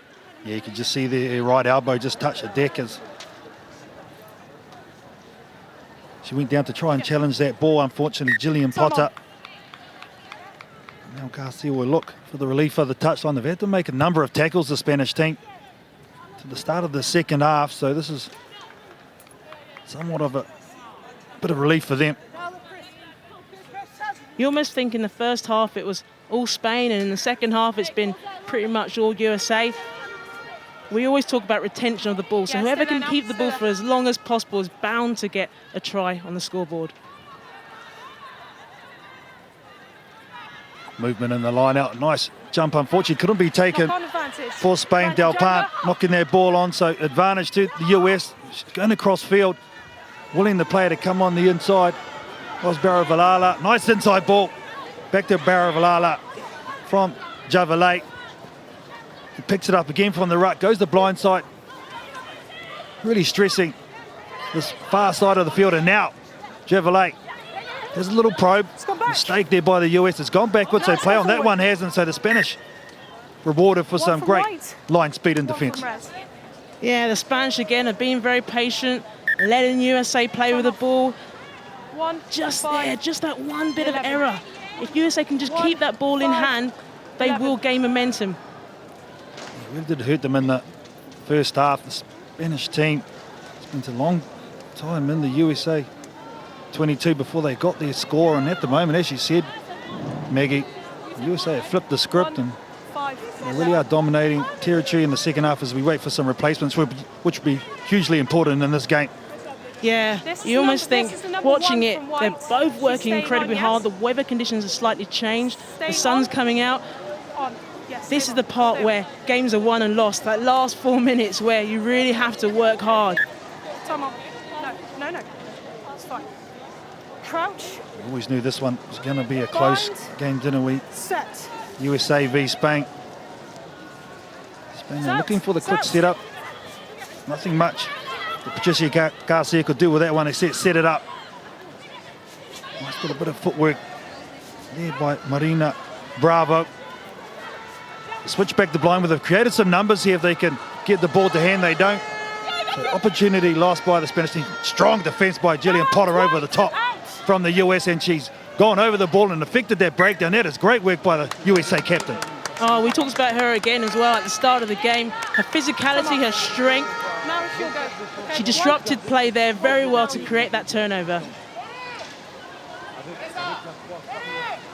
She tried to go off just moments early, got told to come back on, so she is going to the sideline as Jillian Potter. So you just get the feeling here, Megan, if they can get one score up, they'll be very tough to peg back. Yeah, I agree. If they can get that try, it'll change the momentum, it'll change the mentality. And if anything, Spain will probably start backing off. So I expect here for USA to tack it out wide.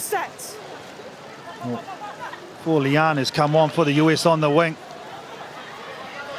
Now she's going to receive the ball. What has she got?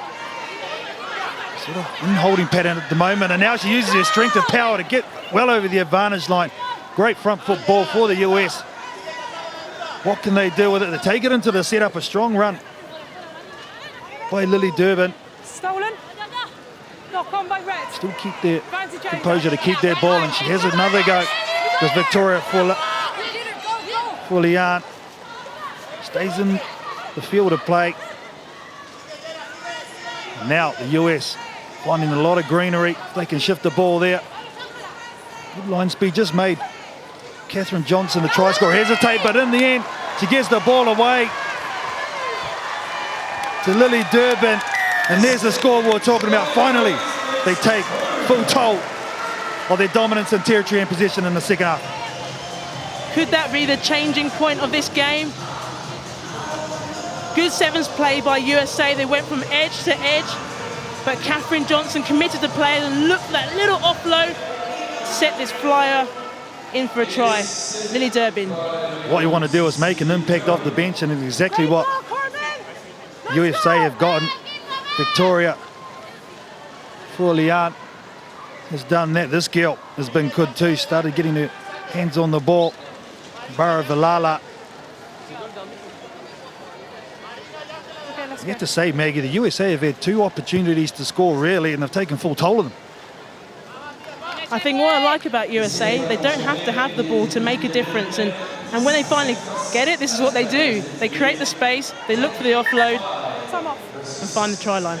Geez, that was a nice pass also from Catherine Johnson to give this girl an opportunity on the outside. When I used to watch you play, you used to do a lot of good offloads like that. Yeah. Yeah, because I was too slow to score them, Maggie. Okay, cool. Someone. Hold on. Hurry. I'm out for 11. 11 to me. 11 is in. Can we sort the substitutes? There's 6 players for the USA. Waiting for a substitute for the US. Only 6 players on at the moment, so No, that's 7. That's 7. making sure we get it right here as we wind down in the last 1 minute and 20 seconds. Important moments in this game as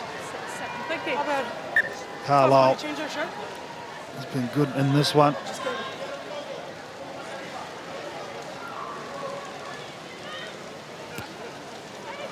Up nice and high by Layla of Calta. Retained by the Spanish team. And what can they do with it? A little bit of space on the outside, but the long loping strides of the number 7, Echevarria. Oh, what a try by the forward. How good's that? Absolutely amazing. You can hear the crowd. What a try there by Berta Garcia. A team you can't count out is Spain. USA know what Spain can do, and that's exactly what they showed in that last bit of play. Great bit of pace by Berta Garcia. If she gets this kick, they'll seal the win. Time is up on the clock. Patricia Garcia, can she steal it for Spain?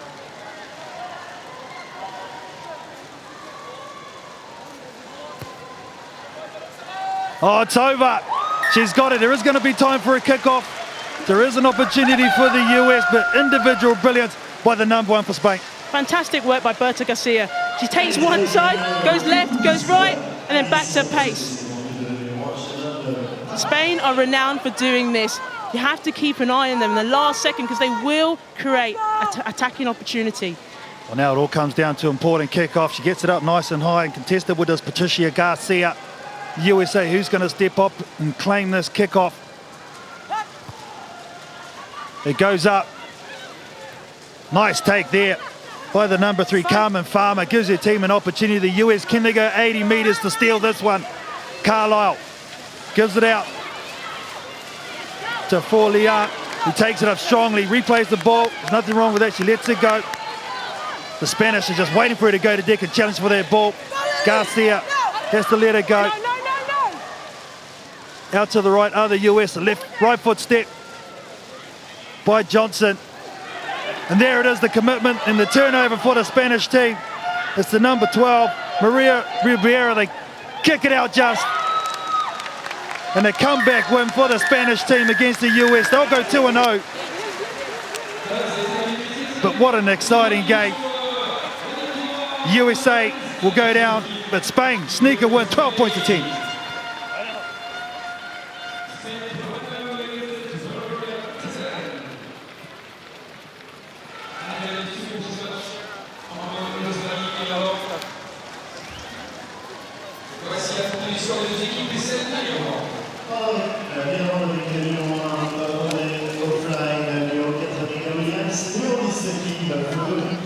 Well, Carla, incredible result there, and it seems as though Spain have got the hoodoo over US of A, but coming up thick and fast here in Clermont. Game 11, Pool C sees Australia up against Ireland.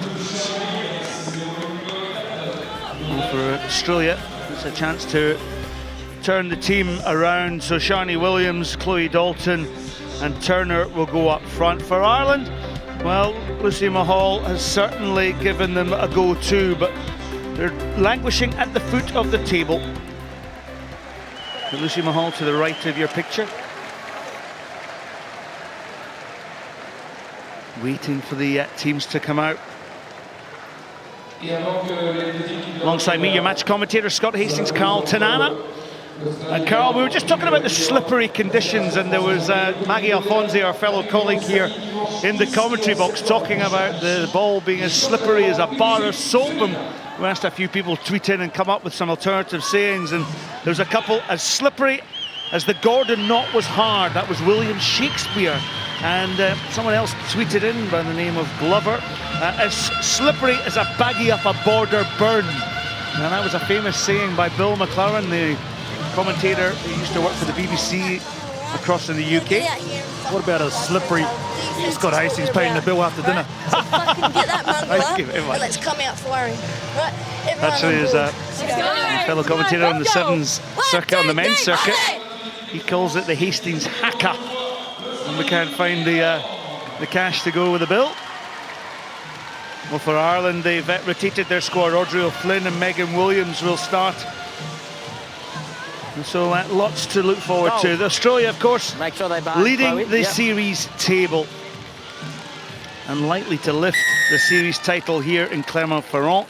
They need to get through the quarter-final as a starter. So their second game, well, that ball's not going to go the distance from Chloe Dalton.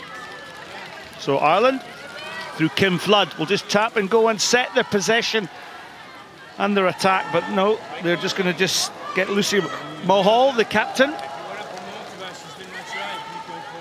Lauriane Rougerie's mother there, who's the entertained us as the provost the other day. Picking up by the French director.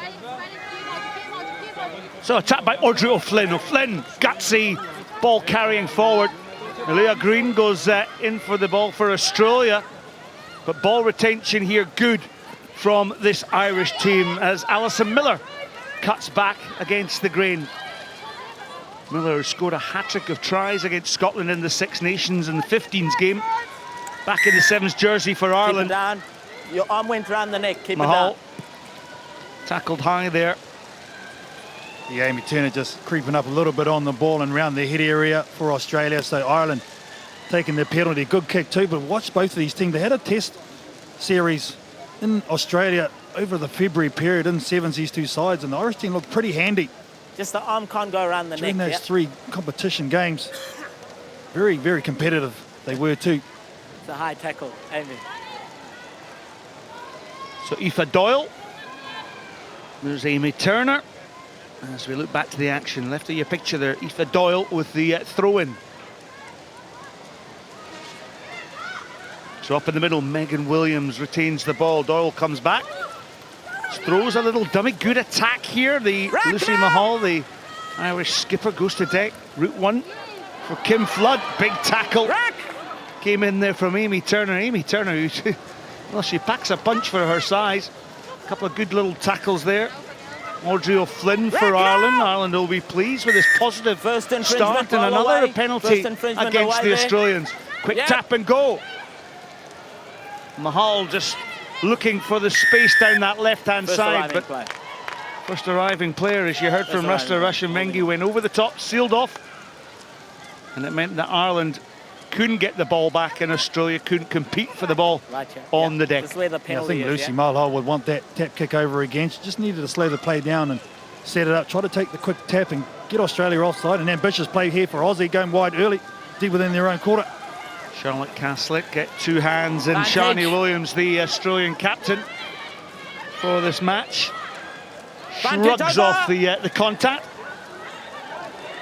Alicia Quirk gets Turner. The tackles are thick and fast, but it was early. Yeah, you heard that coming across the referee's microphone there. She's been amongst the action, hasn't she? Amy Turner started this game. I thought they would have given it wide to Elliot Green. She had a bit of space on the outside, but they started to take it up the middle.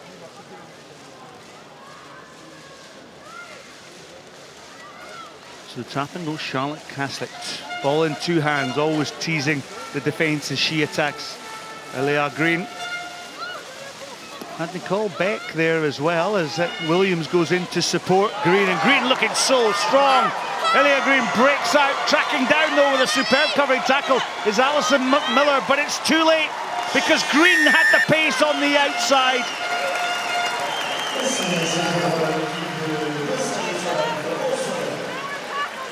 Well, this is why she's so dangerous. Elia Green, she can not only go around you, but you know what, she can go straight through you. Look at the defence there, just clings on.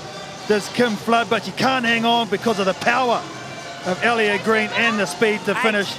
Oh, yeah, you betcha. Well done, Ali. Yeah, you almost thought that Alison Miller was going to meet the tackle, but not to be. Conversion is great from the wide outside. And it will be Australia in the lead by 7 points to 11. We can see she's just enthusiastic to be back playing. Elia Green, just the determination on her face says it all. And from there, you thought on the outside, Alison Miller had the angle, but in the end, Green getting over. And Carl, what a brilliant conversion by Chloe Dalton from wide out, just to send and extend that lead for Australia. Australia, quick tap and go. On the mark or behind, not in front of the mark. On the mark or behind. Let's go, line up. Rasta's very clear with his communication to his players. Yeah, the ball can't be taken or thrown in. 12. In front of where the ball went out, can be from behind. Okay, let's go. See though, just trying to speed up play. Get someone in the trams there. Get a green player in there. Put a green player in there. Someone must go. Yes, he hasn't shut up, has he? Yep. Time back on. Charlotte Caslick with a new set of ribbons, actually. Normally wears green ribbons, Charlotte Caslick. Pelite goes for the switch with Turner. You know how Turner just... A little shimmy there just to buy herself a little bit more time. Loose ball there. collected by Ireland's Megan Williams. That was excellent play by the Irish forward. First arriving, holding on, holding on. Castlett aware that the space is down Turner's wing. Turner switches onto Dalton. That is quick play, isn't it, Carlton Anna? The way they get the ball to the far side. Support work is good, though. Castlett, plenty of switches coming in this movement, but recognising where the space is, and the space is with Sharni Williams here on the wing. And Williams, well, she knows the way to the try line. Her 27th try on her 17th appearance. Well, they went the hard way to score that try. It's her second of the season, Sharni Williams.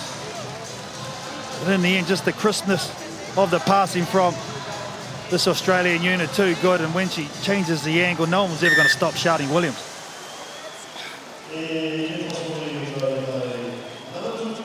The recognition of space, Carl, has been a feature of this Australian team, noted as a very good passing team, a very good support team as well.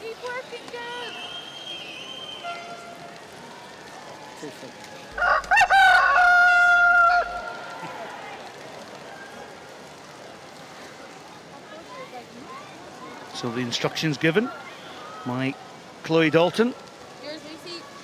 Dalton with the last play of the first half. What can Ireland do to counter-attack from deep? Hannah Tyrrell, jumped by the try scorer, Sharni Williams.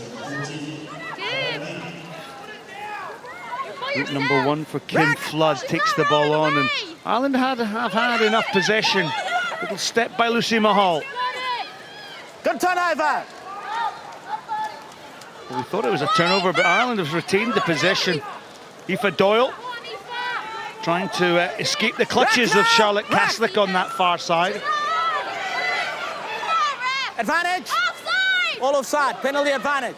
Well, the advantage being played, as you heard. Lots of All offside, squeals from the team in green. Yeah, we go. Well, the defence of Green, Australia is so tough to break because they're not actually employing a sweeper here, Scotty. They've got 7 in the line, so the kick is a viable option in this one. Unfortunately, at the moment, Ireland haven't recognised that. I'm sure they won't do it from this either, but they're happy to go to the half, 14-0 down. Yeah, good point perhaps for Anthony Eddy, the Irish coach, to pick up on the second half. It's Australia, though, with 2 converted tries, leading Ireland by 14 points to 0.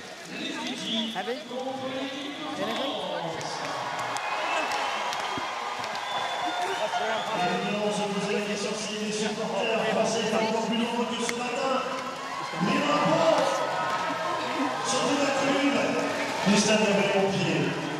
Voilà pour cette rencontre à venir. Il y aura une deuxième pause, comme vous le savez, après ce match. Et la dernière session sera en 6h28, notamment avec le dernier match de l'équipe de France. Okay, we get more effective on those tackles, okay, and we're going to get turnovers, all right? No sweeper, we're pressing up, so have the confidence to really move up and go, okay? Don't tackle up here. Chop them low, rapid squeeze, and then be close in there as an assist to get in there and steal that ball, okay? It's a little bit wet, they're not getting 2-3 passes, so move up, all right? Get your hip square, point out who you've got, move up, okay, and effective tackle, execute the tackle into your ruck decision, okay? That last try, beautiful with our hands, okay? Held out depth, a lot of torque, okay? Didn't go into contact, we didn't need to. Recycle that ball quickly if we're going to be playing around the 9 area. Ball carrier, Sealy, you've got to be up ready to go to chase in the 9 or whatever it is, okay? Let's go. We were in this position in the last game. Down 14 points. First points in the second half. Come on, girls. Remember that? The hurt. Channel that right now. On the ball. Our kick off. Girls, work on 3. 1, 2, 3, 1!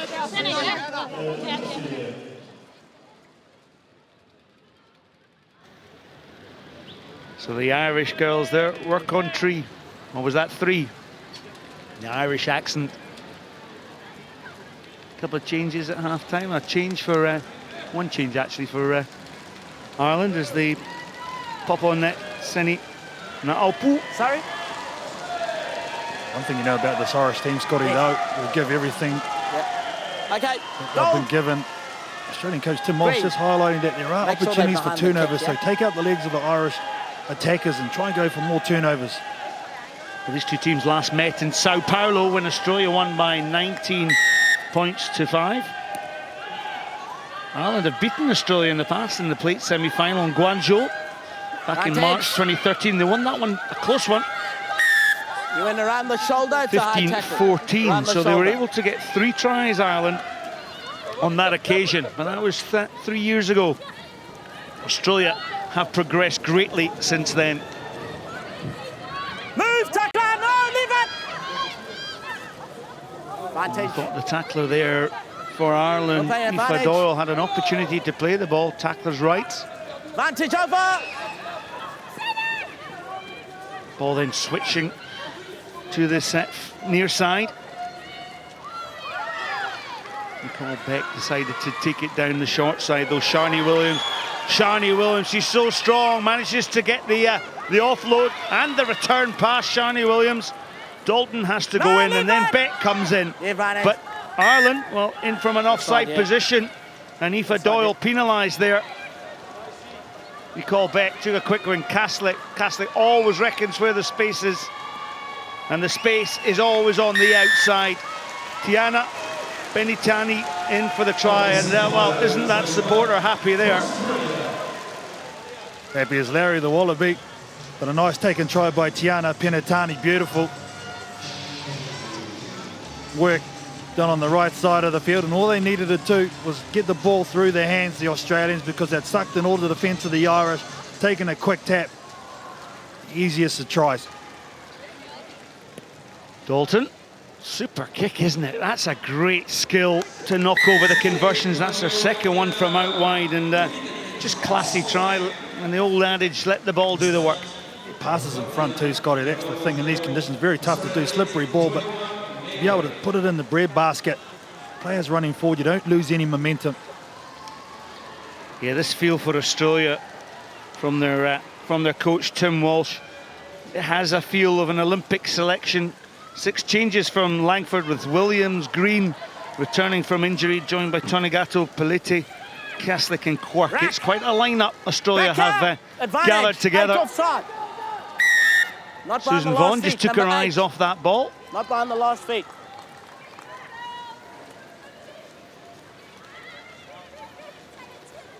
It's a little switch play here. Shannon Parry's on for Australia. There she is. She's in with the yellow scrum cap. You'll notice how good she is to compete at the breakdown. Rack now! Back, Napo has to go to deck. Move. Just slow ball for Ireland. Vaughan backs herself. Gets that inside little pass to Mahal, and lovely little interplay here. And Mahal, well, she's a skipper and she's class. Ireland get one back on Australia.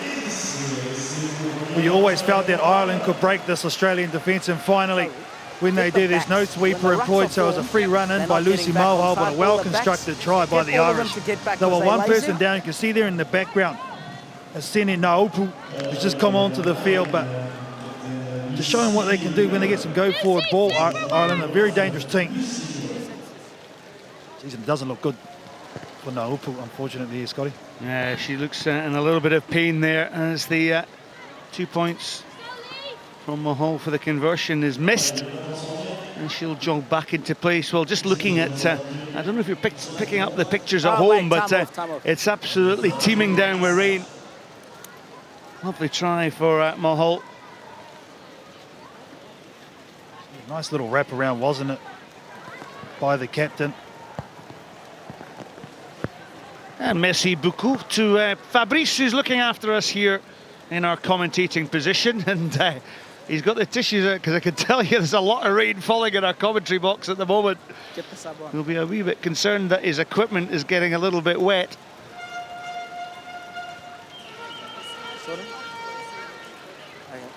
So a little stoppage in play.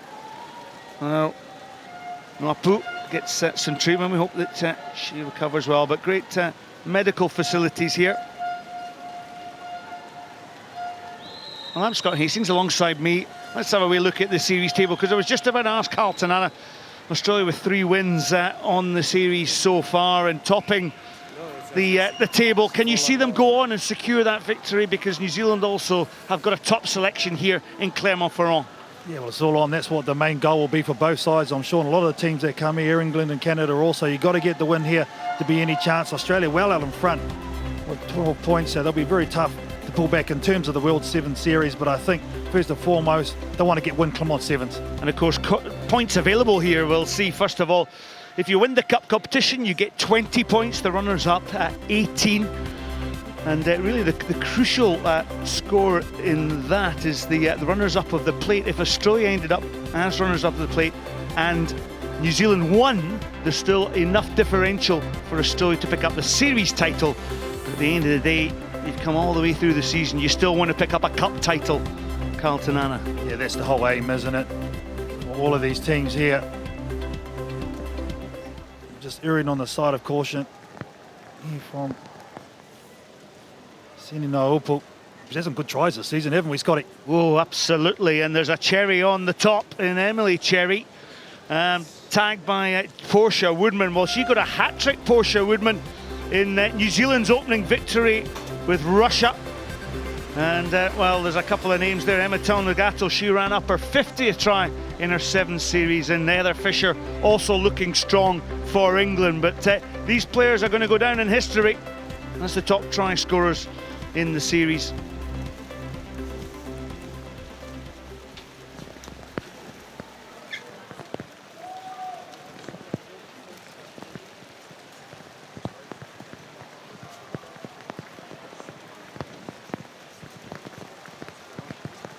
Well, we're just beginning to lose our pictures in the commentary box, but bear with us and we'll be straight back. And we've just been shown a replay actually of the injury, and it, as so often in rugby, Carl, it just looks so innocuous, but we wish her well. Make sure you're behind, yeah. Make sure you're behind the kick. We'll keep you informed as to how things pan out. Back to the action then. A wet ball. And Australia on the attack through Elia Green. Elia Green bundled to the touch by Lucy Mahal. Ball bouncing there. Here's Alicia Quirkin off the bench to Dalton. And then the distinctive Shannon Parry. My apologies. Switch play here by Beck. Here's wide outside pass. Shani Williams now.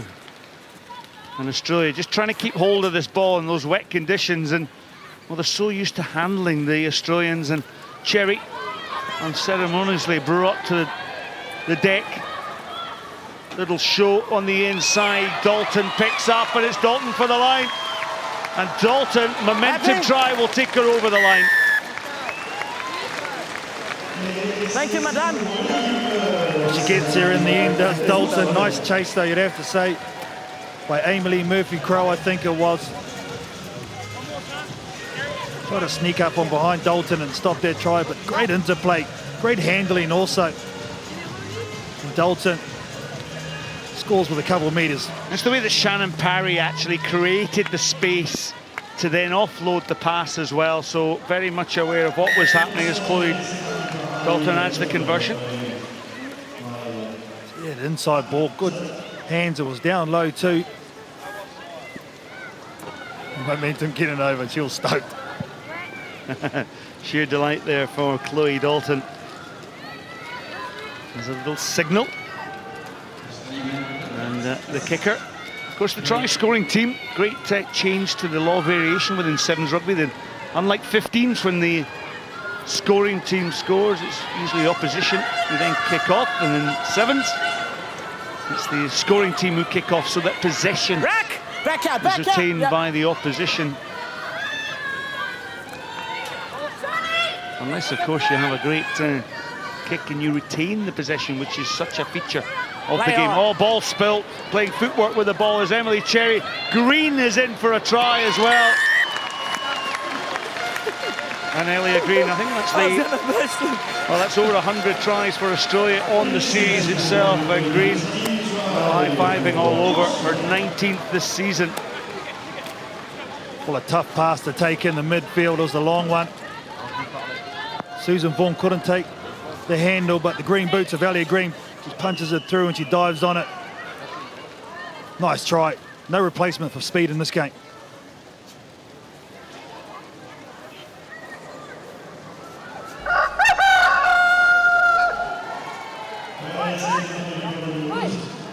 The French cockerel sounds over the PA system to signify the end of this particular match. And Australia's Chloe Dalton with the kick-off. Over. And you may have heard across your microphone, play it, play it, play it, was the screams of Tim Walsh. And Australia are continuing to play. Here's Green. Green, wearing those green boots as well. Cherry, space on the wide outside. Well, Australia making it look so easy. And Alicia Quirk jotting down yet another try for Australia. A very good win there. They're very content with that for sure. Difficult conditions for both of these teams. Alicia Quirk is the recipient, but all the hard work done up the left-hand side of the field, and then getting the ball through their hands, using the space. Here's this Australian team starting to amp up, are they? Who can beat them?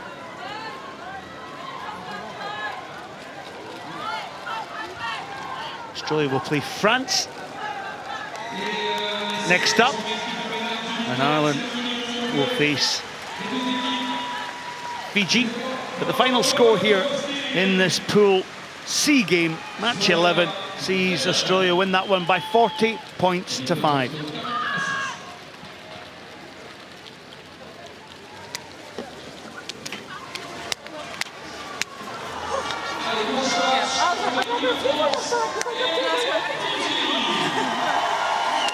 Great friendships with both of these teams throughout the season.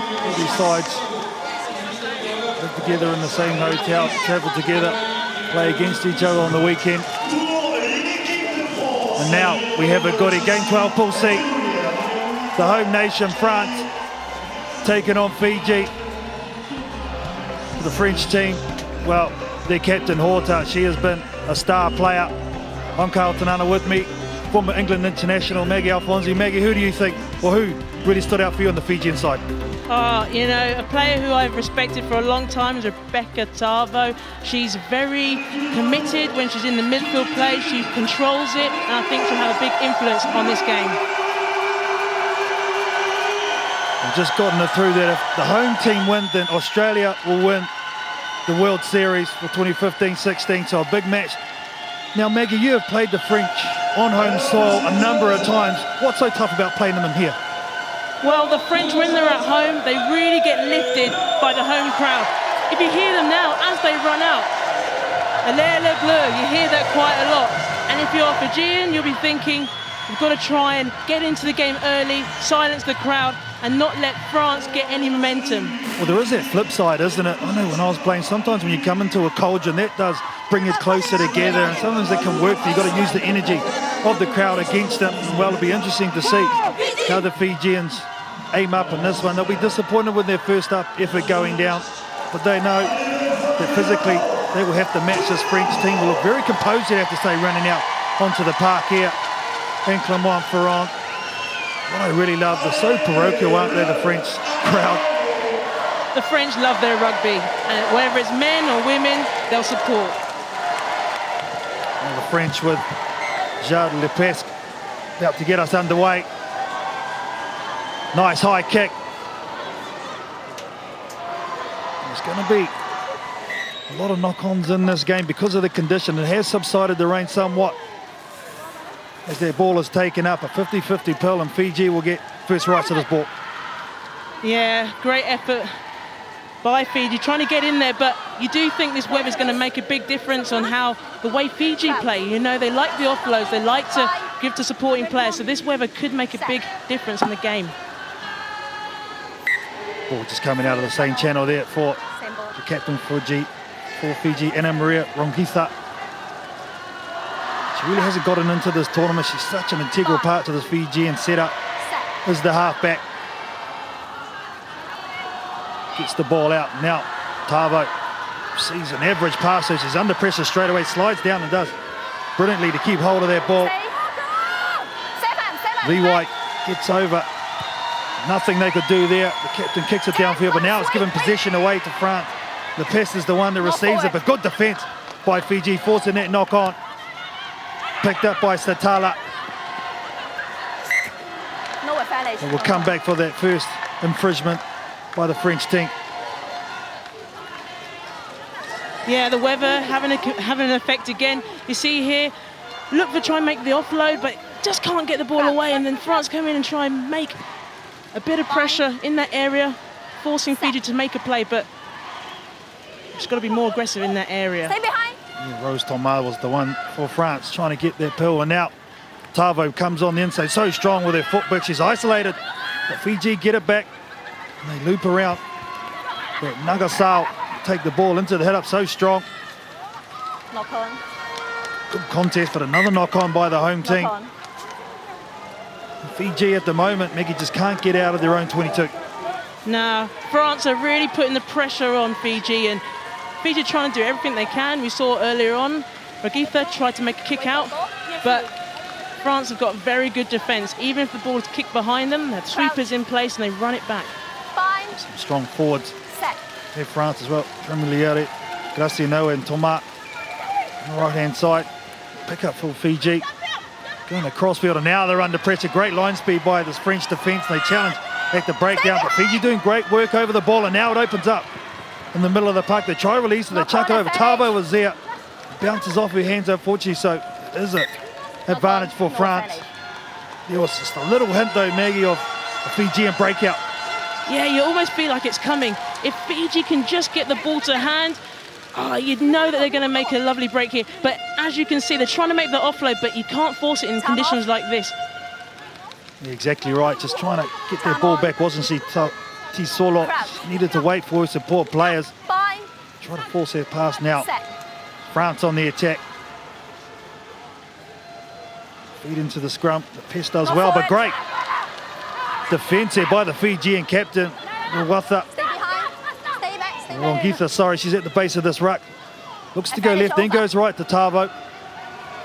Not much doing there, so all she can do is set it up. They've got players in motion around the back, but give it to the right-hand side, but a pressure ball. And again, just suffocating defence by the French team.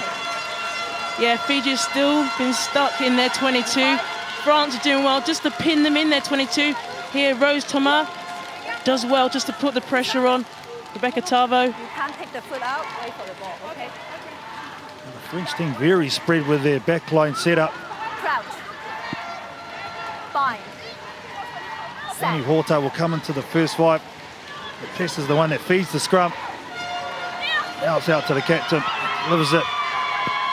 Logan Niles. He buys time. Just draws in the fence. Tries to give a 50-50 pass. No ball tackle. No ball tackle. A penalty for France, and they take it quickly through Logan Niles, and now ball over the top. 1-on-1, a missed tackle by... Oh, geez, that's a big hit by Satala, I think it was. Knock on. Tremiliere there just got blindsided, and she's feeling it. You would have loved this here, Maggie. Oh, that's straight from the textbook on how to make a perfect tackle. Stala, amazing hit, comes right from behind, didn't see it coming. Jessie Temrole, should be frustrated with that. Time off, time off. There was nothing wrong with it, round the chest, and well, she's a tough game. And in these conditions, though, Maggie, it just shortens up the field, doesn't it? And this contact is going to be more and more prevalent. Yeah, when the conditions are like this, you try and shorten your play, you bring the backs in a little bit closer. Forwards tend to try and make sure their passes are a little bit more closer as well. But these conditions do make a big impact on how you play the game. You've got to play smart. Jessie Tremiliere, she's a tough woman getting up after that. Just shook it off. Now I think they're going to say she has to have a concussion test. I thought she was okay, but erring on the side of caution, and you initiative by World Rugby. It is the right call. She can come back on. We'll make sure we look after our athletes. More precautioning than anything. No, it's very good to have the precautions. We need that in rugby. And hey, not a bad player to replace her with. Marjo Mayar, physical player, makes the big tackles. I'm looking forward to see her make her first tackle. You reckon there might be a bit of payback, Maggie? 5, 7. Love it. Under pressure though, Fiji. Again, feed into the scrum. Good composure here by the captain, Wath. Full one, Etha to Tavo, the late switch. And then the inside ball, a nice angle taken by Nagasao. Takes out 2 defenders.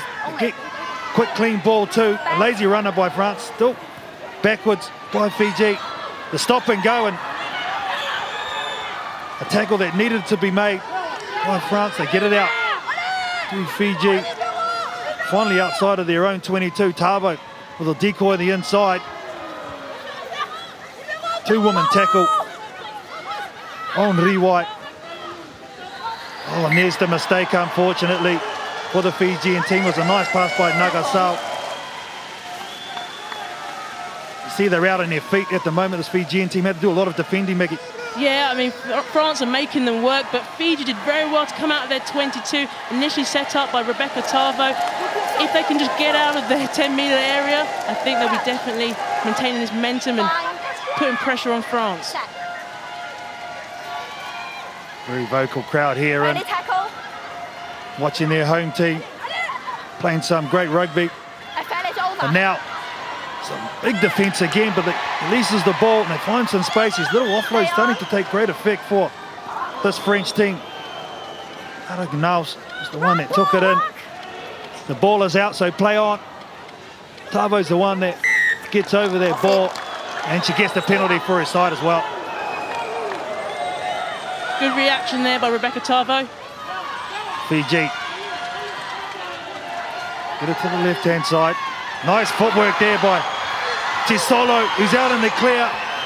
Comes for the last defender, and nice defence tracking back. Unfortunately knocked out by Lepeskin. Great attack by this Fijian team. They look good when they get it wide to Luisa Baise Tisolo, showing some great footwork and slowing the play down. High tackle. There's Nagasao. High tackle, so under penalty advantage. Now the Fijians again taking it quickly. Satala taps Tavo. They shift it out now. Can they get it? This woman in space. A little dummy. 50-50 ball. Great defence by France. Not for it. Oh, she's a good old scrap now. Nice and physical as you'd expect by both teams. Half time. Nothing can separate them at the moment. At the end of the first half. 0-0 here in Clermont between France and Fiji.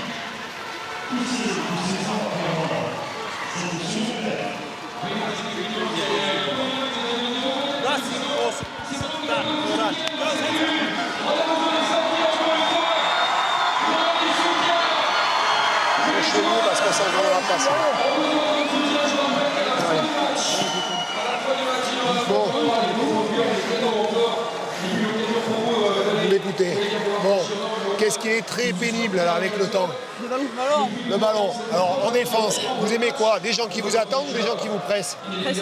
Bon, alors on va les chercher très haut. Même en matière de mêlée, on va les chercher très haut. Rose, je te l'ai dit, compte tenu de la façon dont on défend, il faut couvrir les intérieurs très vite, très vite. Et Camille, il faut venir serrer. D'accord? Fanny. Là.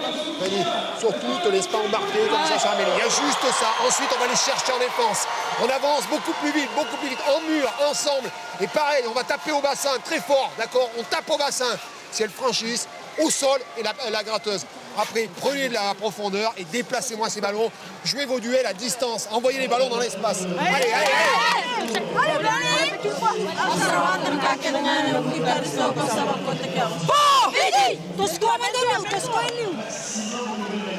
Fiji doing it. Good to keep it close. Maggie Alfonsi, but you've played here, you played against the French.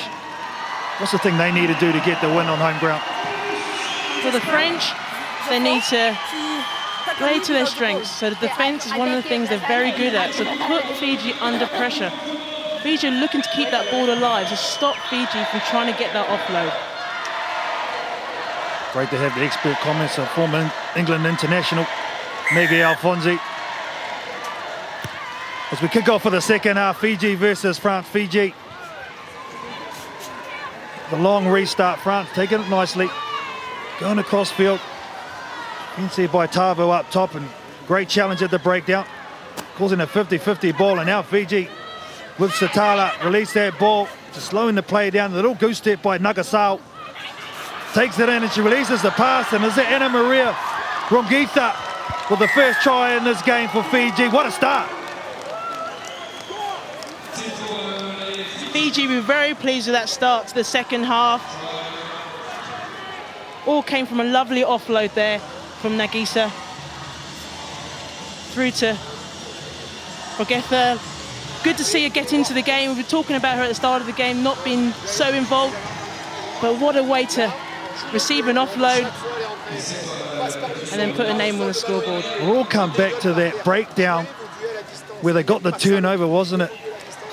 Yeah, Fiji were just a bit aggressive, and that's what you needed. I think France just need to make sure they dominate and stay strong over the ball in that area. And what a kick. Oh, yeah, you betcha. Beautiful kick there by Tesolo. And now the bench is starting to get into it against the home crowd. We spoke about playing the home team and the pressures. Fiji, well, they've put a lot on the French team now. Can they respond? A nice take by Mayan. And a good bounce back, and now they find a bit of space through Rose Thomas and the offload as well. Oh, great covering defence, and she's been good, Ebony Satala, in this game, hasn't she, Maggie? Oh, she's been absolutely fantastic. I love the way she just really takes it on. But here, Rosa Toma really goes strong, commits the player, but just unfortunately, the ball doesn't go to hand there for Grassiner. The scrums really have been a contest with both of these teams. So we get replacement for Fiji coming on. Nagasawa's been good, also been strong in the contact area. Coming out of the forward, she'll go into the back line, and Rebecca Tavo will come off. You're number 7. No, that's 6. Tavo's been good today. She's been really good in this game. 6. Are they all number 6? Just now need to use the bench that they bring on and try and lift the game to another level. Still got almost under 5 minutes to go, so they can really still make a difference in this game. Yeah, a lot of time, and I think the conditions really have suit a player such as Rebecca Tavo, who hit ups in the midfield have been very good, just setting the play close to where their support players will be. Wawitha with the feed, sit out to DY. A nice little angle change there for Fiji, and the footwork by Tesolo. She's been dangerous, especially in these conditions, so light. Now they've got a lot of space if they can get it here, Fiji. They go 15 metres backwards. A lot of times the Fijians will do that. I'm not sure about the option as a kick. A knock on by France, unfortunately. And they get away with it, do Fiji. Just seems they had no option but to use that kick, Maggie. Yeah, in these conditions, maybe the kick wasn't really on. But it all started from the 22, and Nagasawa made a lovely little break. Sent up to Liso for a nice run. But yeah, the kick here, if it'd gone to hand, it would have been spot on, but you're just giving away possession, which you don't want to do in these conditions. I think the variation, the up and under is probably not the choice. If you kick it long and low, probably better. Yeah, if you can kick it further away, create an error from the opposition, then it's good. But if you're going to kick it up and high, it's just going to make it much more challenging for you as well as an individual. Come on. Crouch. So Fiji feed into the scrum, so still in possession here. Captain's done pretty well. You can't keep their feet up. Oh, technicality there at the breakdown. This is what France needs, some time with ball in hand. Don't need to panic, still a lot of time. As Miguel Fonzi stated.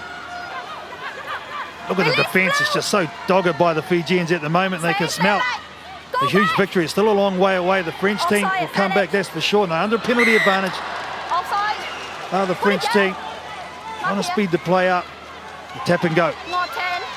Not 10, so Discipline really becoming an issue for the Fijians, giving away easy meters, and they have to be careful here. The Canilla for a yellow card. They go straight ahead. The chip and chase by Shannon. He's you bet. Oh yeah, game on. What a score by the big four for France. Exactly what they needed. Now we have a game on.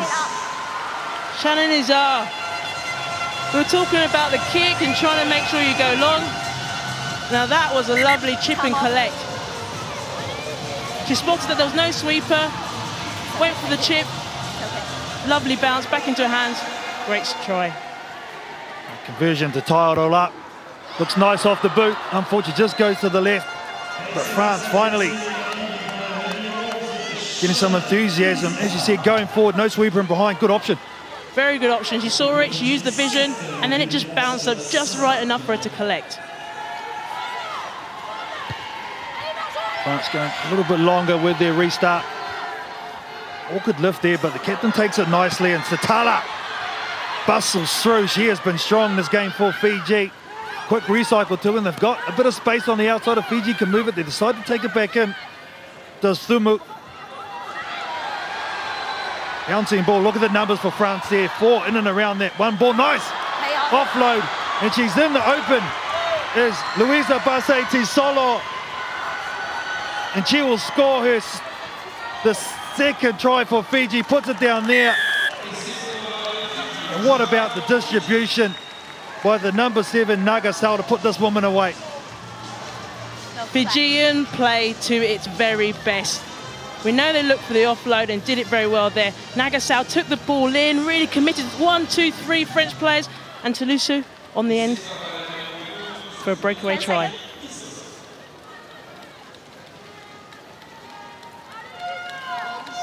That is a heartbreaking try for a French supporter, but for Fiji, as the kick goes over, it is heartwarming. Tesolo has been dangerous, but look at this, a hit, spin and release. Takes out 2 defenders, the 3rd and the 4th around that ball. Luisa Baseti Solo. Number 12 and 7. Getting Fiji score in front. Number 12 and 7. Well, 2 scores now with only ticks over a minute to go. Maggie, very tough for the home team to get back. Not impossible. Not impossible at all, but France have to use the crowd, use the support to lift their game, take themselves into another gear. The all-important restart goes long for Fiji by DY. So now, what can France produce deep within their own half? This Fijian defence will come up and suffocate them. Challenge the ball. Running a bit laterally, but they find the hole. And can she find a runner on the inside? She goes the wrong way. I think there's no. And that is a huge missed opportunity, but great sweeping by DY. Beautiful break there by Caroline Laganu. She spots the gap, she sees the space in between Tatala. Time off, please. Time off. Makes a beautiful break. Time off. Oh, she says it's a knock-on. I thought it went backwards just on their replay. We have the advantage of that. The referee doesn't. Tough call, but I think she could have straightened on the ball. There's a player on the inside. If she could have just gotten to that. Well, the religion of the Fijians so prevalent throughout their daily life. This will be a huge win for them if they can pull it off. They go across field, great defence. But a nice offload again, and there really has been a feature in this game by the Fijians as time is up. As the French team, now they pick up. And the crowd goes over from the captain, Horta. The bump off by Lugger now, and she'll get the final say in this game. As you'd expect, the French never giving up. It'll be in the losing cause. But a nice reply by the French team. Just what they needed. A great way to end the game. Caroline Lagnu, we said at the start, she made a lovely little break, and then again on the outside, one handoff, another handoff, and back over the try line. Strong athlete who really knows how to score. She's trying to say she don't want the conversion, but there's no time, so this will be the last act in this game.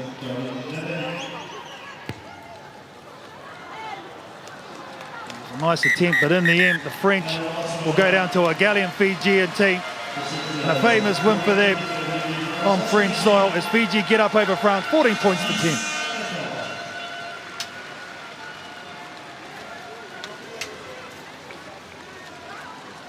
Big crowd, and as you'd expect, to support the home team. They'll be disappointed, but still with an opportunity to go to the quarterfinals. It's not over for them, but Fiji, after their first up game loss, bounce back with authority in this one. As we go through the pools, Pool A, we see England topping it at the moment with Spain, 2 wins from none, and United States and Kenya still to get off the mark. In Pool B, New Zealand top that one with Canada. That's still to come. That'll be a good game, no doubt about that. Well, Japan and Russia finding it tough those first 2 games. In Pool C, Australia, well, they look very, very authoritative in their 2 wins. France with 1 loss, and Fiji in 3rd place on points differential. So the home team still in 2nd place. Now join us, don't go anywhere, have a cup of tea, 25 minutes. We'll see you back right here in Clermont-Ferrand.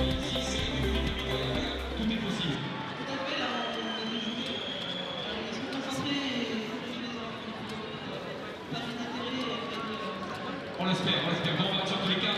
Bonne passe en tous les cas, reposez-vous bien et donnez le meilleur tout à l'heure en compte sur vous comme vous l'avez donné vous en tant que supporter et comme parce qu'elles sont prêtes. Mesdames, messieurs, ça va être bonheur. Et un soleil de plus, c'est un peu plus, elles sont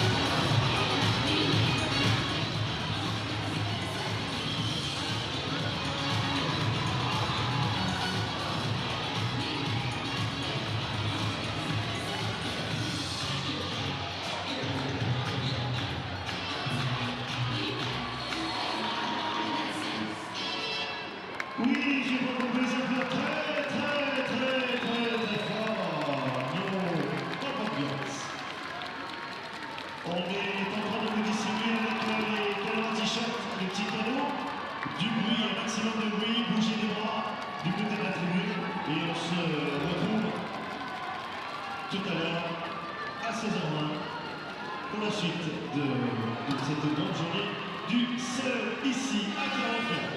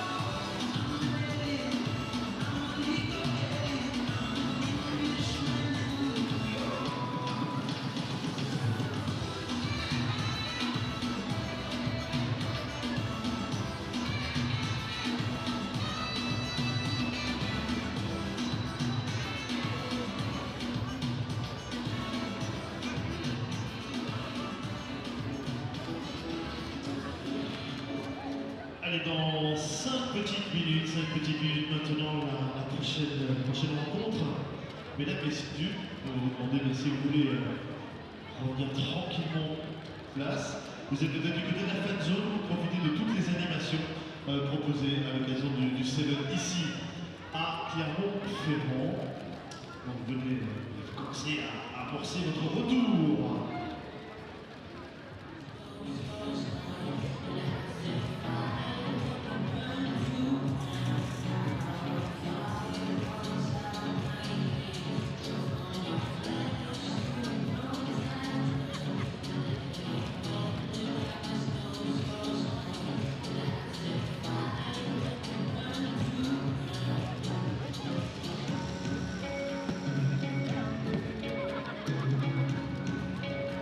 Et à contrario de nombreux endroits en France où il pleut et il tonne, ici il fait très beau sur Clermont. On espère que ce sera bien sûr annonciateur d'une jolie surprise tout à l'heure, parce que je vous rappelle qu'il sera très important aussi pour l'équipe de France de suivre son résultat, puisque les meilleurs troisièmes sont qualifiés.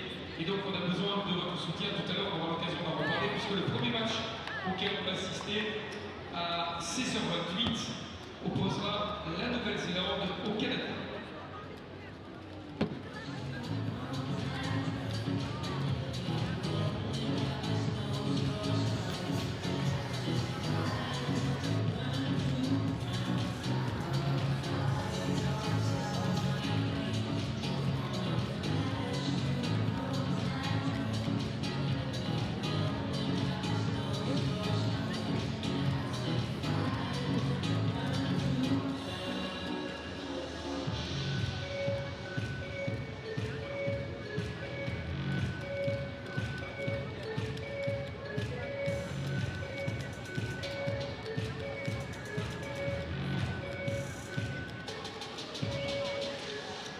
Allez, mesdames, messieurs, ce sont les Popongers qui vont de nouveau se mettre en place. Elles sont les bienvenues, elles sont applaudies, bien sûr, parce que bien évidemment, elles sont jolies, mais elles sont talentueuses. Et une note supplémentaire. Voilà, toi qui passes au zapping, ça y est, c'est fait. Magnifique. Allez. Ils vont arriver juste ici. Les Popongers.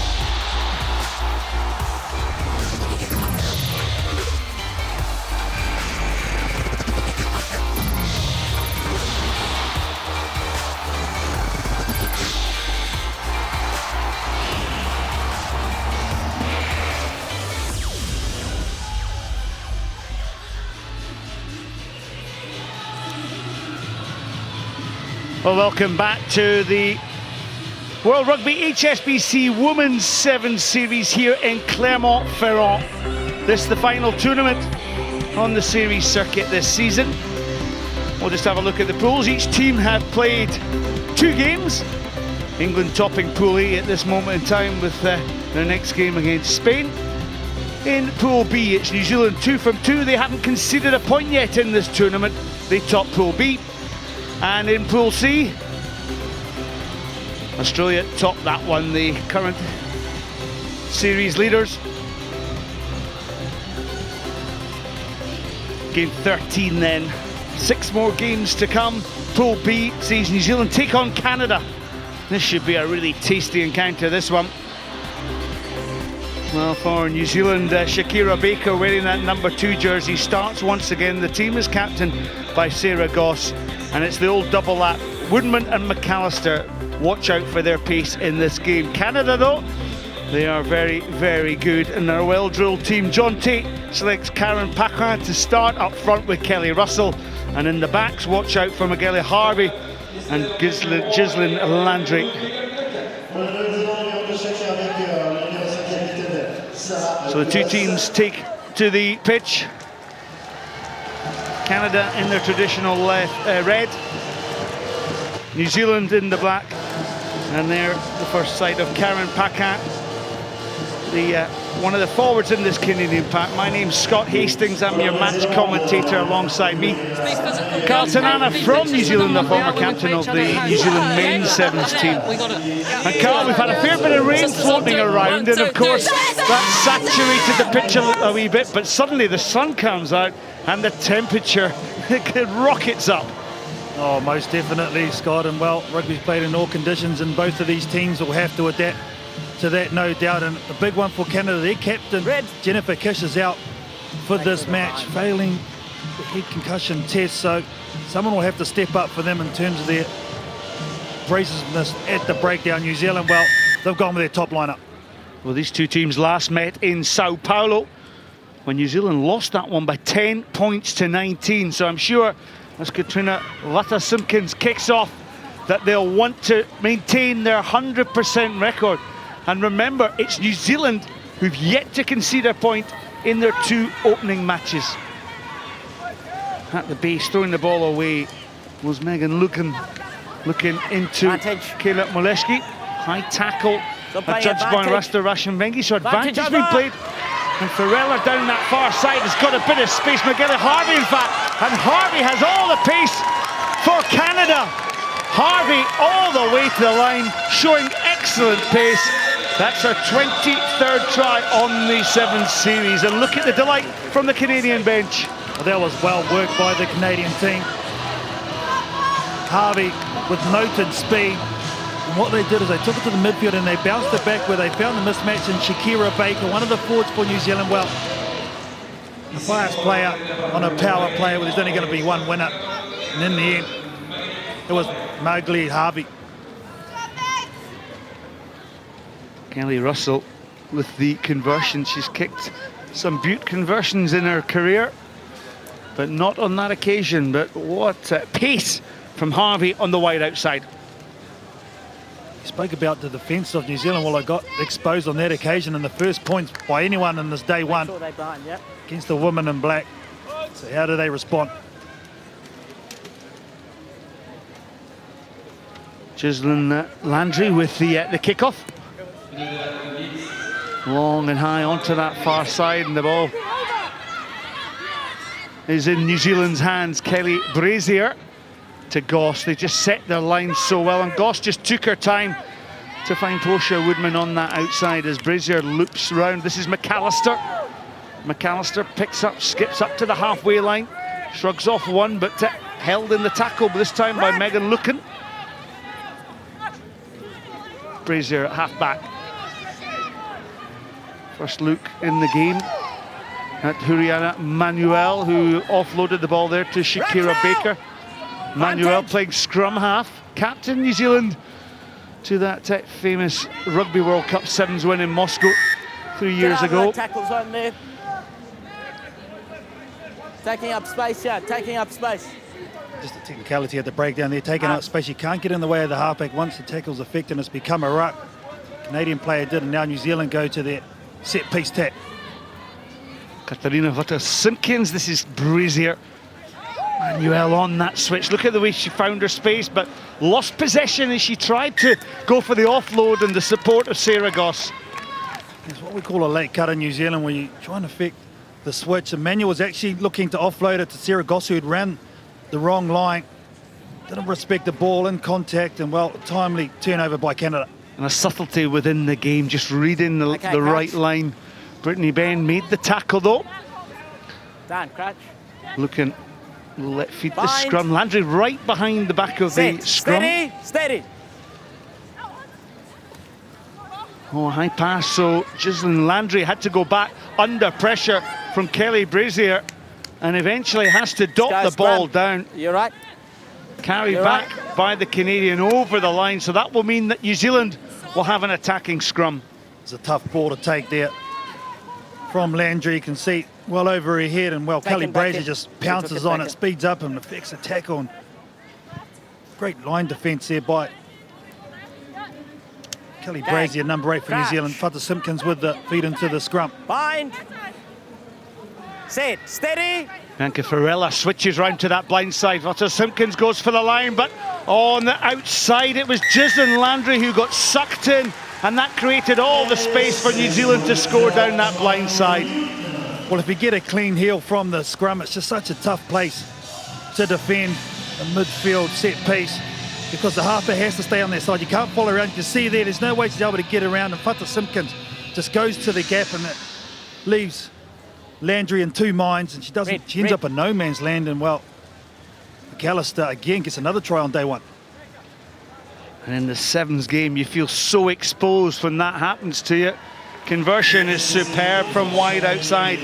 Katarina Wata-Simpkins just pops over.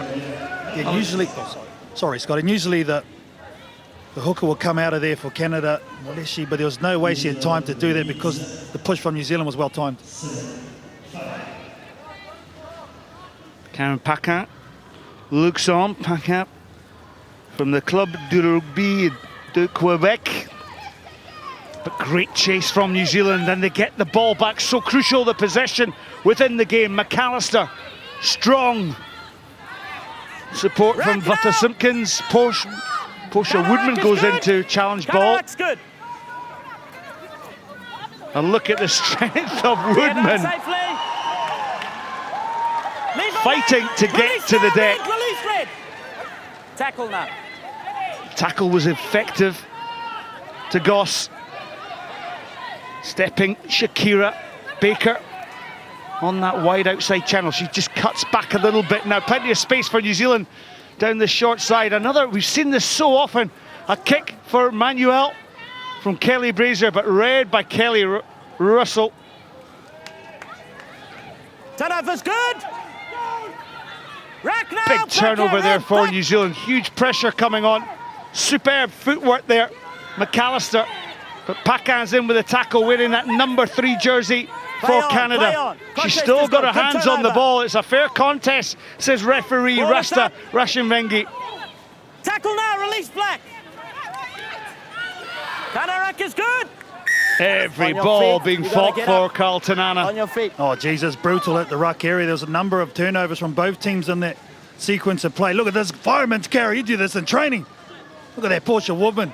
Powerful. I reckon she could have chucked 2 players on her back there. She would have still gone on and scored. Okay, let's go. So as we can see from the clock, this will be the last play of the game. So it would be an important score if New Zealand can get over the line from this attack phase of play. McAllister, the handoff. And once again, Kayla McAllister, 2 tries in the first half, and such a powerhouse runner of the rugby football. Well, the secret to Kayla McAllister is that she's so powerful off the mark. She just slows the play down. It was pretty average in the build-up, but you can see that she just takes off. If you don't get a shoulder on her, well, that's what she'll do. She'll cut you to shreds. So with the conversion to come, which is good. Oh, it was pulled actually. Didn't see the touch. Judge put the flag up, so a missed opportunity for New Zealand. So it'll be New Zealand that go in at half-time, 12 points to 5 up. Anything your side? Yeah. One in. In out.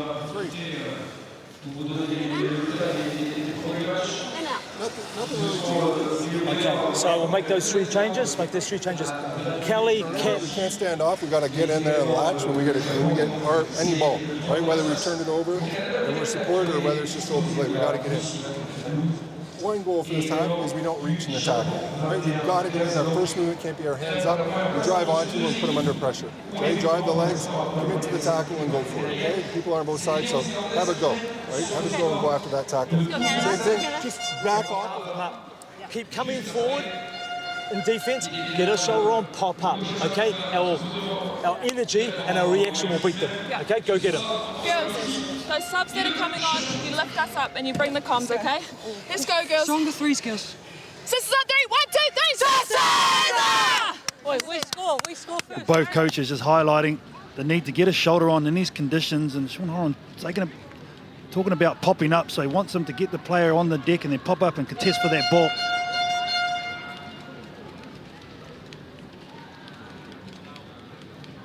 There's Niall Williams in on the half-time, so as Sean Horan said, he wanted an impact from his substitutions. Ruby Tui is also on for New Zealand. Shakira Baker is rested. So second half underway then.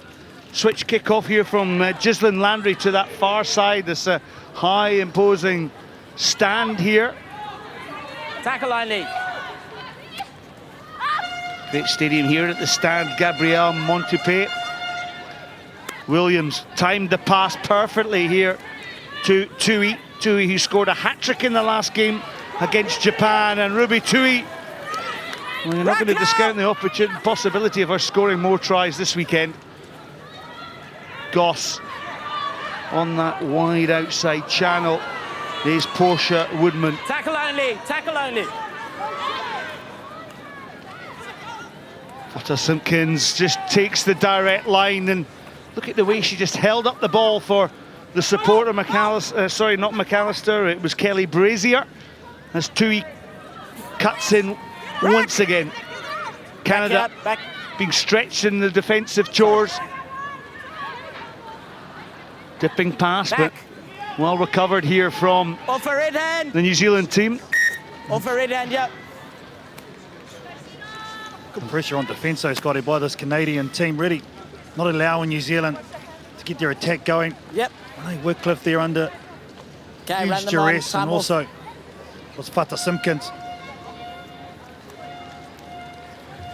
Yep. Well, just as we scrum down, make a wee change, a quick word, and sorry to hear that Mandy Marchak, one of Canada's great forwards, has announced her retirement after injury. Okay, time back What on. a servant to Canada Rugby. We wish her all the very best, and I'm Hey, sure start closer. those were the inspiring words on Rugby Canada's website when they announced her retirement. And well, it's worth a wee look just to see what it means for her to play for the Canadian jersey, or what it did mean.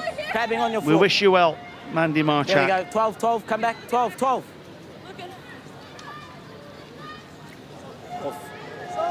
So Megan Lucan takes the ball back to the penalty infringement and taps and goes. Poor pass there, just slips along the deck, and Charity Williams has to go back, and it just puts pressure on this Canadian team as Brittany Benn to Williams.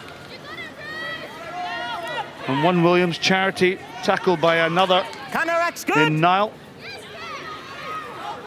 Move forward! This is where New Zealand have been good. I thought they were going to get the ball back there. Paquin is on the outside if the ball's given. Here's Paquin. Paquin teases down that near side, gets the inside support.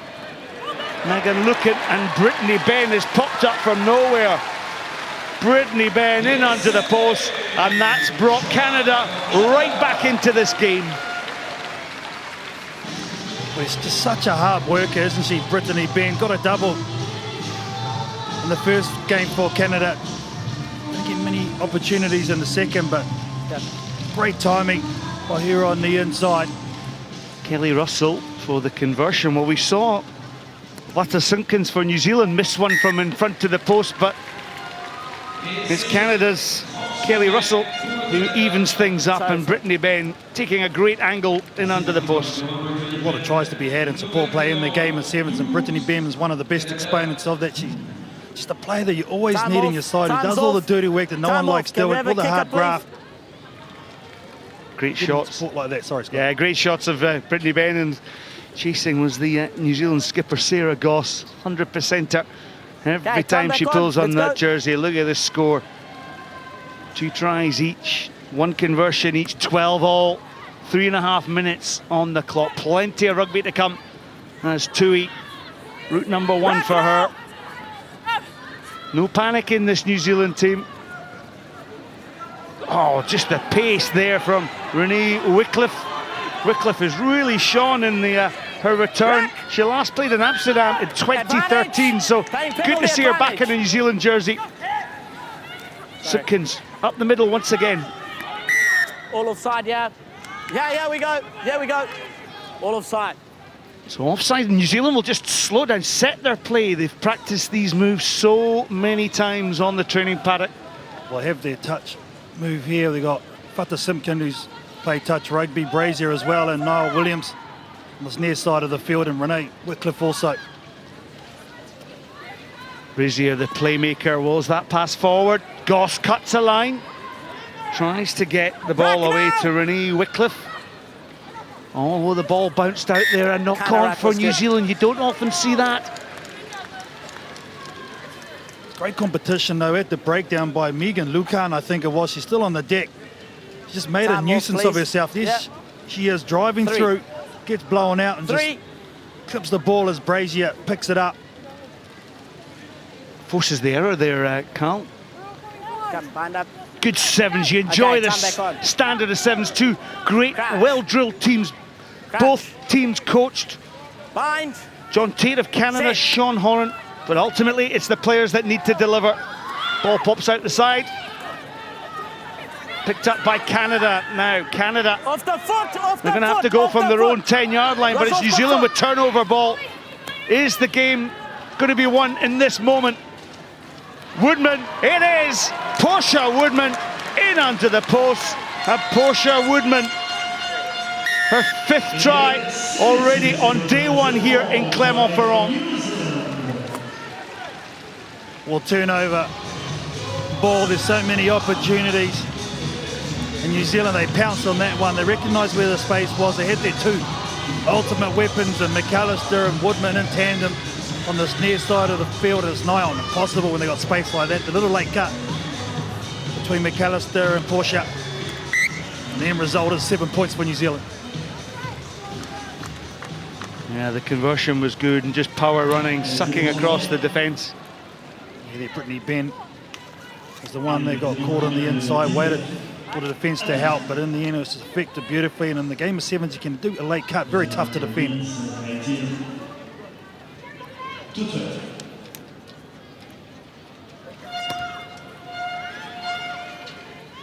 Brittany Ben gathers the ball. That ball was right in the sunlight.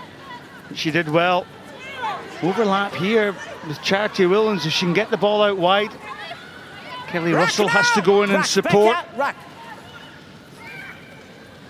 Ben came on a short line, but playing with the ball was Natasha Watcham-Roy, making a return to the Canadian team. Advantage. Kelly Russell through the half pass, and the breakout here is from Hannah Darling. Hannah Darling tracked back and brought down by Vata Simpkins. Now can Canada retain that possession? Russell in the fly half position. Advantage being played, and Ben gets away, and Brittany Ben, can she score and get round under the post? Tui chases Ben, Ben gets the ball down, and with the conversion to come, there's just 2 points in it. Well, she will go all day long. Brittany Ben gets a double in this match. And Canada just showing calmness under pressure. You see it here, Sarah Goss gets turned on the inside, and Brittany Ben was always going to have the speed on the outside. She tries to come around to make the conversion easier and even it up. And what was good from a New Zealand perspective was the chase by Ruby Tui that forced Brittany Ben to dot the ball down. So to square the game, Kelly Russell, no. Like one of Carlton Anna's golf shots, has just pulled it. So it's New Zealand, well, they'll be happy. They've conceded points for the first time in this tournament. A cracking game of sevens, folks. New Zealand win this one by 19 points to 17. That's less about it. I couldn't hear the call, so. Well done, John. Well done, mate. Thanks, mate. Yes. Hey, okay. I'll take it. I'll check it. If I got it wrong, I'll put it up. Yeah.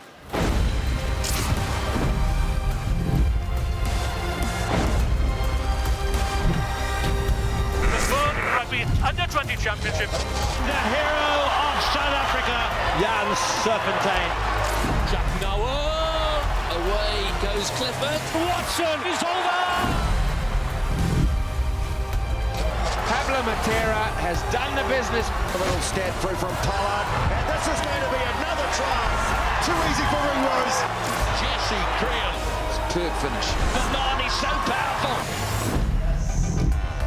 The Wales captain, Sam Warburton. Bigger, it's all over. David Pocock, captain supreme. Savea, and look at that.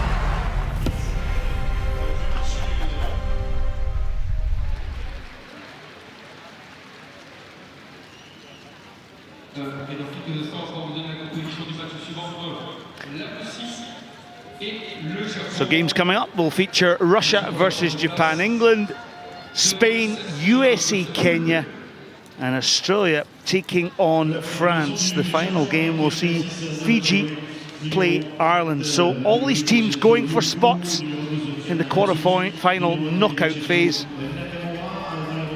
Game 14, Pool B, Russia versus Japan. Well, Russia lead all 5 games. They've last played in Sao Paulo when Russia won 38 points to 12. Well, for Russia, they'll be hoping that they can finish off day one. Well, both these teams hoping for a victory on day one. Daria Lashina, wearing the number 2 jersey for Russia, has caught the eye, as is the youngster Elena Throdkova wearing the number 10 shirt. She is a try-scoring sensation for Russia. For Japan, much improvement from their last outing in Langford. Their side is captained by Chiharu Nakamura wearing the number 1 jersey.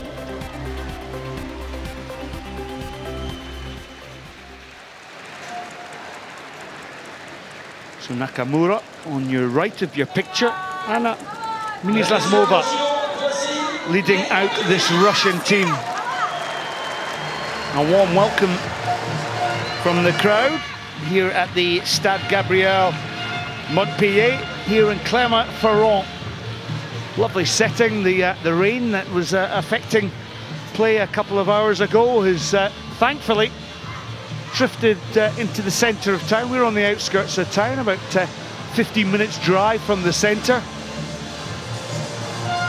And your match commentator Scott Hastings alongside me, former England Sevens player and Rugby World Cup winner is Maggie Alfonsi. So Maggie, you've been enjoying your time here in the commentary box, and well, no matter what game you get, they come up thick and fast, don't they? Yeah, I haven't had much of a time to rest, but it's been good rugby to watch, and this game is only going to get better.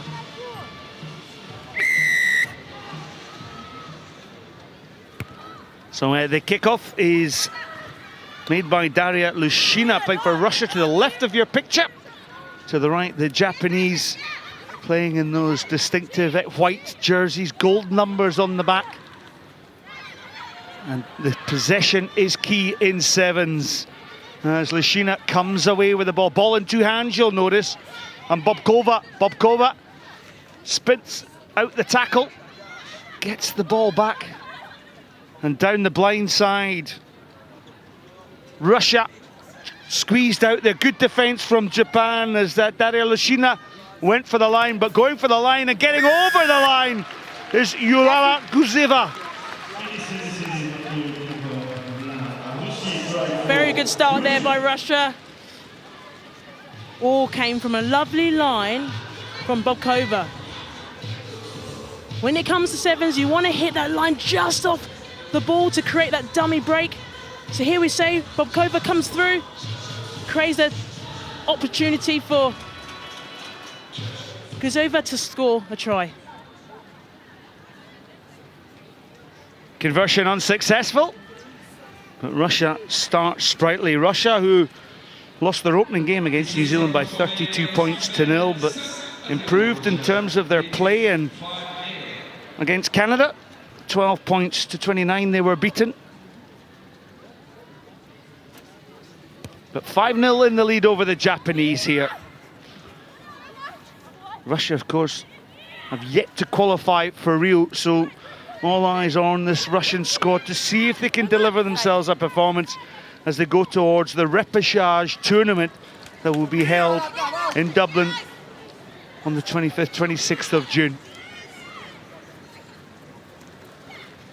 Good little interplay here now. Now the switchback Nakamura. Little advantage being played here for Japan as Chisato Yoku took it into the contact. No advantage gleaned, so the quick tap and go by Yamanaka. Yamanaka then on to Mitsugi. And another penalty against the Russians, guilty, so the ball just tapped and Yamanaka. Advantage is over. Mitsuki up to the 22-meter line, so good yards being made here. Nakamura still retaining the possession. Japan going in to pick up the ball. There is Yoku. It's not pretty, but it's effective so far for Japan. More. Stay. You can almost throw a blanket over all these players. Referee Beatrice Benvenuti from Italy got in the way there, so advantage will be played, and the put in the scrum will be Japan's. Yeah, Scott, like you said, you can almost throw a blanket over them. The way Japan play, it's very narrow. They flood the channel and then try to look to get the ball to the outside channels, but it works effectively. Set. Nakamura, a little step. She takes on an awful lot of ball herself. Advantage offside. Here's Tomita now, wearing that distinctive scrum cap. Offside. Offside against Russia. Now, Russia have conceded quite a few penalties here. They'll have to watch it.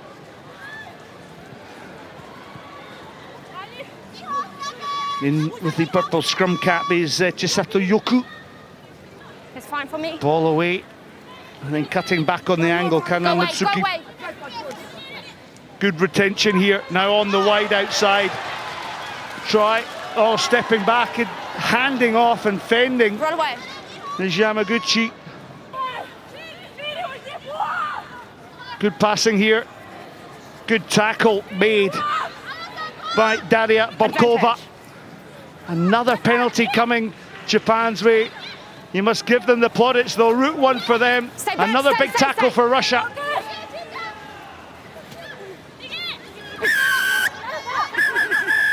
Stop it. And as I said, trouble for Russia. Too many penalties. And a yellow card. Come here. There's Maria Shamshuk. Entry. So power play for Japan. 7 players against 6, but there's only one way that Japan want to get over the line, and that's the straight way. Oh, the ball fumbled, and coming away with the ball is Russia. So suddenly the 6 players are Russia on the counter-attack here. The captain, Anna Minalasmova, gets the ball away, and then sprinting away down the wing here, it's Korobjuk, and Korobjuk has come away and scored at the other end, and Russia with a player down score to break the Japanese hearts. It all came from a few penalties given away by Russia. 6 players still managed to get the try, but it was lovely work there by Anna Mislova, running down the wing to find the space, to buy a bit of time, to cut back inside, to get Krobacha over. The conversion to come from Lishina is good. So Russia extend their lead. Sorry. And it was all that hard work from Korobjuk to go in under the posts. 12 points to 0. Russia will lead. Thank you.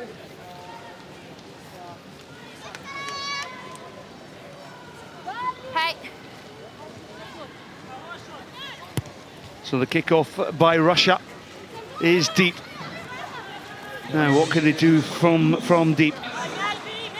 Ball taken in by Yaki Suzuki, but it's turnover, and Japan punishing themselves almost, and they can ill afford to do this. They're an extra player up, And Russia retaining the possession, but look at Japan swarming that contact area. I don't remember. It's a knock-on by what? Knock on from Japan, and well, if Russia can survive this little scare, then they'll be delighted about that. It's a little bit knocked down there off the ball. Something Japan do very well is their aggressive, relentless defence. But at times, because they overcommit, sometimes it can become disorganised. Crouch. Maria Shemchuk takes her place back on. So Russia back up to a full complement. Oh, the ball was rather far to Shemchuk, who knocked the ball on. Second one, it's a knock-on.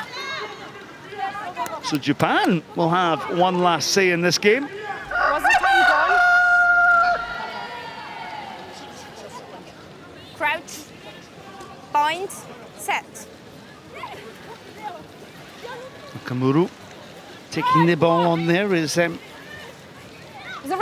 Mitsugi. Switching away, Yamaguchi. Once again, another example of Japan playing such tight rugby here, but they've got to have a little bit of space down this blind side. Suzuki, 2-on-1, has the support, but excellent defence there from Russia. Daria Lushina with that tackle. And that's the last action of this half. Russia will go in at half-time, leading by 12 points to 0.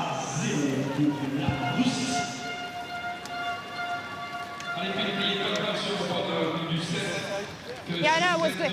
It's okay. There was one, but I couldn't hear. I couldn't understand, so I just let it go. Okay. But if you say call, okay. If then I say it's fine, don't worry. It's good. それだけでいいよ。それだけで勝てるから。相手の足が止まるから。絶対我慢する。あとで、Sometimes I don't understand because I'm running. センターからちょっと深めで。ポストがもっとさ、メイクラインしてあげて。結構呼んでるから。オッケー。スタンドとハーフもっとコミュニケーション取ったり。オッケー。俺らもらっていいですか。あと球際の丁寧さ。Девушка, у вас сейчас вы все получается, но только у вас самая главная проблема. Вы опять по 2 человека захватываете и оба лежите на земле. Но если мы вам сказали, что первый рак отпускаем, то второй рак надо уничтожать, вы понимаете?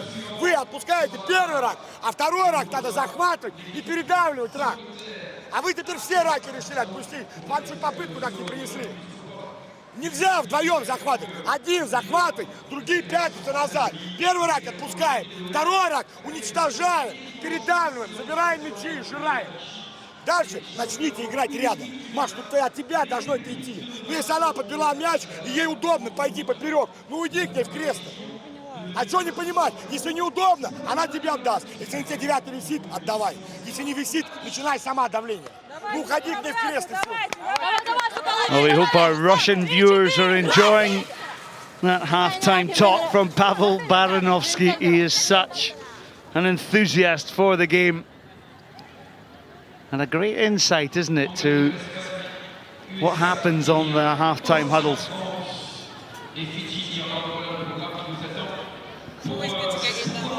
It's always good to get in that half-time huddle, just to hear what they're saying. Whether you understand it or not, you know they're emotional and you know they're passionate. Well, I'm enjoying Thank you. our half-time huddle. Maggie Alfonsi in the commentary box alongside your match commentator, Scott Hastings. There's the whistle. Well, referee Beatrice Benvenuti from Italy. Japan in their white jerseys kick off to Russia in their blue jerseys. It's Russia that lead this tie in Pool B by 12 points to 0. Overlap is made here for Daria Bobkova, and Daria Bobkova all the way to the line will go in for the 3rd Russian try. And this is her first that she's scored on the series. Congratulations, Daria Bobkova. And what a great way to score that first try. All came from really good breakdown, competitiveness at the breakdown by Russia. Something Russia do very well. They've got that physical strength, they've got that height and weight over Japan, and they use it very well when they're in that breakdown area. Send them in.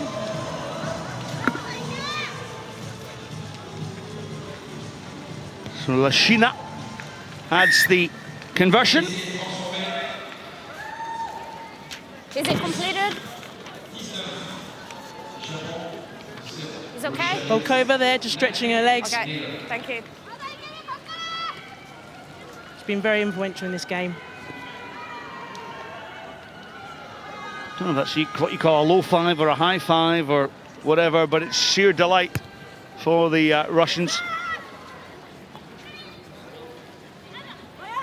19 points to 0. It's been a commanding performance for this Russian team. Good piece on that far side by Suzuki. Rock! Now, can Japan attack from deep and hold their lines?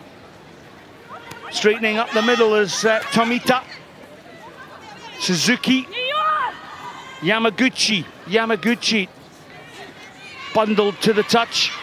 Well, the ball's at the back for Suzuki, but the clearance is good for Russia, and turnover ball is effective, forcing the error against the Japanese. Excellent play from Russia.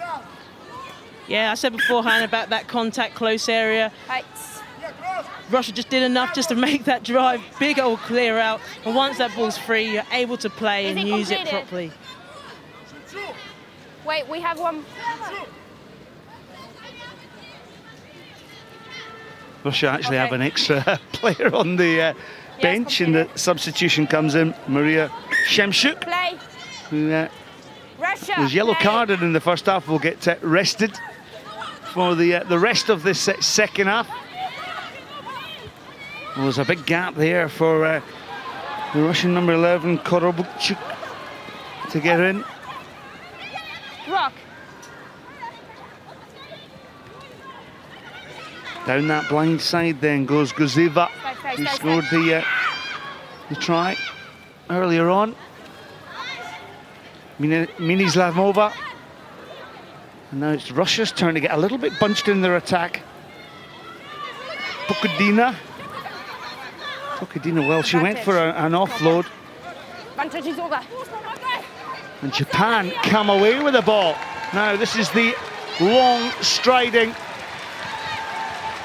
Japanese player, Makiko Tomita, with that distinctive scrum cap and running style. And an excellent try for Japan. Will give them a bit of pleasure in the second half. Just do it. Don't tell me please. Nice way to start the second half there for Japan. All came from an error from Russia in the contact area, not getting that offload, not going to hand, and Japan reacting off a nice clean bit of play there. Well, Japan are fighting at the bottom of the series. They're 3 points above Ireland, 1 point behind Spain. They were beaten in the Atlanta Bowl final by Ireland, but in Langford they didn't win a game, and yet gave England a bit of a fright, who went on to win the competition. Yamaguchi bundled to touch, or to the ground I should say, wearing that pink cap, Keiko Kato. Kato onto the try scorer. But that knock-on costing Japanese possession. You feel if Japan can just keep that possession and use that to build momentum, you feel that they're really going to get that advantage into the game, but here they're just not able to protect the ball at the breakdown. Crouch. Point. Set. Ball then fed to the scrum.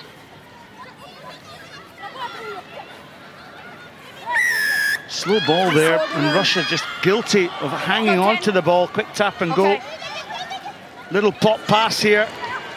Tomita, 2 meters short. Tomita.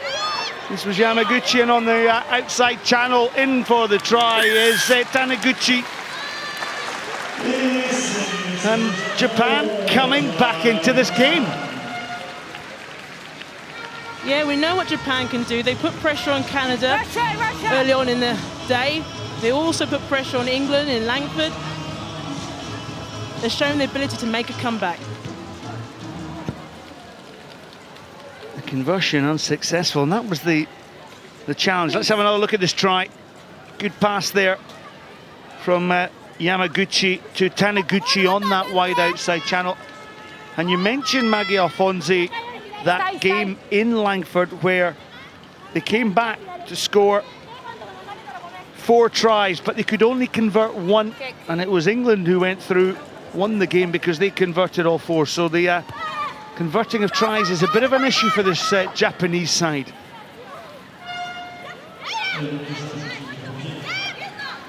Japan, though, well, they almost had possession there. Off your feet. Well, it's all about whether Russia can hold on to the possession. Rapper, interception, Nakamura. Can she go towards the try line and get a try? The offload is good. Opportunity here. Oh, the pass is short. It ricochets back. The Japanese captain has to go back and get ball, but it's Yamaguchi. Keito goes over. Suzuki with hands on the ball there. And again, it's all got terribly tight. Look at all the Japanese players honeypotting in the middle.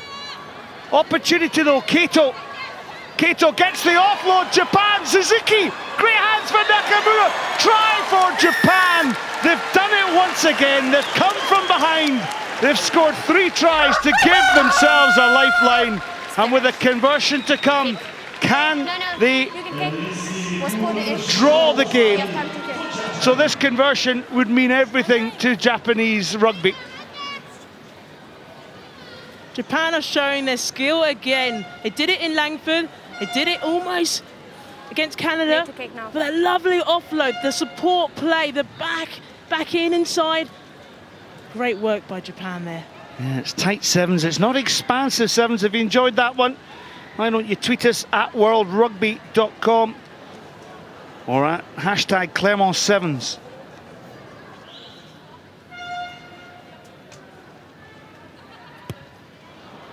Well, the kick is pulled so well. Japan, so brave. The brave blossoms. They came back into the game, but ultimately, Well done. they were just fell short. Russia 19, Japan 17. Thank you, well done. Thank you.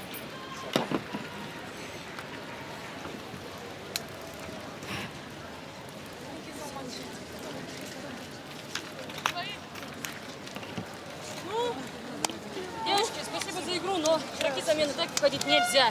Нельзя.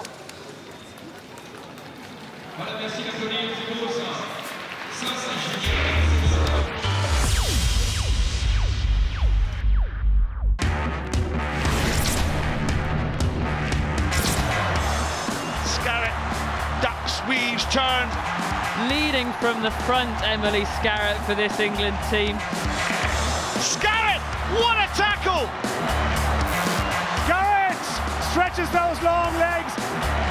That's the strength in the air from Emily Scarrett. Can she puncture the Russian defence? Yes, she can! Emily Scarrett has been magnificent for England this weekend.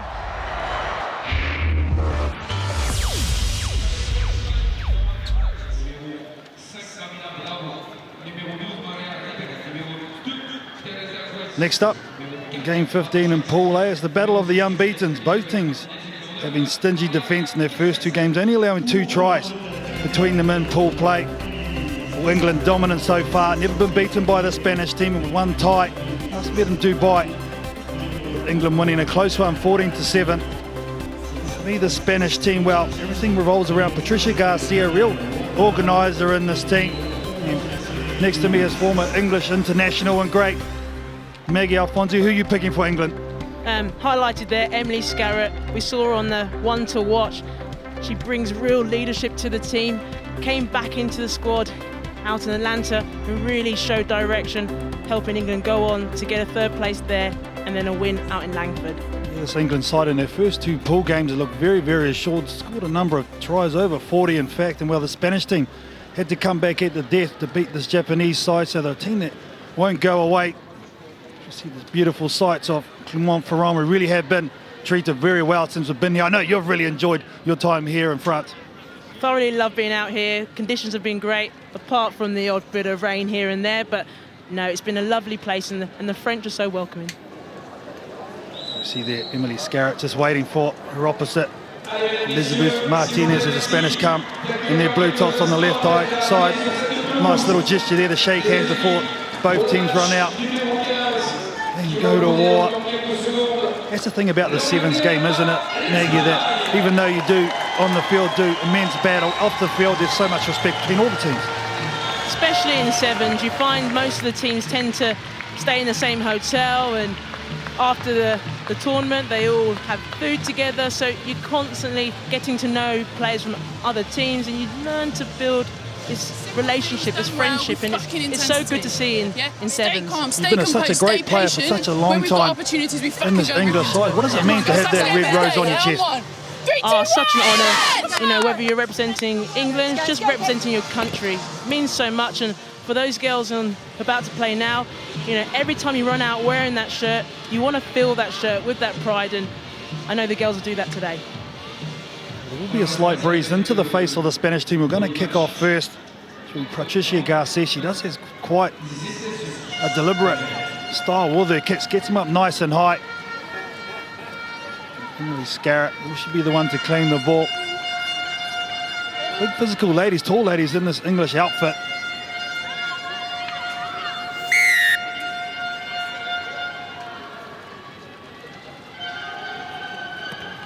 Hammer off. Garcia kicking it nice and long. Easy take for England as they spread it wide in front of their own goalpost, shifting the ball quickly and taking the ball forward nice and quick as well. Very authoritative, getting it out to the wing. Good setup by Kay Wilson. Good quick recycle from that setup and going side to side. Nice and wide, very quick. A nice little step there by Wilson. Hardy gets through. Brought down by the coattails, literally, by Bravo for Spain, but England still under control. Recycling the ball, and just a little mistake there going forward, unfortunately. Just dipped at the end to the captain. Oh, sorry, by number 6, McLean. Yeah, really good play by England initially, but there you saw Kate McLean just taking her eyes off the ball. Great to see Amy Wilson-Hardy get onto the ball early, make a little break, but just being grabbed by the fingertips there by Maria Bravo. Decisive running by this English team first up. Kay Wilson initially, and then Wilson-Hardy on the other side. Balls in. One area that Spain have been really solid is their scrum. Get over the ball quickly. They're outnumbered here, so England coming up nice in a straight line. Effective tackle, nice offload. Unfortunately, going to be taken. Now opportunity here for England. I think it was Alice Richardson who reacted quickest, and then Kay Wilson will get their first try in this last match. Nice try there by England. All came from a bit of pressure. England's defence is very patient, I say it all the time, but because England's so well structured, and then Alice Richardson was able to react to that knock-on, to see the vision of Kay Wilson out on the wing. You see how Richardson just straightens up the play just a little bit to give a little bit more space.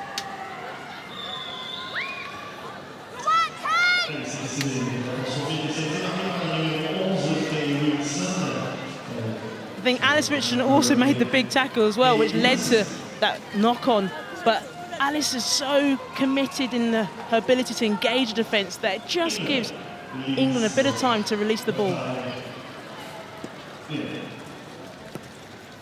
England 5-0 up, and this is a mistake from the kickoff, so wanted to go 10, it doesn't, so this is going to be a tap kick for Spain at the half.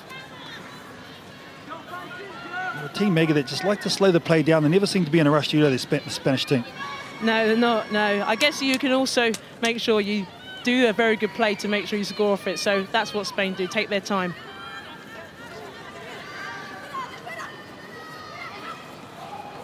Back. Unfortunately, just not going to hand there by the Spanish team, but good commitment on the ground by England on that far side, and they spread it wide. The Spanish team up very quick to shut it down, so all Waterman could do is take it back on the in, and does extremely well to stay in. Counter ruck comes a bit too late. Very short line by the Spanish team in defence, so I think they can get it wide here. There is an opportunity, go on the outside. Bridges there, nice and quick, stays strong, the try scorer, Kay Wilson, that occasion. Bounce back to Blind. And they start going in, and just the speed at which that ball at the moment from England. I wouldn't mind to see a little bit of advantage, just a warning there. High tackle. You can't tackle a player. You about the neck. Yes, the neck roll soak. Sorry.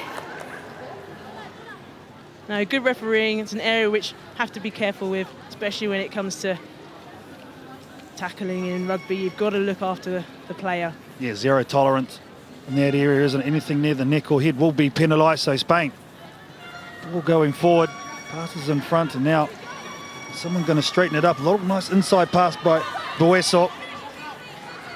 Come around the corner and just backing out.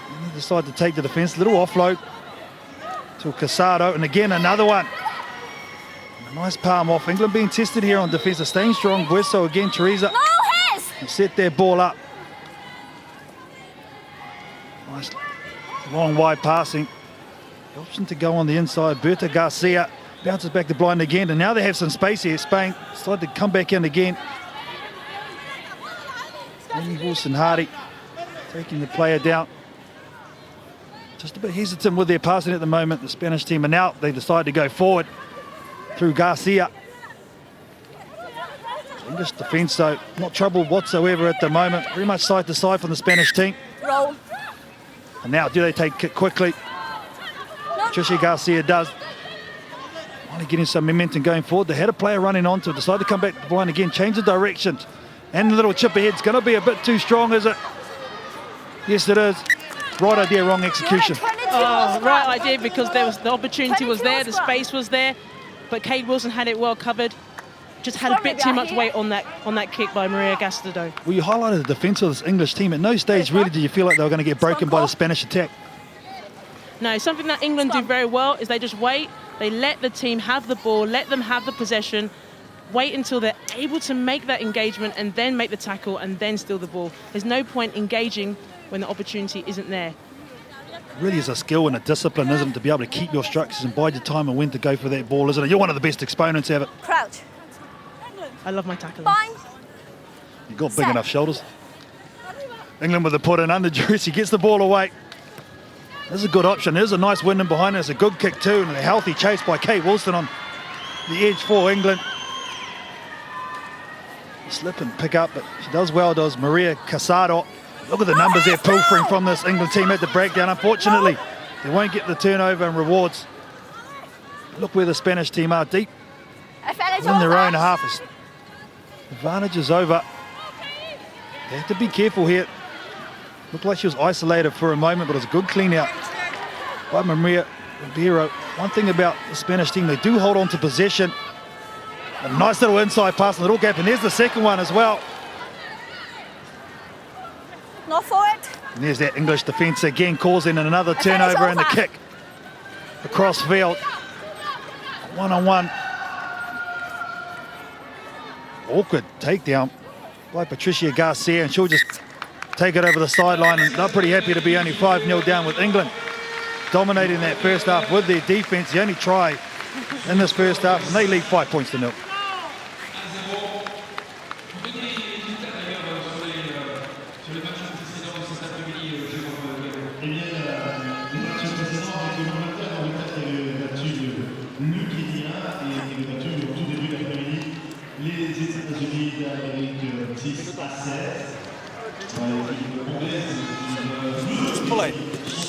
Vale, tías. Intensidad y actitud defensiva. Hay que seguir así hasta el último segundo, hasta el último segundo. Habéis visto que nos da posibilidad de meternos. Hay posibilidad de meternos.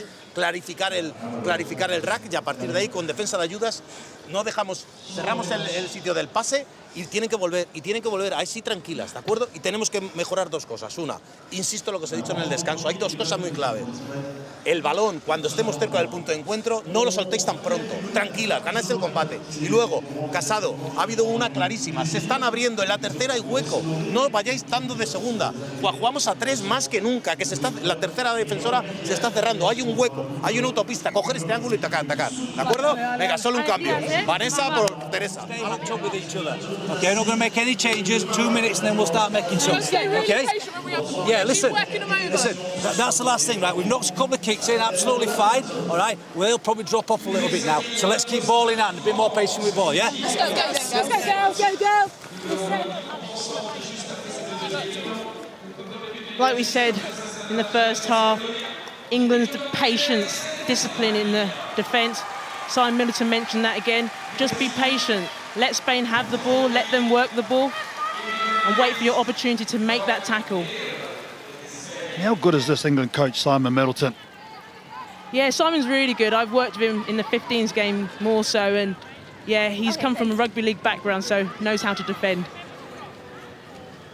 Well, they definitely did that. Only conceded 1 try on day 1, this English outfit. So they do love their tackling. They're going to start to a slight breeze into the second half. Katie McLean gets us underway. With a nice kick, a nice tap back also by Emily Scarrett. That's out on the field, so we're going to come all the way back. No advantage for the Spanish team for the knockout. Great work by Emily Scarrett there. We know what she can do at the kickoff. She goes high, tries to get that pack back, but just didn't get enough to that ball. Something England tried to do is make sure they get players around her, so if she does tap it back, someone straight onto it. Crouch. Yeah, unfortunately, just went a little bit forward off that. Chance to try and get it back on the inside. Good push there by the Spanish team, and now they take the quick tap. Does Garcia. Goes straight up the middle, makes them easier. Now she wants to clear the space. She does exactly that. It's a 3-on-2 situation if they can get it there now. She takes it on the fly. Nice right foot step too by Maria Casado, and the offload on the inside. And she busts out, does Vanessa Real. And Spain with the perfect start to the second half. A great way to get the second half going for Vanessa Real. Something we've seen of Spain over the last few games, their ability to offload. And here, Maria Casado gets a lovely offload, a soft touch, just a well-weighted pass. And Vanessa Real just knows where to pick the ball up.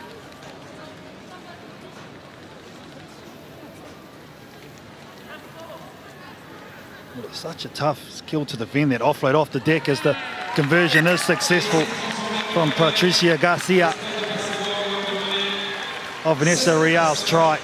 But impact off the bench, Maggie. Oh, yeah, that's what you want. You want a player to come off and make a real difference from the very start, and that's what she did. She's now changed the game, and Spain are back in it. Let's go. Well, just a team that just keep fighting for everything. They love these close games. You can see there's an injury. Come off. Because Patricia Garcia was talking to the referee. One of the Spanish players has gone to deck with a leg complaint by the looks of it. Get the magic spray out on the hip. Maria Casado, it looks like it is. Hamstring obviously very heavily strapped.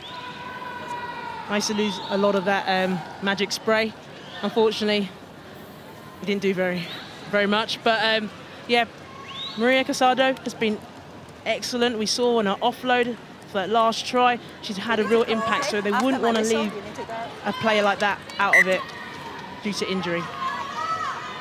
Spain leading England 7-5, never beating this English outfit. They've tied once. It's a wobbly old kick there, but easily taken by Scarrett, the captain, who gets it out. England with great go forward there. She just goes through the hole. And the step as well. Claire Allen, nice offload as well. And here's a replay and a double for Kay Wilson. How good was that? You would have loved that one, Maggie. Oh, wow. I tell you, Claire Allen. Now, that's another player who's made a big impact in the England team. Big change for Clermont out here. Claire Allen coming into the England team. A very senior player. She literally runs it from England's 22.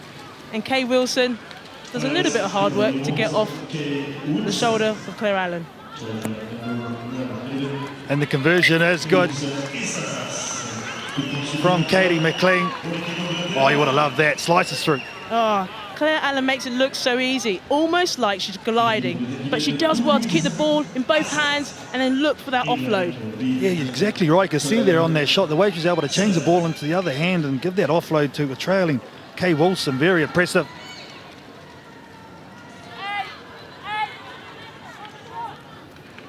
Richardson about to restart for this English team, and they're going to go long and back. Their defence is finding a lot of space in behind the Spanish line.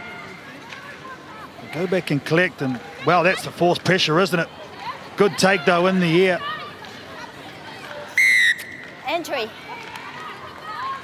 Geez, I thought they were a little bit hard done by England. I thought they actually touched the player in the air. Yeah, I think she's giving it for coming in on the wrong side, but yeah, I think for England now, they just need to try and keep the pressure on Spain and get that ball back. Spain in their own 22. Nice long pass. Inside ball. Very strong on their feet, aren't they? You can see just the amount of offloads they're able to get away. Garcia looking for another inside pass. Rivera giving it, and they know if they're able to hold possession, they'll try and tire out this English outfit. Little mini break. Inside pass by Echebarrieta. And now there's the showtime in the space. Can they manipulate it? There's numbers there for England. The late cut is read well initially, but the stop and go, and Spain finding a lot of joy on that outside, biding their time, but what a pinch. High tackle. Perfect. Stay back. By Alice Richardson, I think it was, for England. There's a Fisher out wide.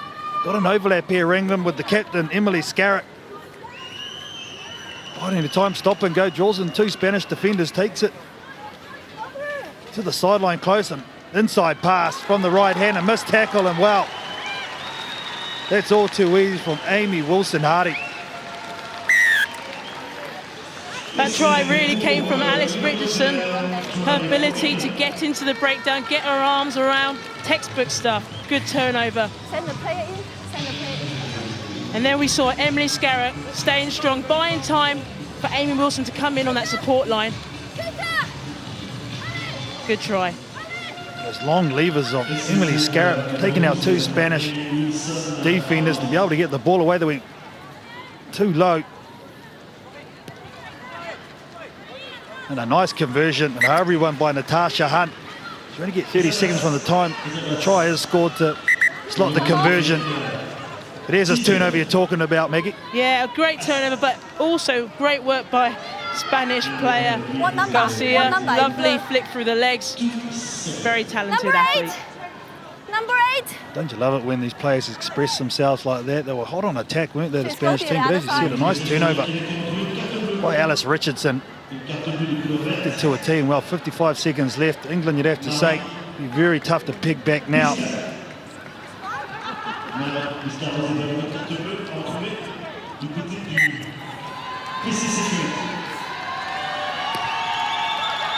It didn't go short. This time jumper.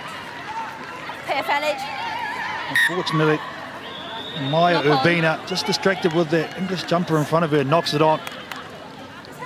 Yeah, we look at Emily Scarrett and what she does, but Abby Brown, even though she didn't get the ball there, she still came in to put the Spanish player off, just created an error. Crouch. It's a very tall timber, haven't they, this English forward pack. Defense here by Patricia Garcia, but England doing well to retain their ball. Fisher getting over the ball and cleaning it out. Great defense. A 2-on-1 hit forces English player back. Now they're able to get it out. Nice determined run, and another offload by Scarrett to Emily Scott. What a great play up the middle of the park by the captain. And England, well, they'll finish with a flourish, and once again they'll finish in the 20s. But this is a good sustained effort and a good win over a strong Spanish team. A very good performance by England. All came from that direct play by Emily Scarrett. She backed herself, she ran at the Spanish defence, held just enough time for that ball to give to Emily. A bit of a weighted pass there, and Emily has done very well so far today, and yeah, showed her effort.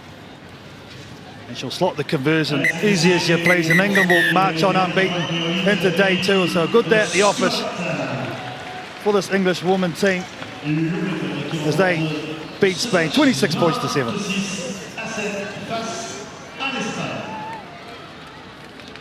À venir, et à suivre, on rappelle, le Kenya opposé aux États-Unis d'Amérique. Eric. Oui, c'est ça. Oui, effectivement, un point sur le score de ces deux équipes, Jérôme, entre le Kenya et les États-Unis d'Amérique. par les États-Unis qui avaient perdu leur première rencontre.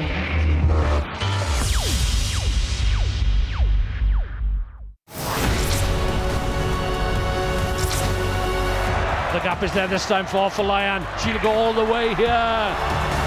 Lyon with the fend, and Mix is gone. For Lyon for the first time, and look at the pace that she has. If they give her any room, she's gone. For Lyon for the corner, and in for the try. And looking to step through and going. Vix for Lyon. For Lyon on the outside! This woman is on fire.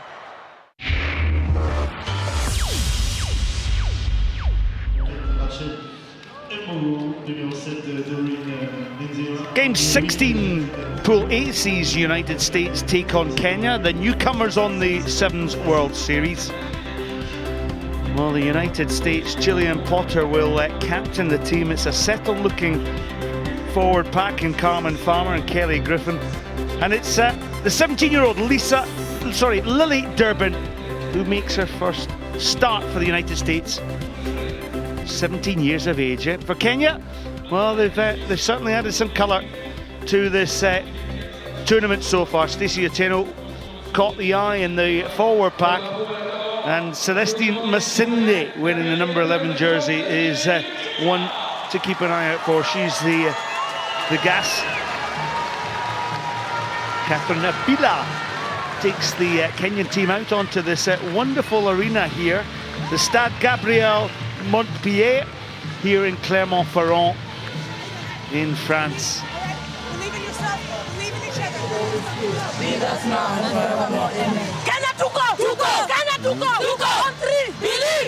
Well, a prayer being said there from the Kenyan team. There she is, there's the youngster Lily Durbin. What an excitement there. She's still at school, she's still at high school. Get back and do your exams. But that's the future. Michelle Stevens looks on as well, and well, one of the playmakers and the all-time great footballers in this USA side is Alev Kelter. Marie Lemat from France. White.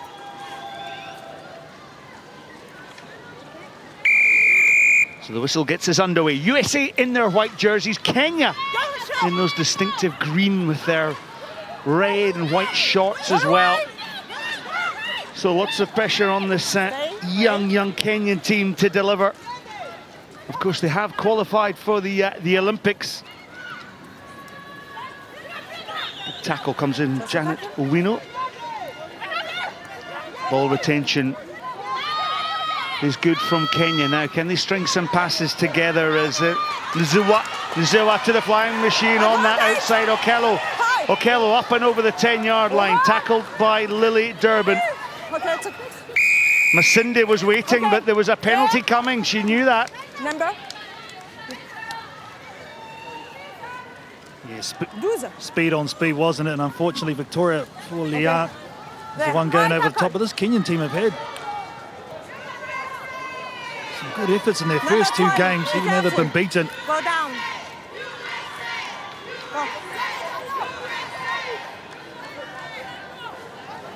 Otieno, tap and go. Short ball, then the Otieno, Stacey Otieno this time, takes it into the contact. Good structure here from Kenya. Masinde. Well, on the outside is the break by Okello, but Okello bundled into touch by Potter. In actual fact, it was Farmer who made the tackle. Potter then collected the ball, but Kenya somehow got that ball back through Stacey Otieno. Owino. Kelter has her. It's back. All possession though, Stacey Otieno for this Kenyan team. This is good from Kenya.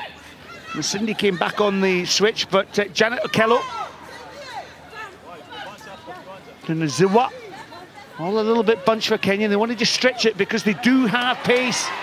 And pace with Celestine Masinde. But the ball falls in the United States' favour. Kelly Griffin goes down on the ball. And there's more width here from this United States team if they can move it to this near side.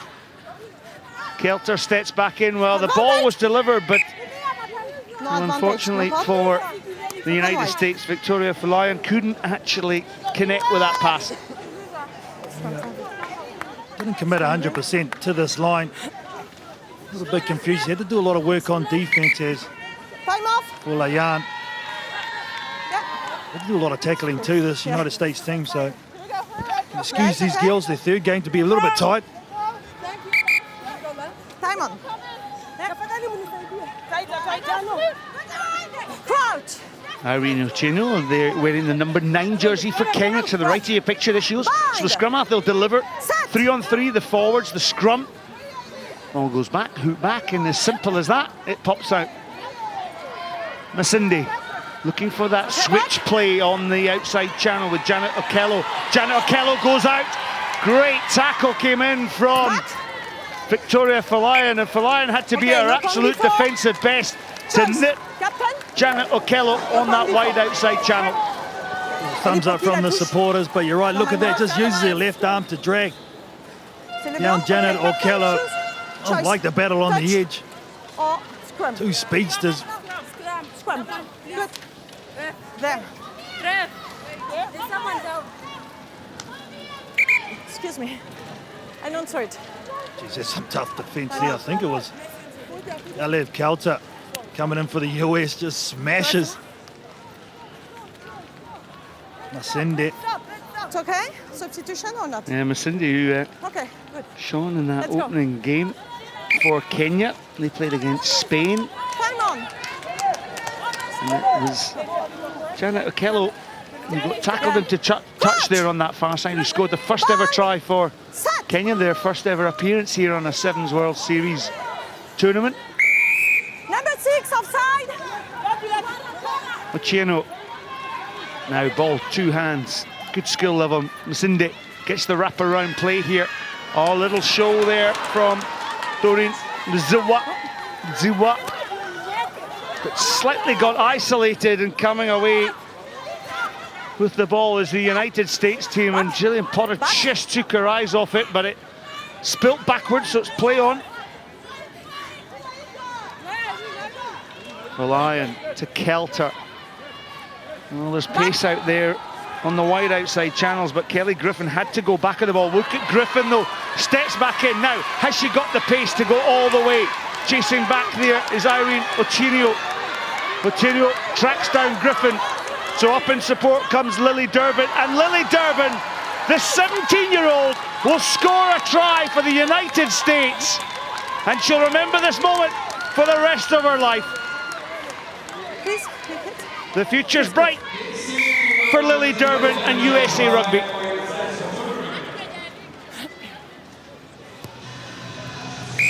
"17. What were you doing, Carl Tanada, when you were 17? I wasn't running around in France, I'll tell you that. Her second try in Clermont this weekend. Lily Durbin, but a nice run initially from Kelly Griffin from deep within her own half. Look at the way she just slows up play, waits for a support player, and the young lady, Lily Durbin. Yeah, my apologies. She got one against Spain in the previous tie. That time it was when they lost by 10 points to 12. My notes flying around the commentary box. That's my excuse. I'm sticking to it. My name's Scott Hastings, the match commentator, alongside me, former New Zealand Sevens captain Carl Tanana. And we've been well entertained here, Carl, haven't we, in the opening day of the Sevens here in Clermont-Ferrand. Oh, there's been some top quality skills on show and top quality performances, and well, this Kenyan team for a debut team are not out of their depths by any stretch of the imagination.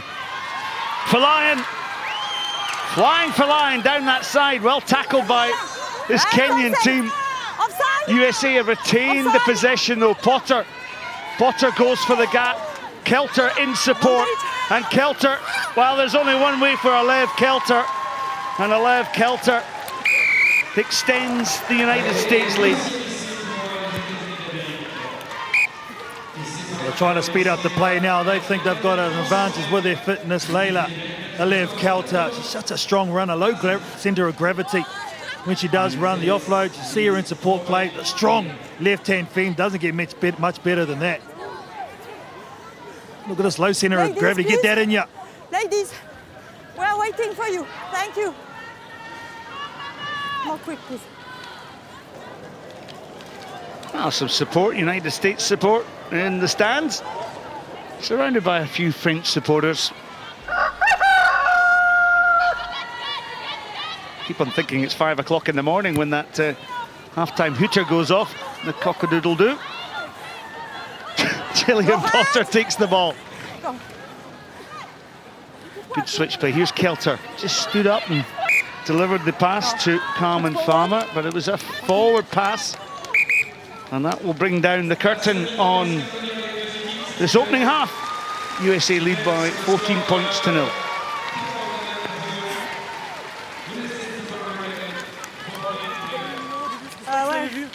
Ah ouais, faut que tu me l'annonces là, parce que là après c'est trop long, machin, je veux pas... Non mais pour moi ça mérite pas un carton jaune, c'est pour ça que je te dis. Ouais, ouais, ok. Short. 1. 2. Okay, listen up, we've got to make our first up tackles, all right? We have to. They're gaining too much ground on them because we're going high and letting them go through. Come up on defense, stop walking and put pressure on them. All right, we're watching. The other thing is be ready all the time to catch a pass. Going into contact too soft, that's where we're creating turnovers. And if your teammate makes a break, you all get down there. Not 1, not 5 stand over here and watch, you all get down there. Here we go, guys. Hey, let's chase all breaks. Let's finish it right now. Here we go. Eagles on 3. 1, 2, 3. Eagles! So, kick off. My guys, kick off. Semaji hiyo 5 meters. Hakuna vile tunaweza inua mtu cause ni warefu. Tuinue kama tunaweza kuinua. Cause ni warefu, hata ukifika uwezi. But tusiende nyuma tunangoja ball. Afadhali uende hata uruke mbele yako. Sawa? Tukumbuke tu. The grace of our Lord Jesus Christ and the love of God and the fellowship of the Holy Spirit be with us now and forevermore. Kenya tuko! Kenya tuko! 3! Believe! John! Shikamaji wa! Saying a little prayer before they go in as they try to start the Mexican way. But Michael Mulima, the coach for Kenya, just recognising about the kickoff. Don't be front on when you're receiving it. Try and turn your back and side on. So if you do drop it, it goes back to your side. Well, Richie Walker, the New Zealander, he wasn't very happy. He wants this United States team to really speed up play, be more aggressive on the defensive side of the ball. Green, okay.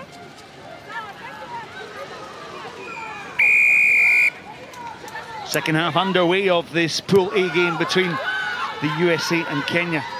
Both these teams seeking their first win of the Sevens here in Clermont-Ferrand. The last stop of World Rugby's HSBC Women's Sevens Series. And it's Alev Kelter who takes the ball up towards that Kenyan halfway line. Lily Durbin bundled into touch. Gillian Potter, two strapping forwards in Potter and Farmer. There's Kelly Griffin. Ball bounces here into Victoria Falayan. Falayan, she is strong, and if she can get away, she can cause problems. Backs herself, Victoria Falayan. That's why she's on the wing for the United States team. And for once, we've seen the outstanding pace of Victoria Falayan. 63rd try on the Sevens World Series. Good piece of ball play there by Victoria Falayan. I've liked her matchup against O'Killo. The one-on-one there.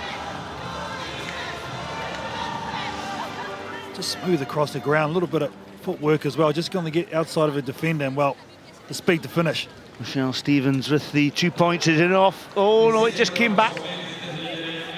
But for so long, for Series 1, 2 and 3, we used to see Victoria Falayan running tries like this, Carl, time and time again.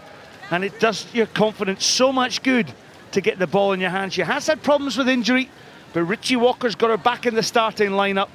And that's what he wants his team to do and wants that particular player to do for this team, to score tries like that, to run them in. Former track and field athlete.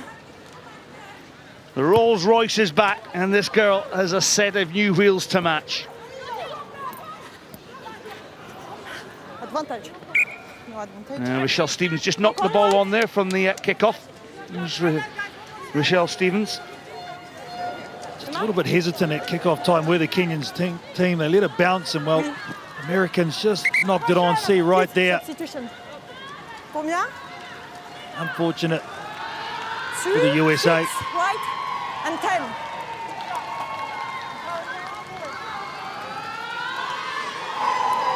Catherine Johnson comes in, Kristen Thomas. Time on. Okay. Crouch. And Boo Baravilaya is on as well for the United States. Little chip kick. Kenya trying to relieve some of this pressure. Falayan just lets it go out. They know they've got this this game in the bag. It's just how many points can they get on the board.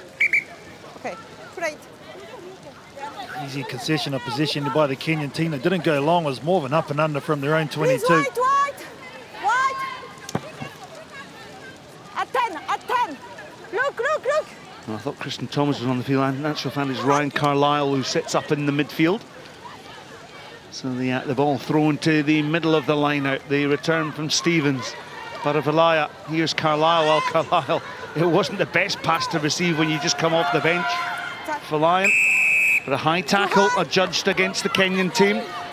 And just the quick tap and go, so important to keep players on their feet. Ryan Carlisle, step and bundle, but well, Kenya's defence down the flanks has been good. It's been outstanding, and Janet Okello has been the 1-2. Little stop and go, but Okello has not let anyone on the outside channel. Here's the penalty initially for taking the head off Falayan. 12 wide. 12 Still under pressure though here. Another Kenyan team.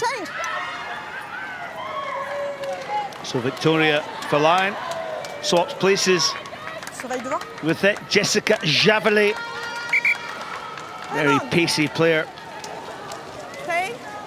Falayan certainly... well, Falayan is the Rolls Royce. Javeley is the Porsche.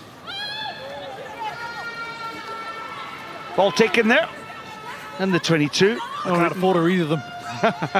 No, I was just wondering when there'd be a reaction. Here's Javeley, here's this. Look at that. Oh, that's good gas. That's not a Porsche. That's a Ferrari.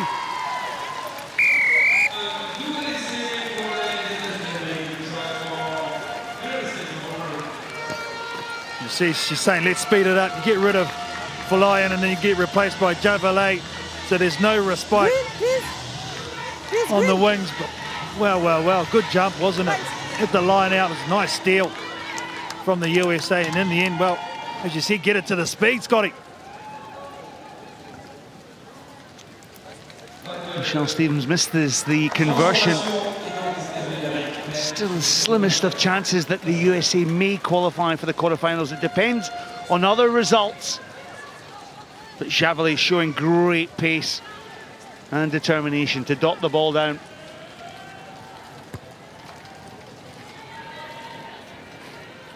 Two minutes still on the clock. Plenty of time for the United States team to extend their lead. It's been a baptism of fire for this Kenyan team. They've had their moments.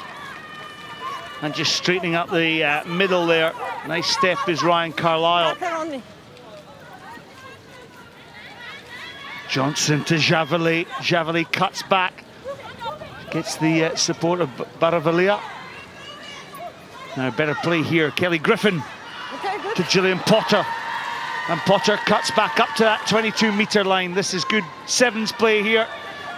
But going down that short side, United States, well, scrabbling for the possession. Potter releases. Baravilaya, Stevens. Johnson to Javeley. Javeley now, it's a one-on-one here, and Javeley decides to kick the ball. Does it bounce kindly for Javeley? Well, not only has she got the running skills, I almost thought she had the footballing skills to match. Oh, she was just waiting for it to pop up. She thought she was taken out early, but it's a nice option by Javeley. It was a dusty pass. You can see that she has a little look, no one in behind. Kicks and chases with the right foot. Uses the right foot again, and right here, she thought she was taken out, not given the opportunity. Didn't quite get the control. Actually, interesting enough, you don't actually need control, Carl. You just need to have the ball in contact with the ground. Again, another of those odd interpretations of the laws. You don't actually need downward pressure when you score a try. 50 seconds then left on the clock. USA leading this one by 24-0. Big push comes on. Kenya, well, there's no options. A charge down. Well, what about that? You're not going to have an easier try than that, Catherine Johnson. Under immense pressure was the Kenyan scrum, and in the end it just disintegrated and trying to kick it out. Stevens gets the additional 2 points. Look at the power going there by the USA. Good charge down by Kristen Thomas. Bounce up for Childersley for her teammate Catherine Johnson. Oh, you take those any day of the week. USA then kicking off and leading by 31 points to 0. There's the final whistle, the final play of the game, and it's United States with their first win. Kenya, though, well, they've contributed to this day, and they'll go home and they'll come back tomorrow. USA 31, Kenya 0.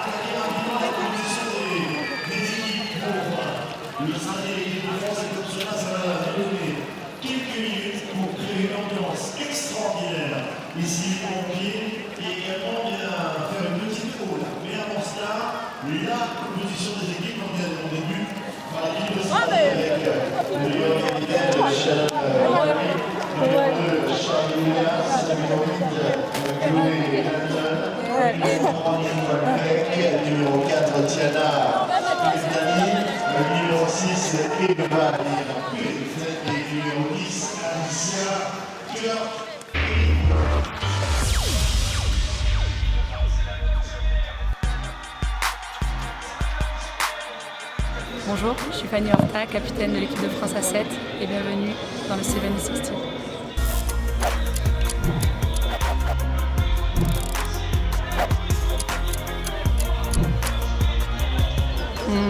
Demanding, little crazy and helpful.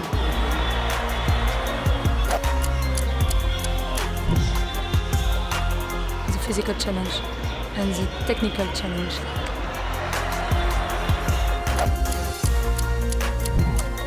French music? Jean-Jacques Goldman.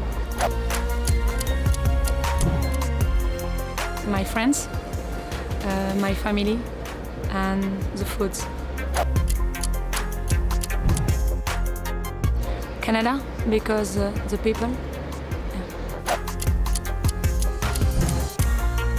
Karabatic, it's a player handball, French handball.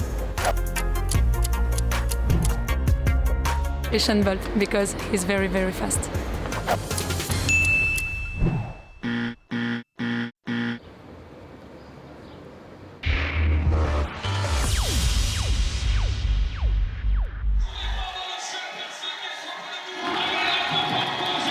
Well, looking at these pictures, you know who the home crowd have come to support. Yep, Australia will take on the hosts, France.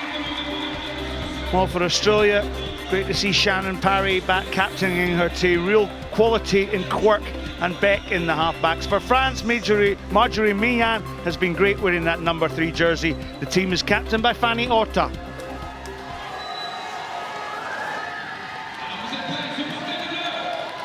Shannon Parry will lead the Australian team out. Shani Williams behind her.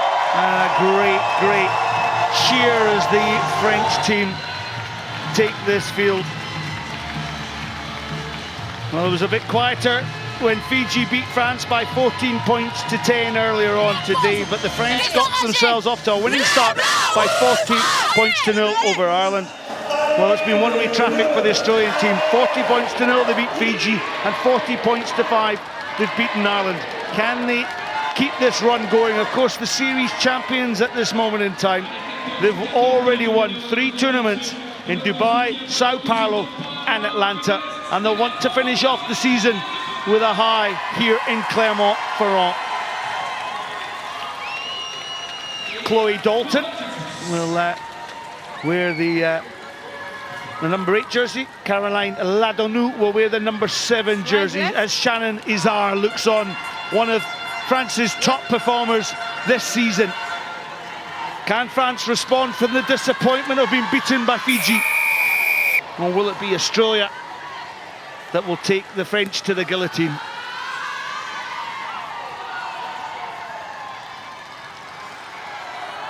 Ladonou straight away into the attack. Ball here with Elodie Guglion. Guglion, fast feet. She created a little bit of an overlap on that wide outside. Oh, pinch. Play on, play on. Tackler's rights ensured that Shani Williams pinched the ball. Here's Alicia Quirk. Quirk gets the support of Nicole Beck. Dalton. But look how well Australia used the space.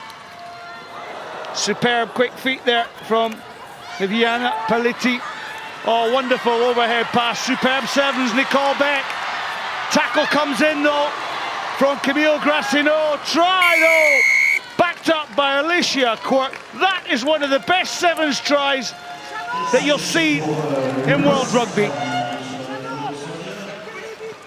Girls and boys watching at home, those who want to get into sevens, that is how you score a try. All came from the 22. Really good play by Nicole Beck, staying strong through the tackle, and then a beautiful offload. And Australia, they had to work so hard to get over the line. It's all about the support work, as you said. Dalton with the 2 points there sends Australia into a 7-0 lead, and there's one little happy laddie watching on there. All came from a beautiful offload there by Shannon Parry. But like we said before, that support play, quickly, that knowledge of where your player's coming from is key by Australia. Well, that's the voice of Maggie Alfonsi of England, a former Rugby World Cup 15s winner, also played in an English jersey, 7-a-side rugby in Dubai in 2009 in the first Rugby World Cup. And well, I'm sure you've been impressed with this Australian team, Maggie. Very impressed, especially there. I mean, unfortunately, they didn't get the penalty there at the breakdown, but their commitment and relentless at the breakdown area. Horta with the offload, Ladanu. Roll three, Key part of France's seven since 2011. Shannon Izar pops the ball back. Cutting back is Christelle Leduff. Leduff, plenty of 15s experience in her frame as well. A little bit tight here for France. Space on that wide outside channel. Marjorie Mayan on this near side was asking for the ball, but well, the option was to go down the blind side, and Horta didn't deliver the pass, so the turnover, the possession turned over here. Little chip then. Pace on that wide outside. Does the ball bounce favourably? No, it doesn't. Not gone. Pelletier just knocks the ball on, but if that had popped up, the Australian was in, I'm sure. Yeah, a lovely kick through by Nicole Beck. She's unable to take the pick up, which is a very hard skill to do, especially when the conditions are like they are and the ball is like a bar of soap. But no, great vision by Australia. Now see if they can get the ball back at the scrum. Quickly, please. So Christelle Leduff will have the put in at the scrum, the 33-year-old. She's been around a few houses, 3 Rugby World Cup 7 she's played in. Offside. Stay clear back, please. 3. So the tap and go from the most experienced player in the field. Well, gives the ball to Shannon Izar. And Izar finds a good safe touch up towards the halfway line. Yeah, here Nicole Beck's just offside. Can't get in front of the ball. Get right on me. Clear gap. Clear But gap. France have now got to line out, and here their aims just to make sure they secure possession. Well, this French team, they won the plate in Sao Paulo, winning by 17 points to 5 over Fiji. There was a big improvement in Langford. They lost narrowly to New Zealand in the semi-finals, but they also lost to Australia as well. So can this French team make amends here on their own home soil? Oh, lovely hands, straightening there, down the middle, Chloe Pell. In actual fact, it's Fanny Horta. Horta gets Mayan, gets the support. Ladanu spills ball. There's still a chance on the wide outside. Oh, it's the handoff is superb. Camille Gracineau has scored for France, and listen to the crowd.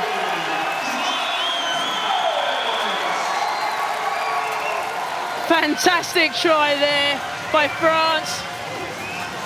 First came from a brilliant bend by Fanny Horta.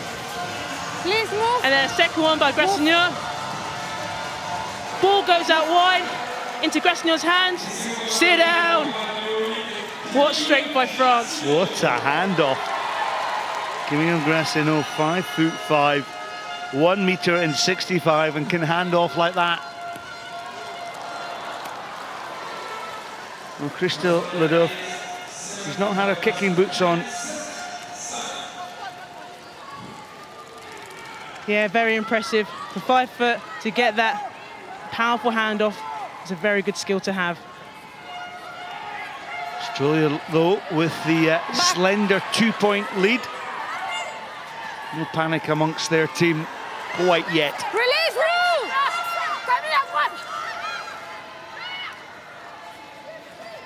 Quite then to Sharni Williams.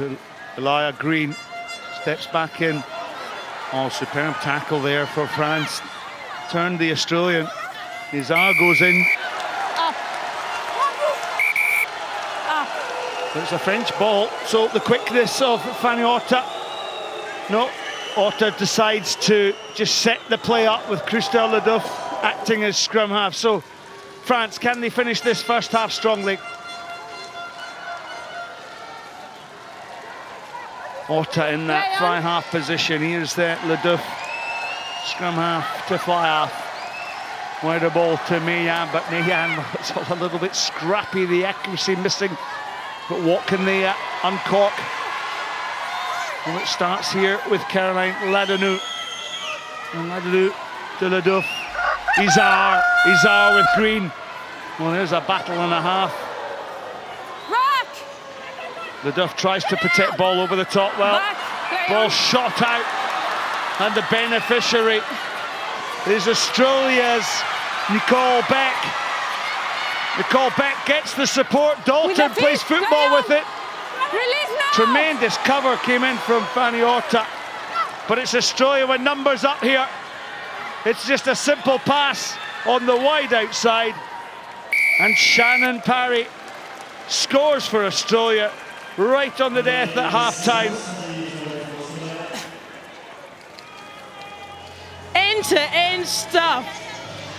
Australia again putting the pressure on France. Nicole Beck collecting from that France mistake, but she has the vision to see the space out wide. And Shannon Parry going over for the try. 10. Yes. Well, deathly silence here in the stadium.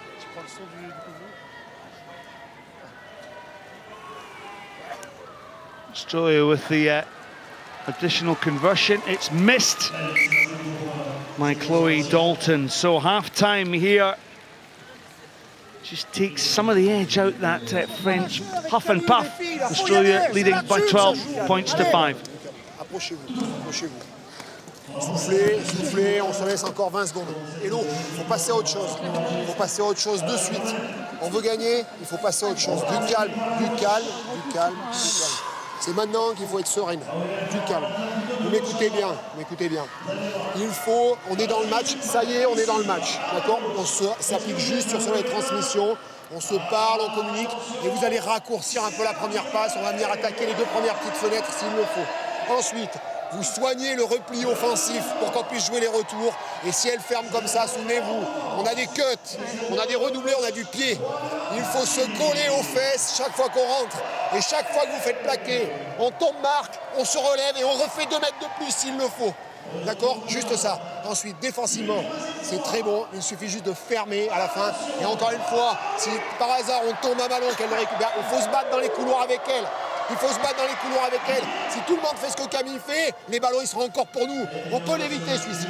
-7 les filles. -7, ça se fait juste en gardant ça. Allez, allez, allez. Allez, allez, allez.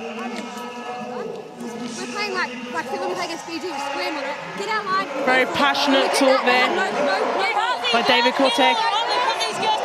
I think now what's key for France is to use that crowd noise to lift them up that 1 gear more. Apart from that last try, they're still in the game. They just need to get the second half to a good start and keep building that momentum. Caroline Ladanu, known as Roro, the 26-year-old wing, she might be asked to uncork this Australian defence. Australia is such a well-drilled team. Tim Walsh. Yes. So Christelle Leduc, what is France's answer? This Pool C game between Australia and France. France, to the left of your picture, wearing their traditional blue jerseys. And Australia, well, in their green and gold, but it's slightly yellow in my book. Shannon Parry there. Such a great servant to this Australian game. This is our 17th tournament on the Sevens World Series. Couldn't quite secure the ball there at the base. So it'll be France on that 22-metre line. They'll have the attack scrum. Up. Must be steady, okay? Yeah. Please? No, it's okay. Steady. Crouch. Bind. Set. Quirking at scrum half for Australia. Scrappy ball, it spits out the back. And Australia have the possession, so the attacking option from that scrum lost by France. Great strength there by Australia, but it all comes from the pressure from Alicia Kirk. Putting pressure there on Leduc. Please.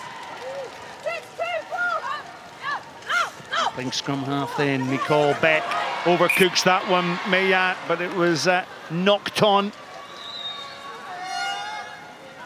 Nervous times here. Let's have another look at this one. Oh yeah, knocked on at the back by Marjorie Mayat. Yellow, please.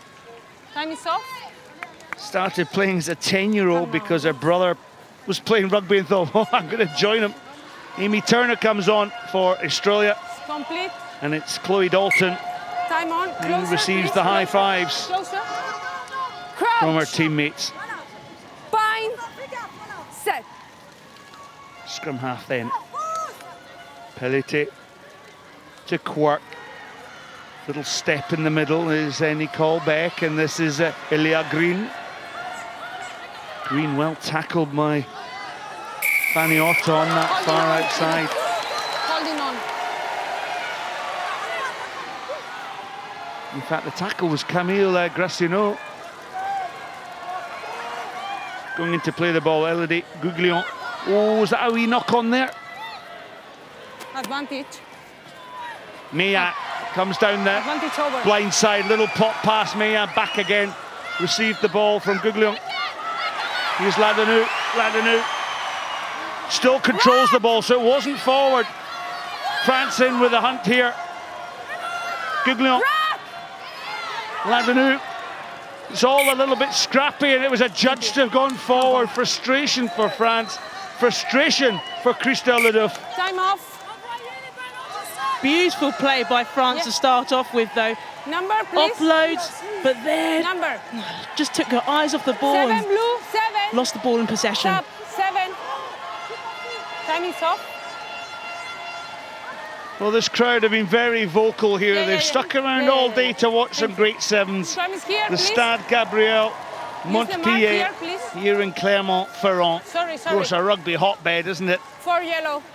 Shani Williams is on the pitch. 6. 6, please, 6. Amy Turner will be the scrum half here. Yeah, it's a stop it.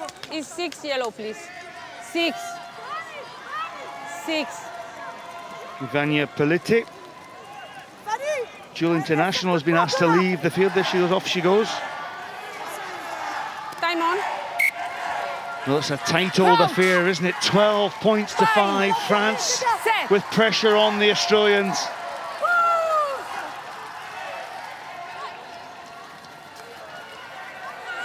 Taking that tight line is Nicole Beck.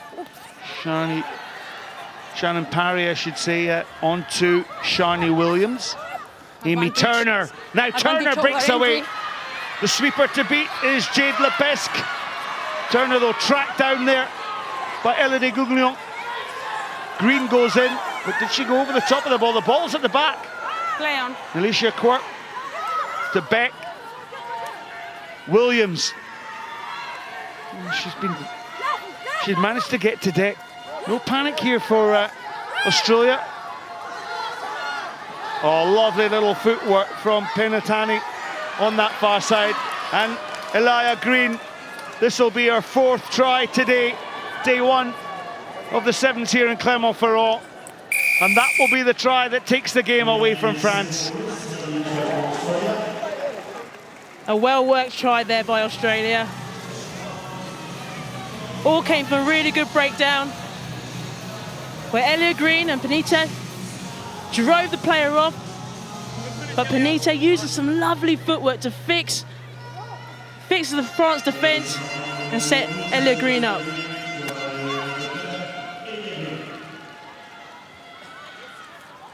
Nicole Beck will take over the kicking duties from Chloe Dalton, and Beck has slotted a useful conversion to extend Australia's lead, and surely now that's Australia through as the Pool C leaders.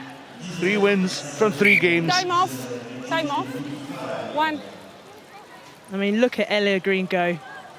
A sprinter initially, then came over to rugby. Talented athlete. Time on.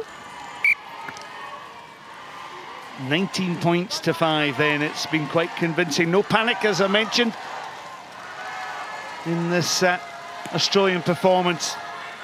They're well drilled, they're well coached, and they have the confidence in each other's ability. No! France then, what can they do? Still a chance to get 2 converted tries. 2 minutes to go. That would put them on level pecking. Otta to Ladanu. Ladanu fancies a chance on the outside. Superb tackle came in there from Penatani. It's not gone first. Vale? Not gone. No, it's not gone. Alhambra Nieves just picked up a knock-on here. A very good tackle there by Penatani.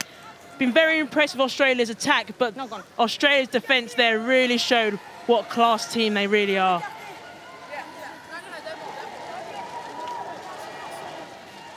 Inside, please. Binding. Crouch. Bind. Set.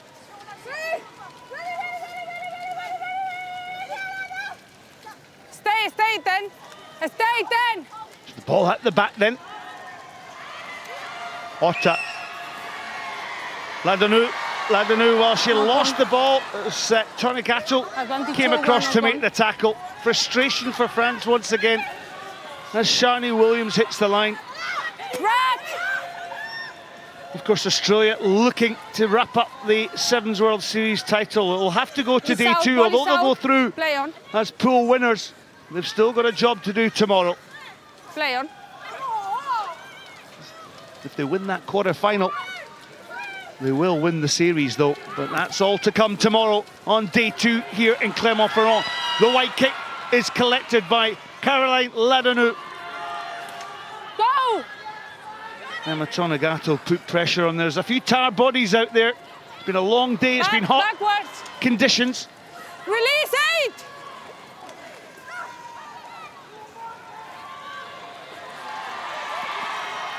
Shannon Nizar. Oh, France are having to work so hard here. And there's the final. Can't really say hooter, can you? Because it's a cockerel. The final cockerel then. So what can Caroline Ladanu do down that far wing? Listen to the support. It's been a brave performance by this French team. And Maggie Alfonsi, this young lady has shone and shown great heart. Caroline Ladanu. And a very impressive try there. Almost a gymnastics forward roll. A couple of times there.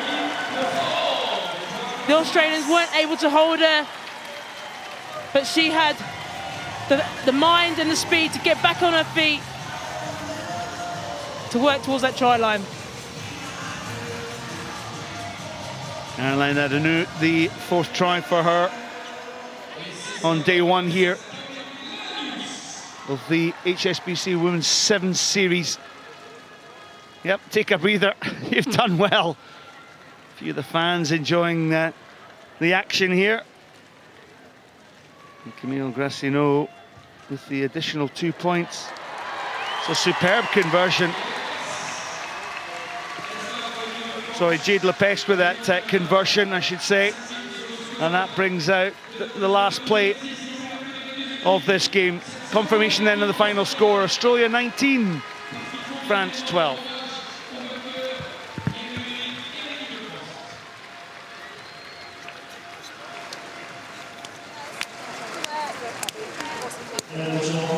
Fiji. Fiji face à Irlande.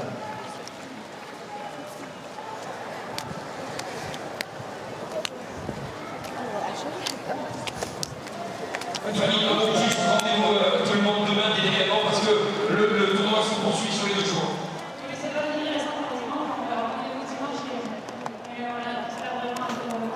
On fera tout pour t'aider, pour vous aider. L'équipe de France, applaudissements.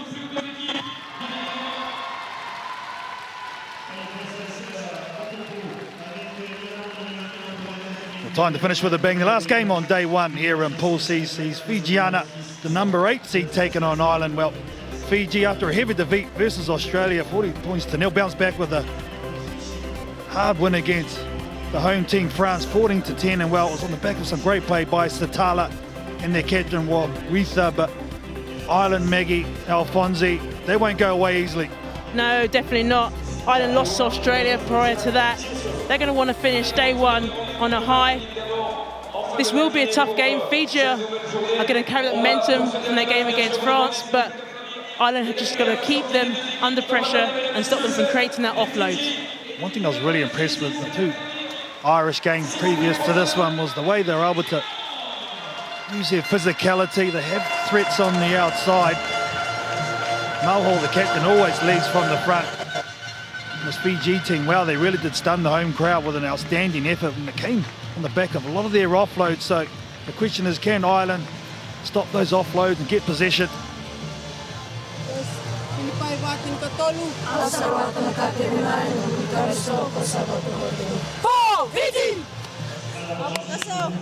Fiji like to claim the middle of the park there after their prayer. Get back into position. Ireland going to have kick off to this game.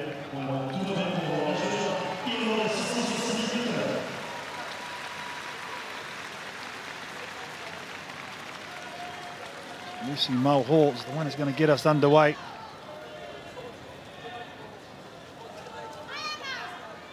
What? Wait there.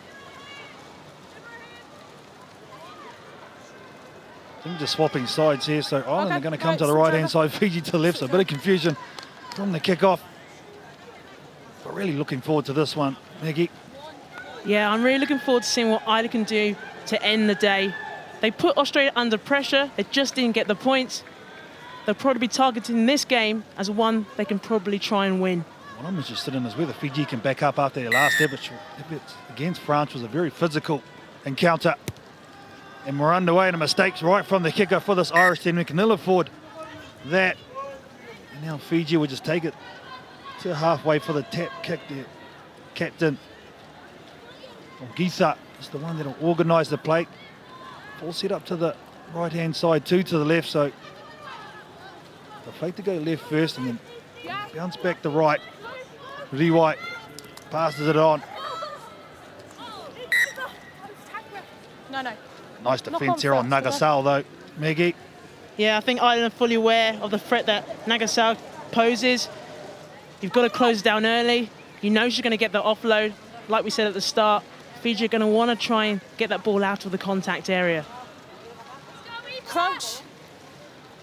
Bind. Set. Fiji that feed into the scrum.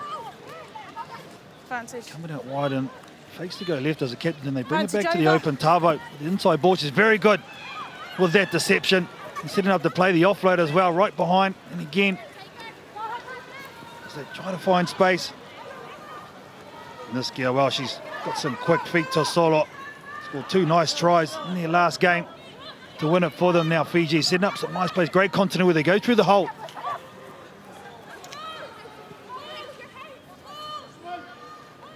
Does Thumu. Just slow the play down. Little goose step by Nagasao. the moment, the Irish team having to make a lot of tackles. They have a player on this near side in trouble. I think it's Megan Williams, so to get the ball here, you can see it just cramped in a little bit. And Satala, Ebony Satala taking full top. But look at that defence by this Irish team, as you'd expect, Maggie. Yeah, really good aggression there by Ireland. Megan, unfortunately, is carrying a little bit of a knock, but a solid hit there by Stacey Flood from Ireland. You're on the bigger player too. Get it checked. Stacey Flood.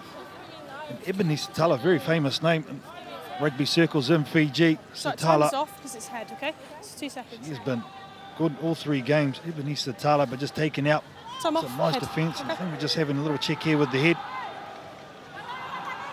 Looks like Megan Williams. Yeah, great solid hit there by Stacey Flood. One of the hardest tackles to make when you're coming from that angle, because you just can't be sure she's going to step back inside. But Stacey Flood does well to line her up, square up that body, and get a really good low hit in. No fear either, wasn't it? From both the Irish defenders are under pressure here on the throat from Stacey Flood. Get up nicely. That's Megan Williams, and here they find a bit of space. Good defence though, outside in. From Geetha, ambitious with their play, trying to go over at the ruck time, but they release the ball. There. Was available. This Amy Lee Murphy-Crowe does extremely well too with her leg drive. Stolen, it's fine. Play on, says the referee. Very scrappy stuff for the Irish. And finally they're able to release the ball, but the defence is relentless from this Fijiana team. Now they clear it with a bit of time. Offside by Fiji. So ill discipline, unfortunately, for them.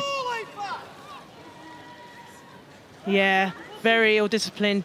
Against Ireland, you're really got to try and not give away too many penalties, because they will tap and go and they will gain ground. And Fiji, when they've got the ball, when they're being disciplined, like they're here in the defence, then they'll always get the ball and they always make something of it. Great leg drive, wasn't it, here? Took them out of trouble. Ireland go quickly. Geetha strong over the ball, but they get there quickly. Nice bridge by Stacey Flood. Now they're able to move the ball into space. Tave tries to cut off the supply, and Audrey O'Flynn goes straight up the middle of the park, and there doing a Fiji on Fiji with a nice hand off Ashley Baxter, doing some great work. Can they get it wide? There's numbers to the right-hand side. There's a missed tackle on Amy Lee Murphy-Crowe.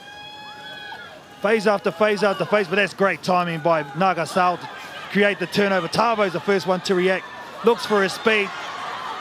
I don't think she's going to make it. There's Thumu, but off the deck too.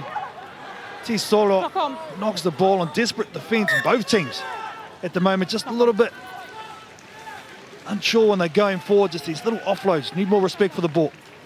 Yeah, we know the Fijians are very good at their offloads, but it's trying to make sure you're safe with the ball. That was a beautiful offload there, but it's just the next one where she loses the ball in contact. We talk about carrying the ball in 2 hands, and there she's got it in 1 hand and just not secure enough.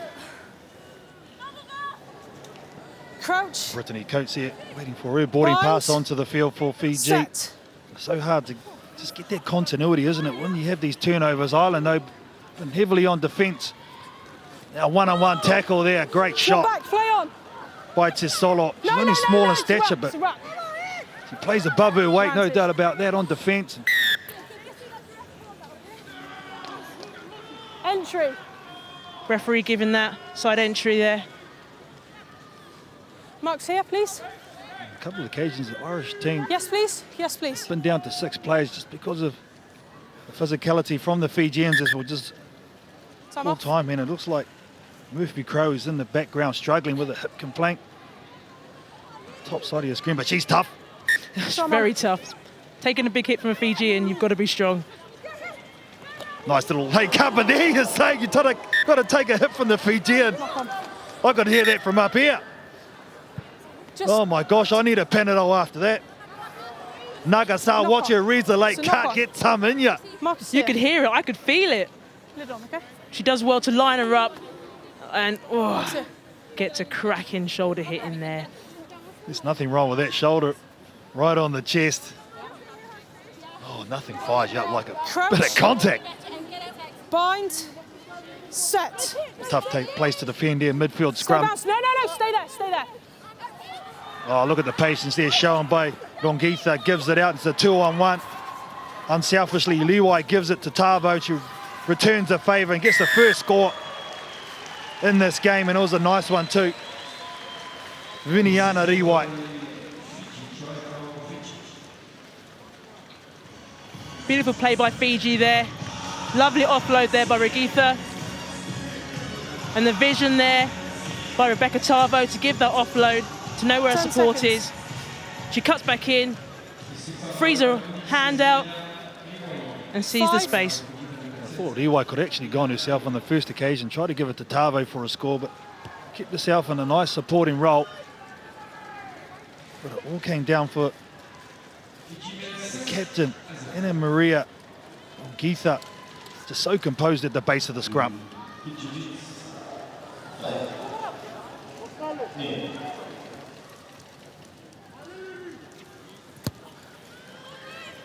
Liwai with the restart, easily taken by Ireland. Look to go open. Again, some strong defence by Nagasao, but it's opened up a hole in the middle of the park. Nice offload to the captain, Mulhall. Front foot ball it is too. Megan Williams, stop and go, and goes on the outside of Nagasao, who comes back to get around the bootlaces. He plays it again, she's got the inside pass, tries to hurdle over the captain. Oh, spectacular stuff. Ireland still ball in hand. If they shift it, it's a try all day long, and they do. And it's a nice line by Amy Lee Murphy-Crowe, who was down only moments earlier, but she gets up, she's tough, this Irish girl. Very good try there by Ireland. All came from a bit of work there by Megan Williams, out on the touch side. 9. Here. And a bit of hurdling skills as well by Audrey O'Flynn.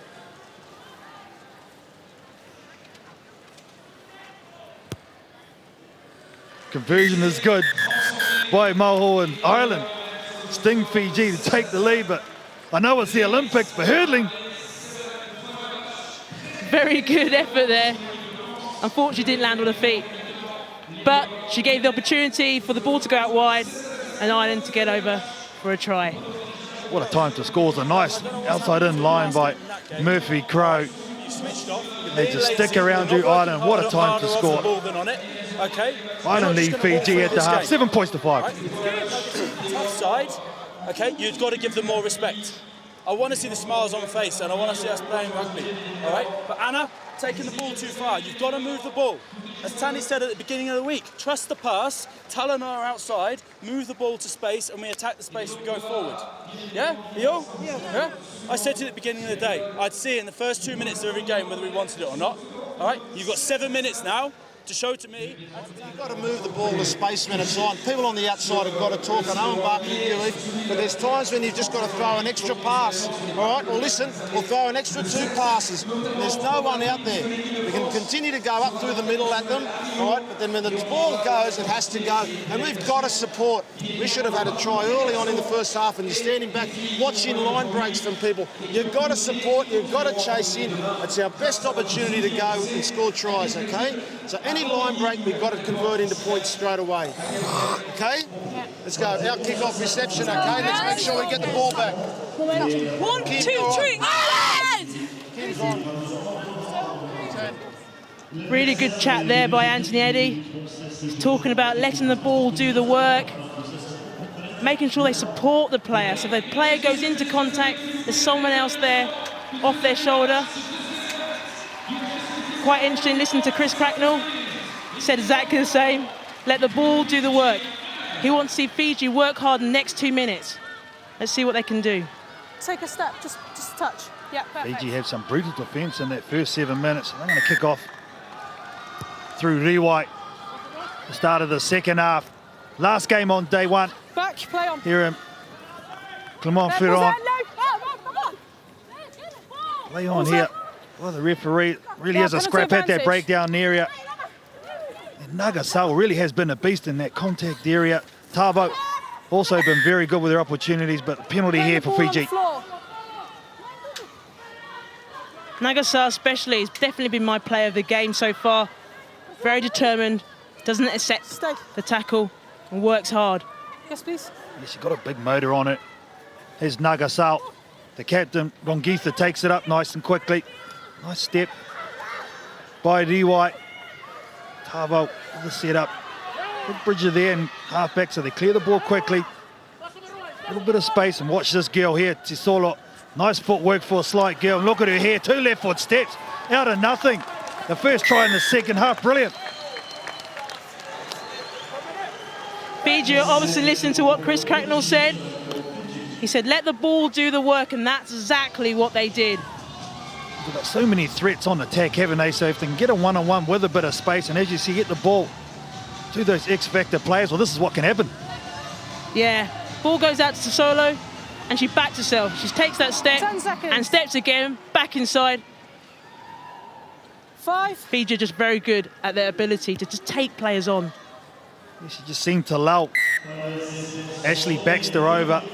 Once she got caught in a bad position on defence, just a little left foot step, so smooth across the ground. Well, she's having a bit of chewing gum in her mouth too. Raspberry flavour, I imagine. Fiji with the restart. Nice takedown by the captain Moho, and a nice break up the middle too, and here come Ireland. Oh, you won't shake them. This Irish team, they can fight. Ashley Baxter, I think it is. Amy Lee Murphy-Crowe, sorry, with their second of the match. Oh, don't you like the fight in this Irish team? We definitely have a game on. Ireland have definitely come back into it now. They're playing a style of rugby they know best, and that's being direct. It just shows you how much this is a mental game. Fiji switch off for 2 seconds, probably relaxed a little bit after that quick try to solo, and well, this Irish team, as you said, just pounce on it, going back to what they know best. A little knee slide in. What would you give that? 6 out of 10? I'll give it a 7. 7 out of 10 by the English judge.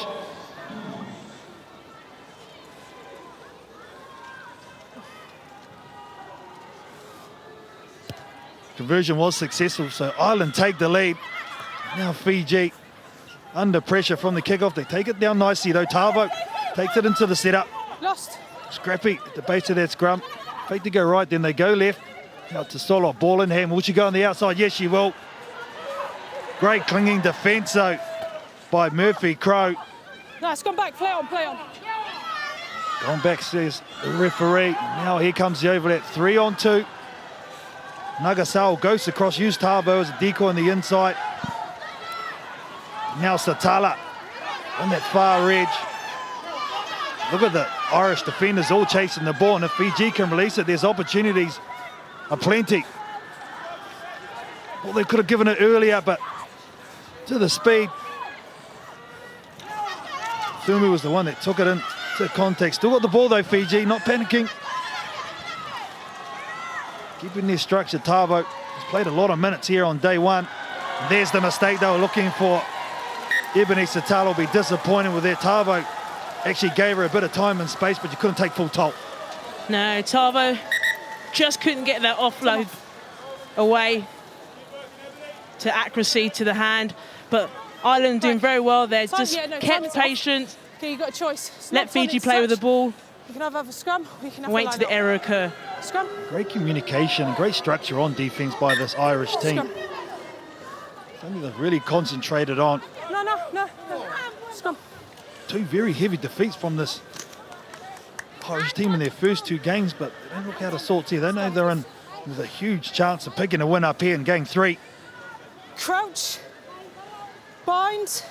Comes down to who can execute under pressure. Ireland with the feed into the scrum. Pressure comes from Fiji. Get it away. One-on-one defence is good, but set it up. Nice offload also. You can see the Fijian defence trying to get into the support lanes of the Irish team, so they've got to set it up. Penalty advantage. Penalty advantage for the Irish, so this is a free play. They can go quickly here. There's a lot of Fijiana players on the deck, and they do. Through the captain, Mohawk. Scrum But advantage. defense from Fiji coming up was Vodo on that occasion. With the shot. Satala. Now to Riwai. Now a bit of space to the captain. Rongitha stops him. Penalty advantage. Waits for some support play, just a little bit too high, unfortunately, from Lucy Mulhall.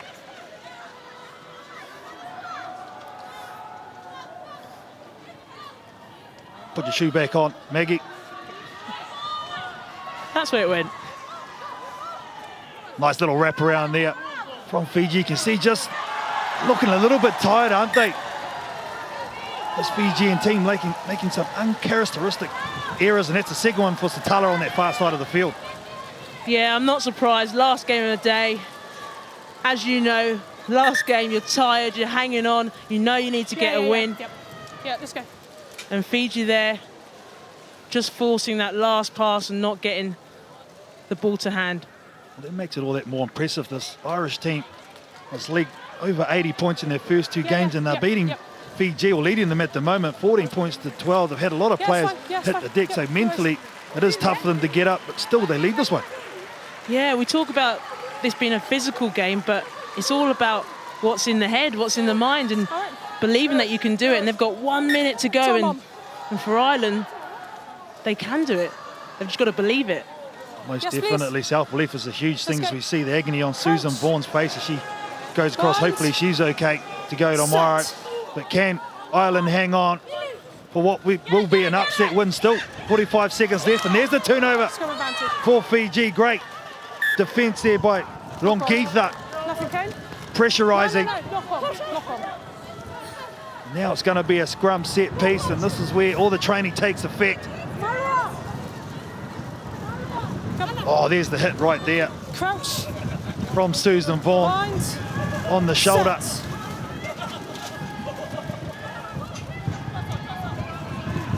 Putting the body on your line for your team. 15 seconds to go in this last game. And Tosolo on the outside. She did it against France, and she's going to do it again against Ireland from the death. Louisa Barsate says Solo is the star for Fiji. What a way to end the game. Beautiful pace there by Tosolo. She backed herself, as we said before. She knows when the opportunity's there, she's going to take the ball on.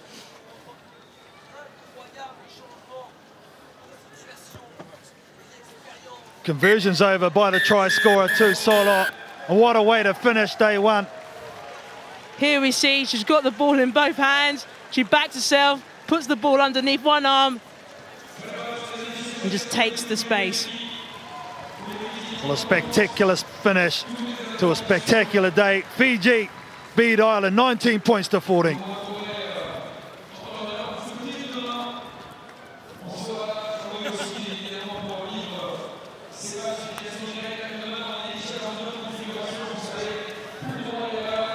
What a great end to a great day. You would have been pretty impressed with what you've seen on day one here in Mont. Yeah, it's been a very good day. Some shock losses. See Fiji beat France, the home nation. But I think there to see Ireland just miss out by a last-minute try.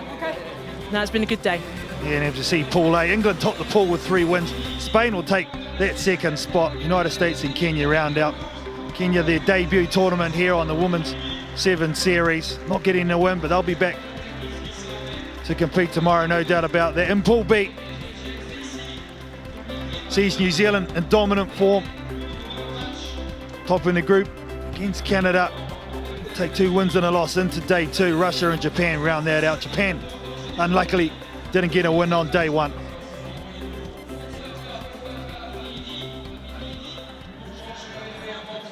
Finish off Pool C sees Australia. Well, they were outstanding. Under pressure a couple of times by Fiji and home nation France. And Ireland, well, unlucky to miss out at the death against Fiji, going down 19 points to 14. Well, the draws for day 2 will look like this.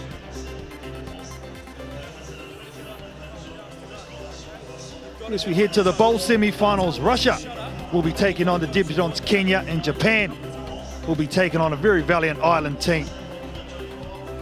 And now we head to the big teams, the cup draws, quarterfinals. England will take on the USA, New Zealand against the home union France, Australia will take on a very dogged Spanish team, and Canada will take on Fiji. Well, it has been an outstanding day here in Clermont-Ferrand on day one of this HSBC Women's World 7 Series. From Stade Gabriel Montpied, from all of us we say bonjour, we'll do it all again tomorrow.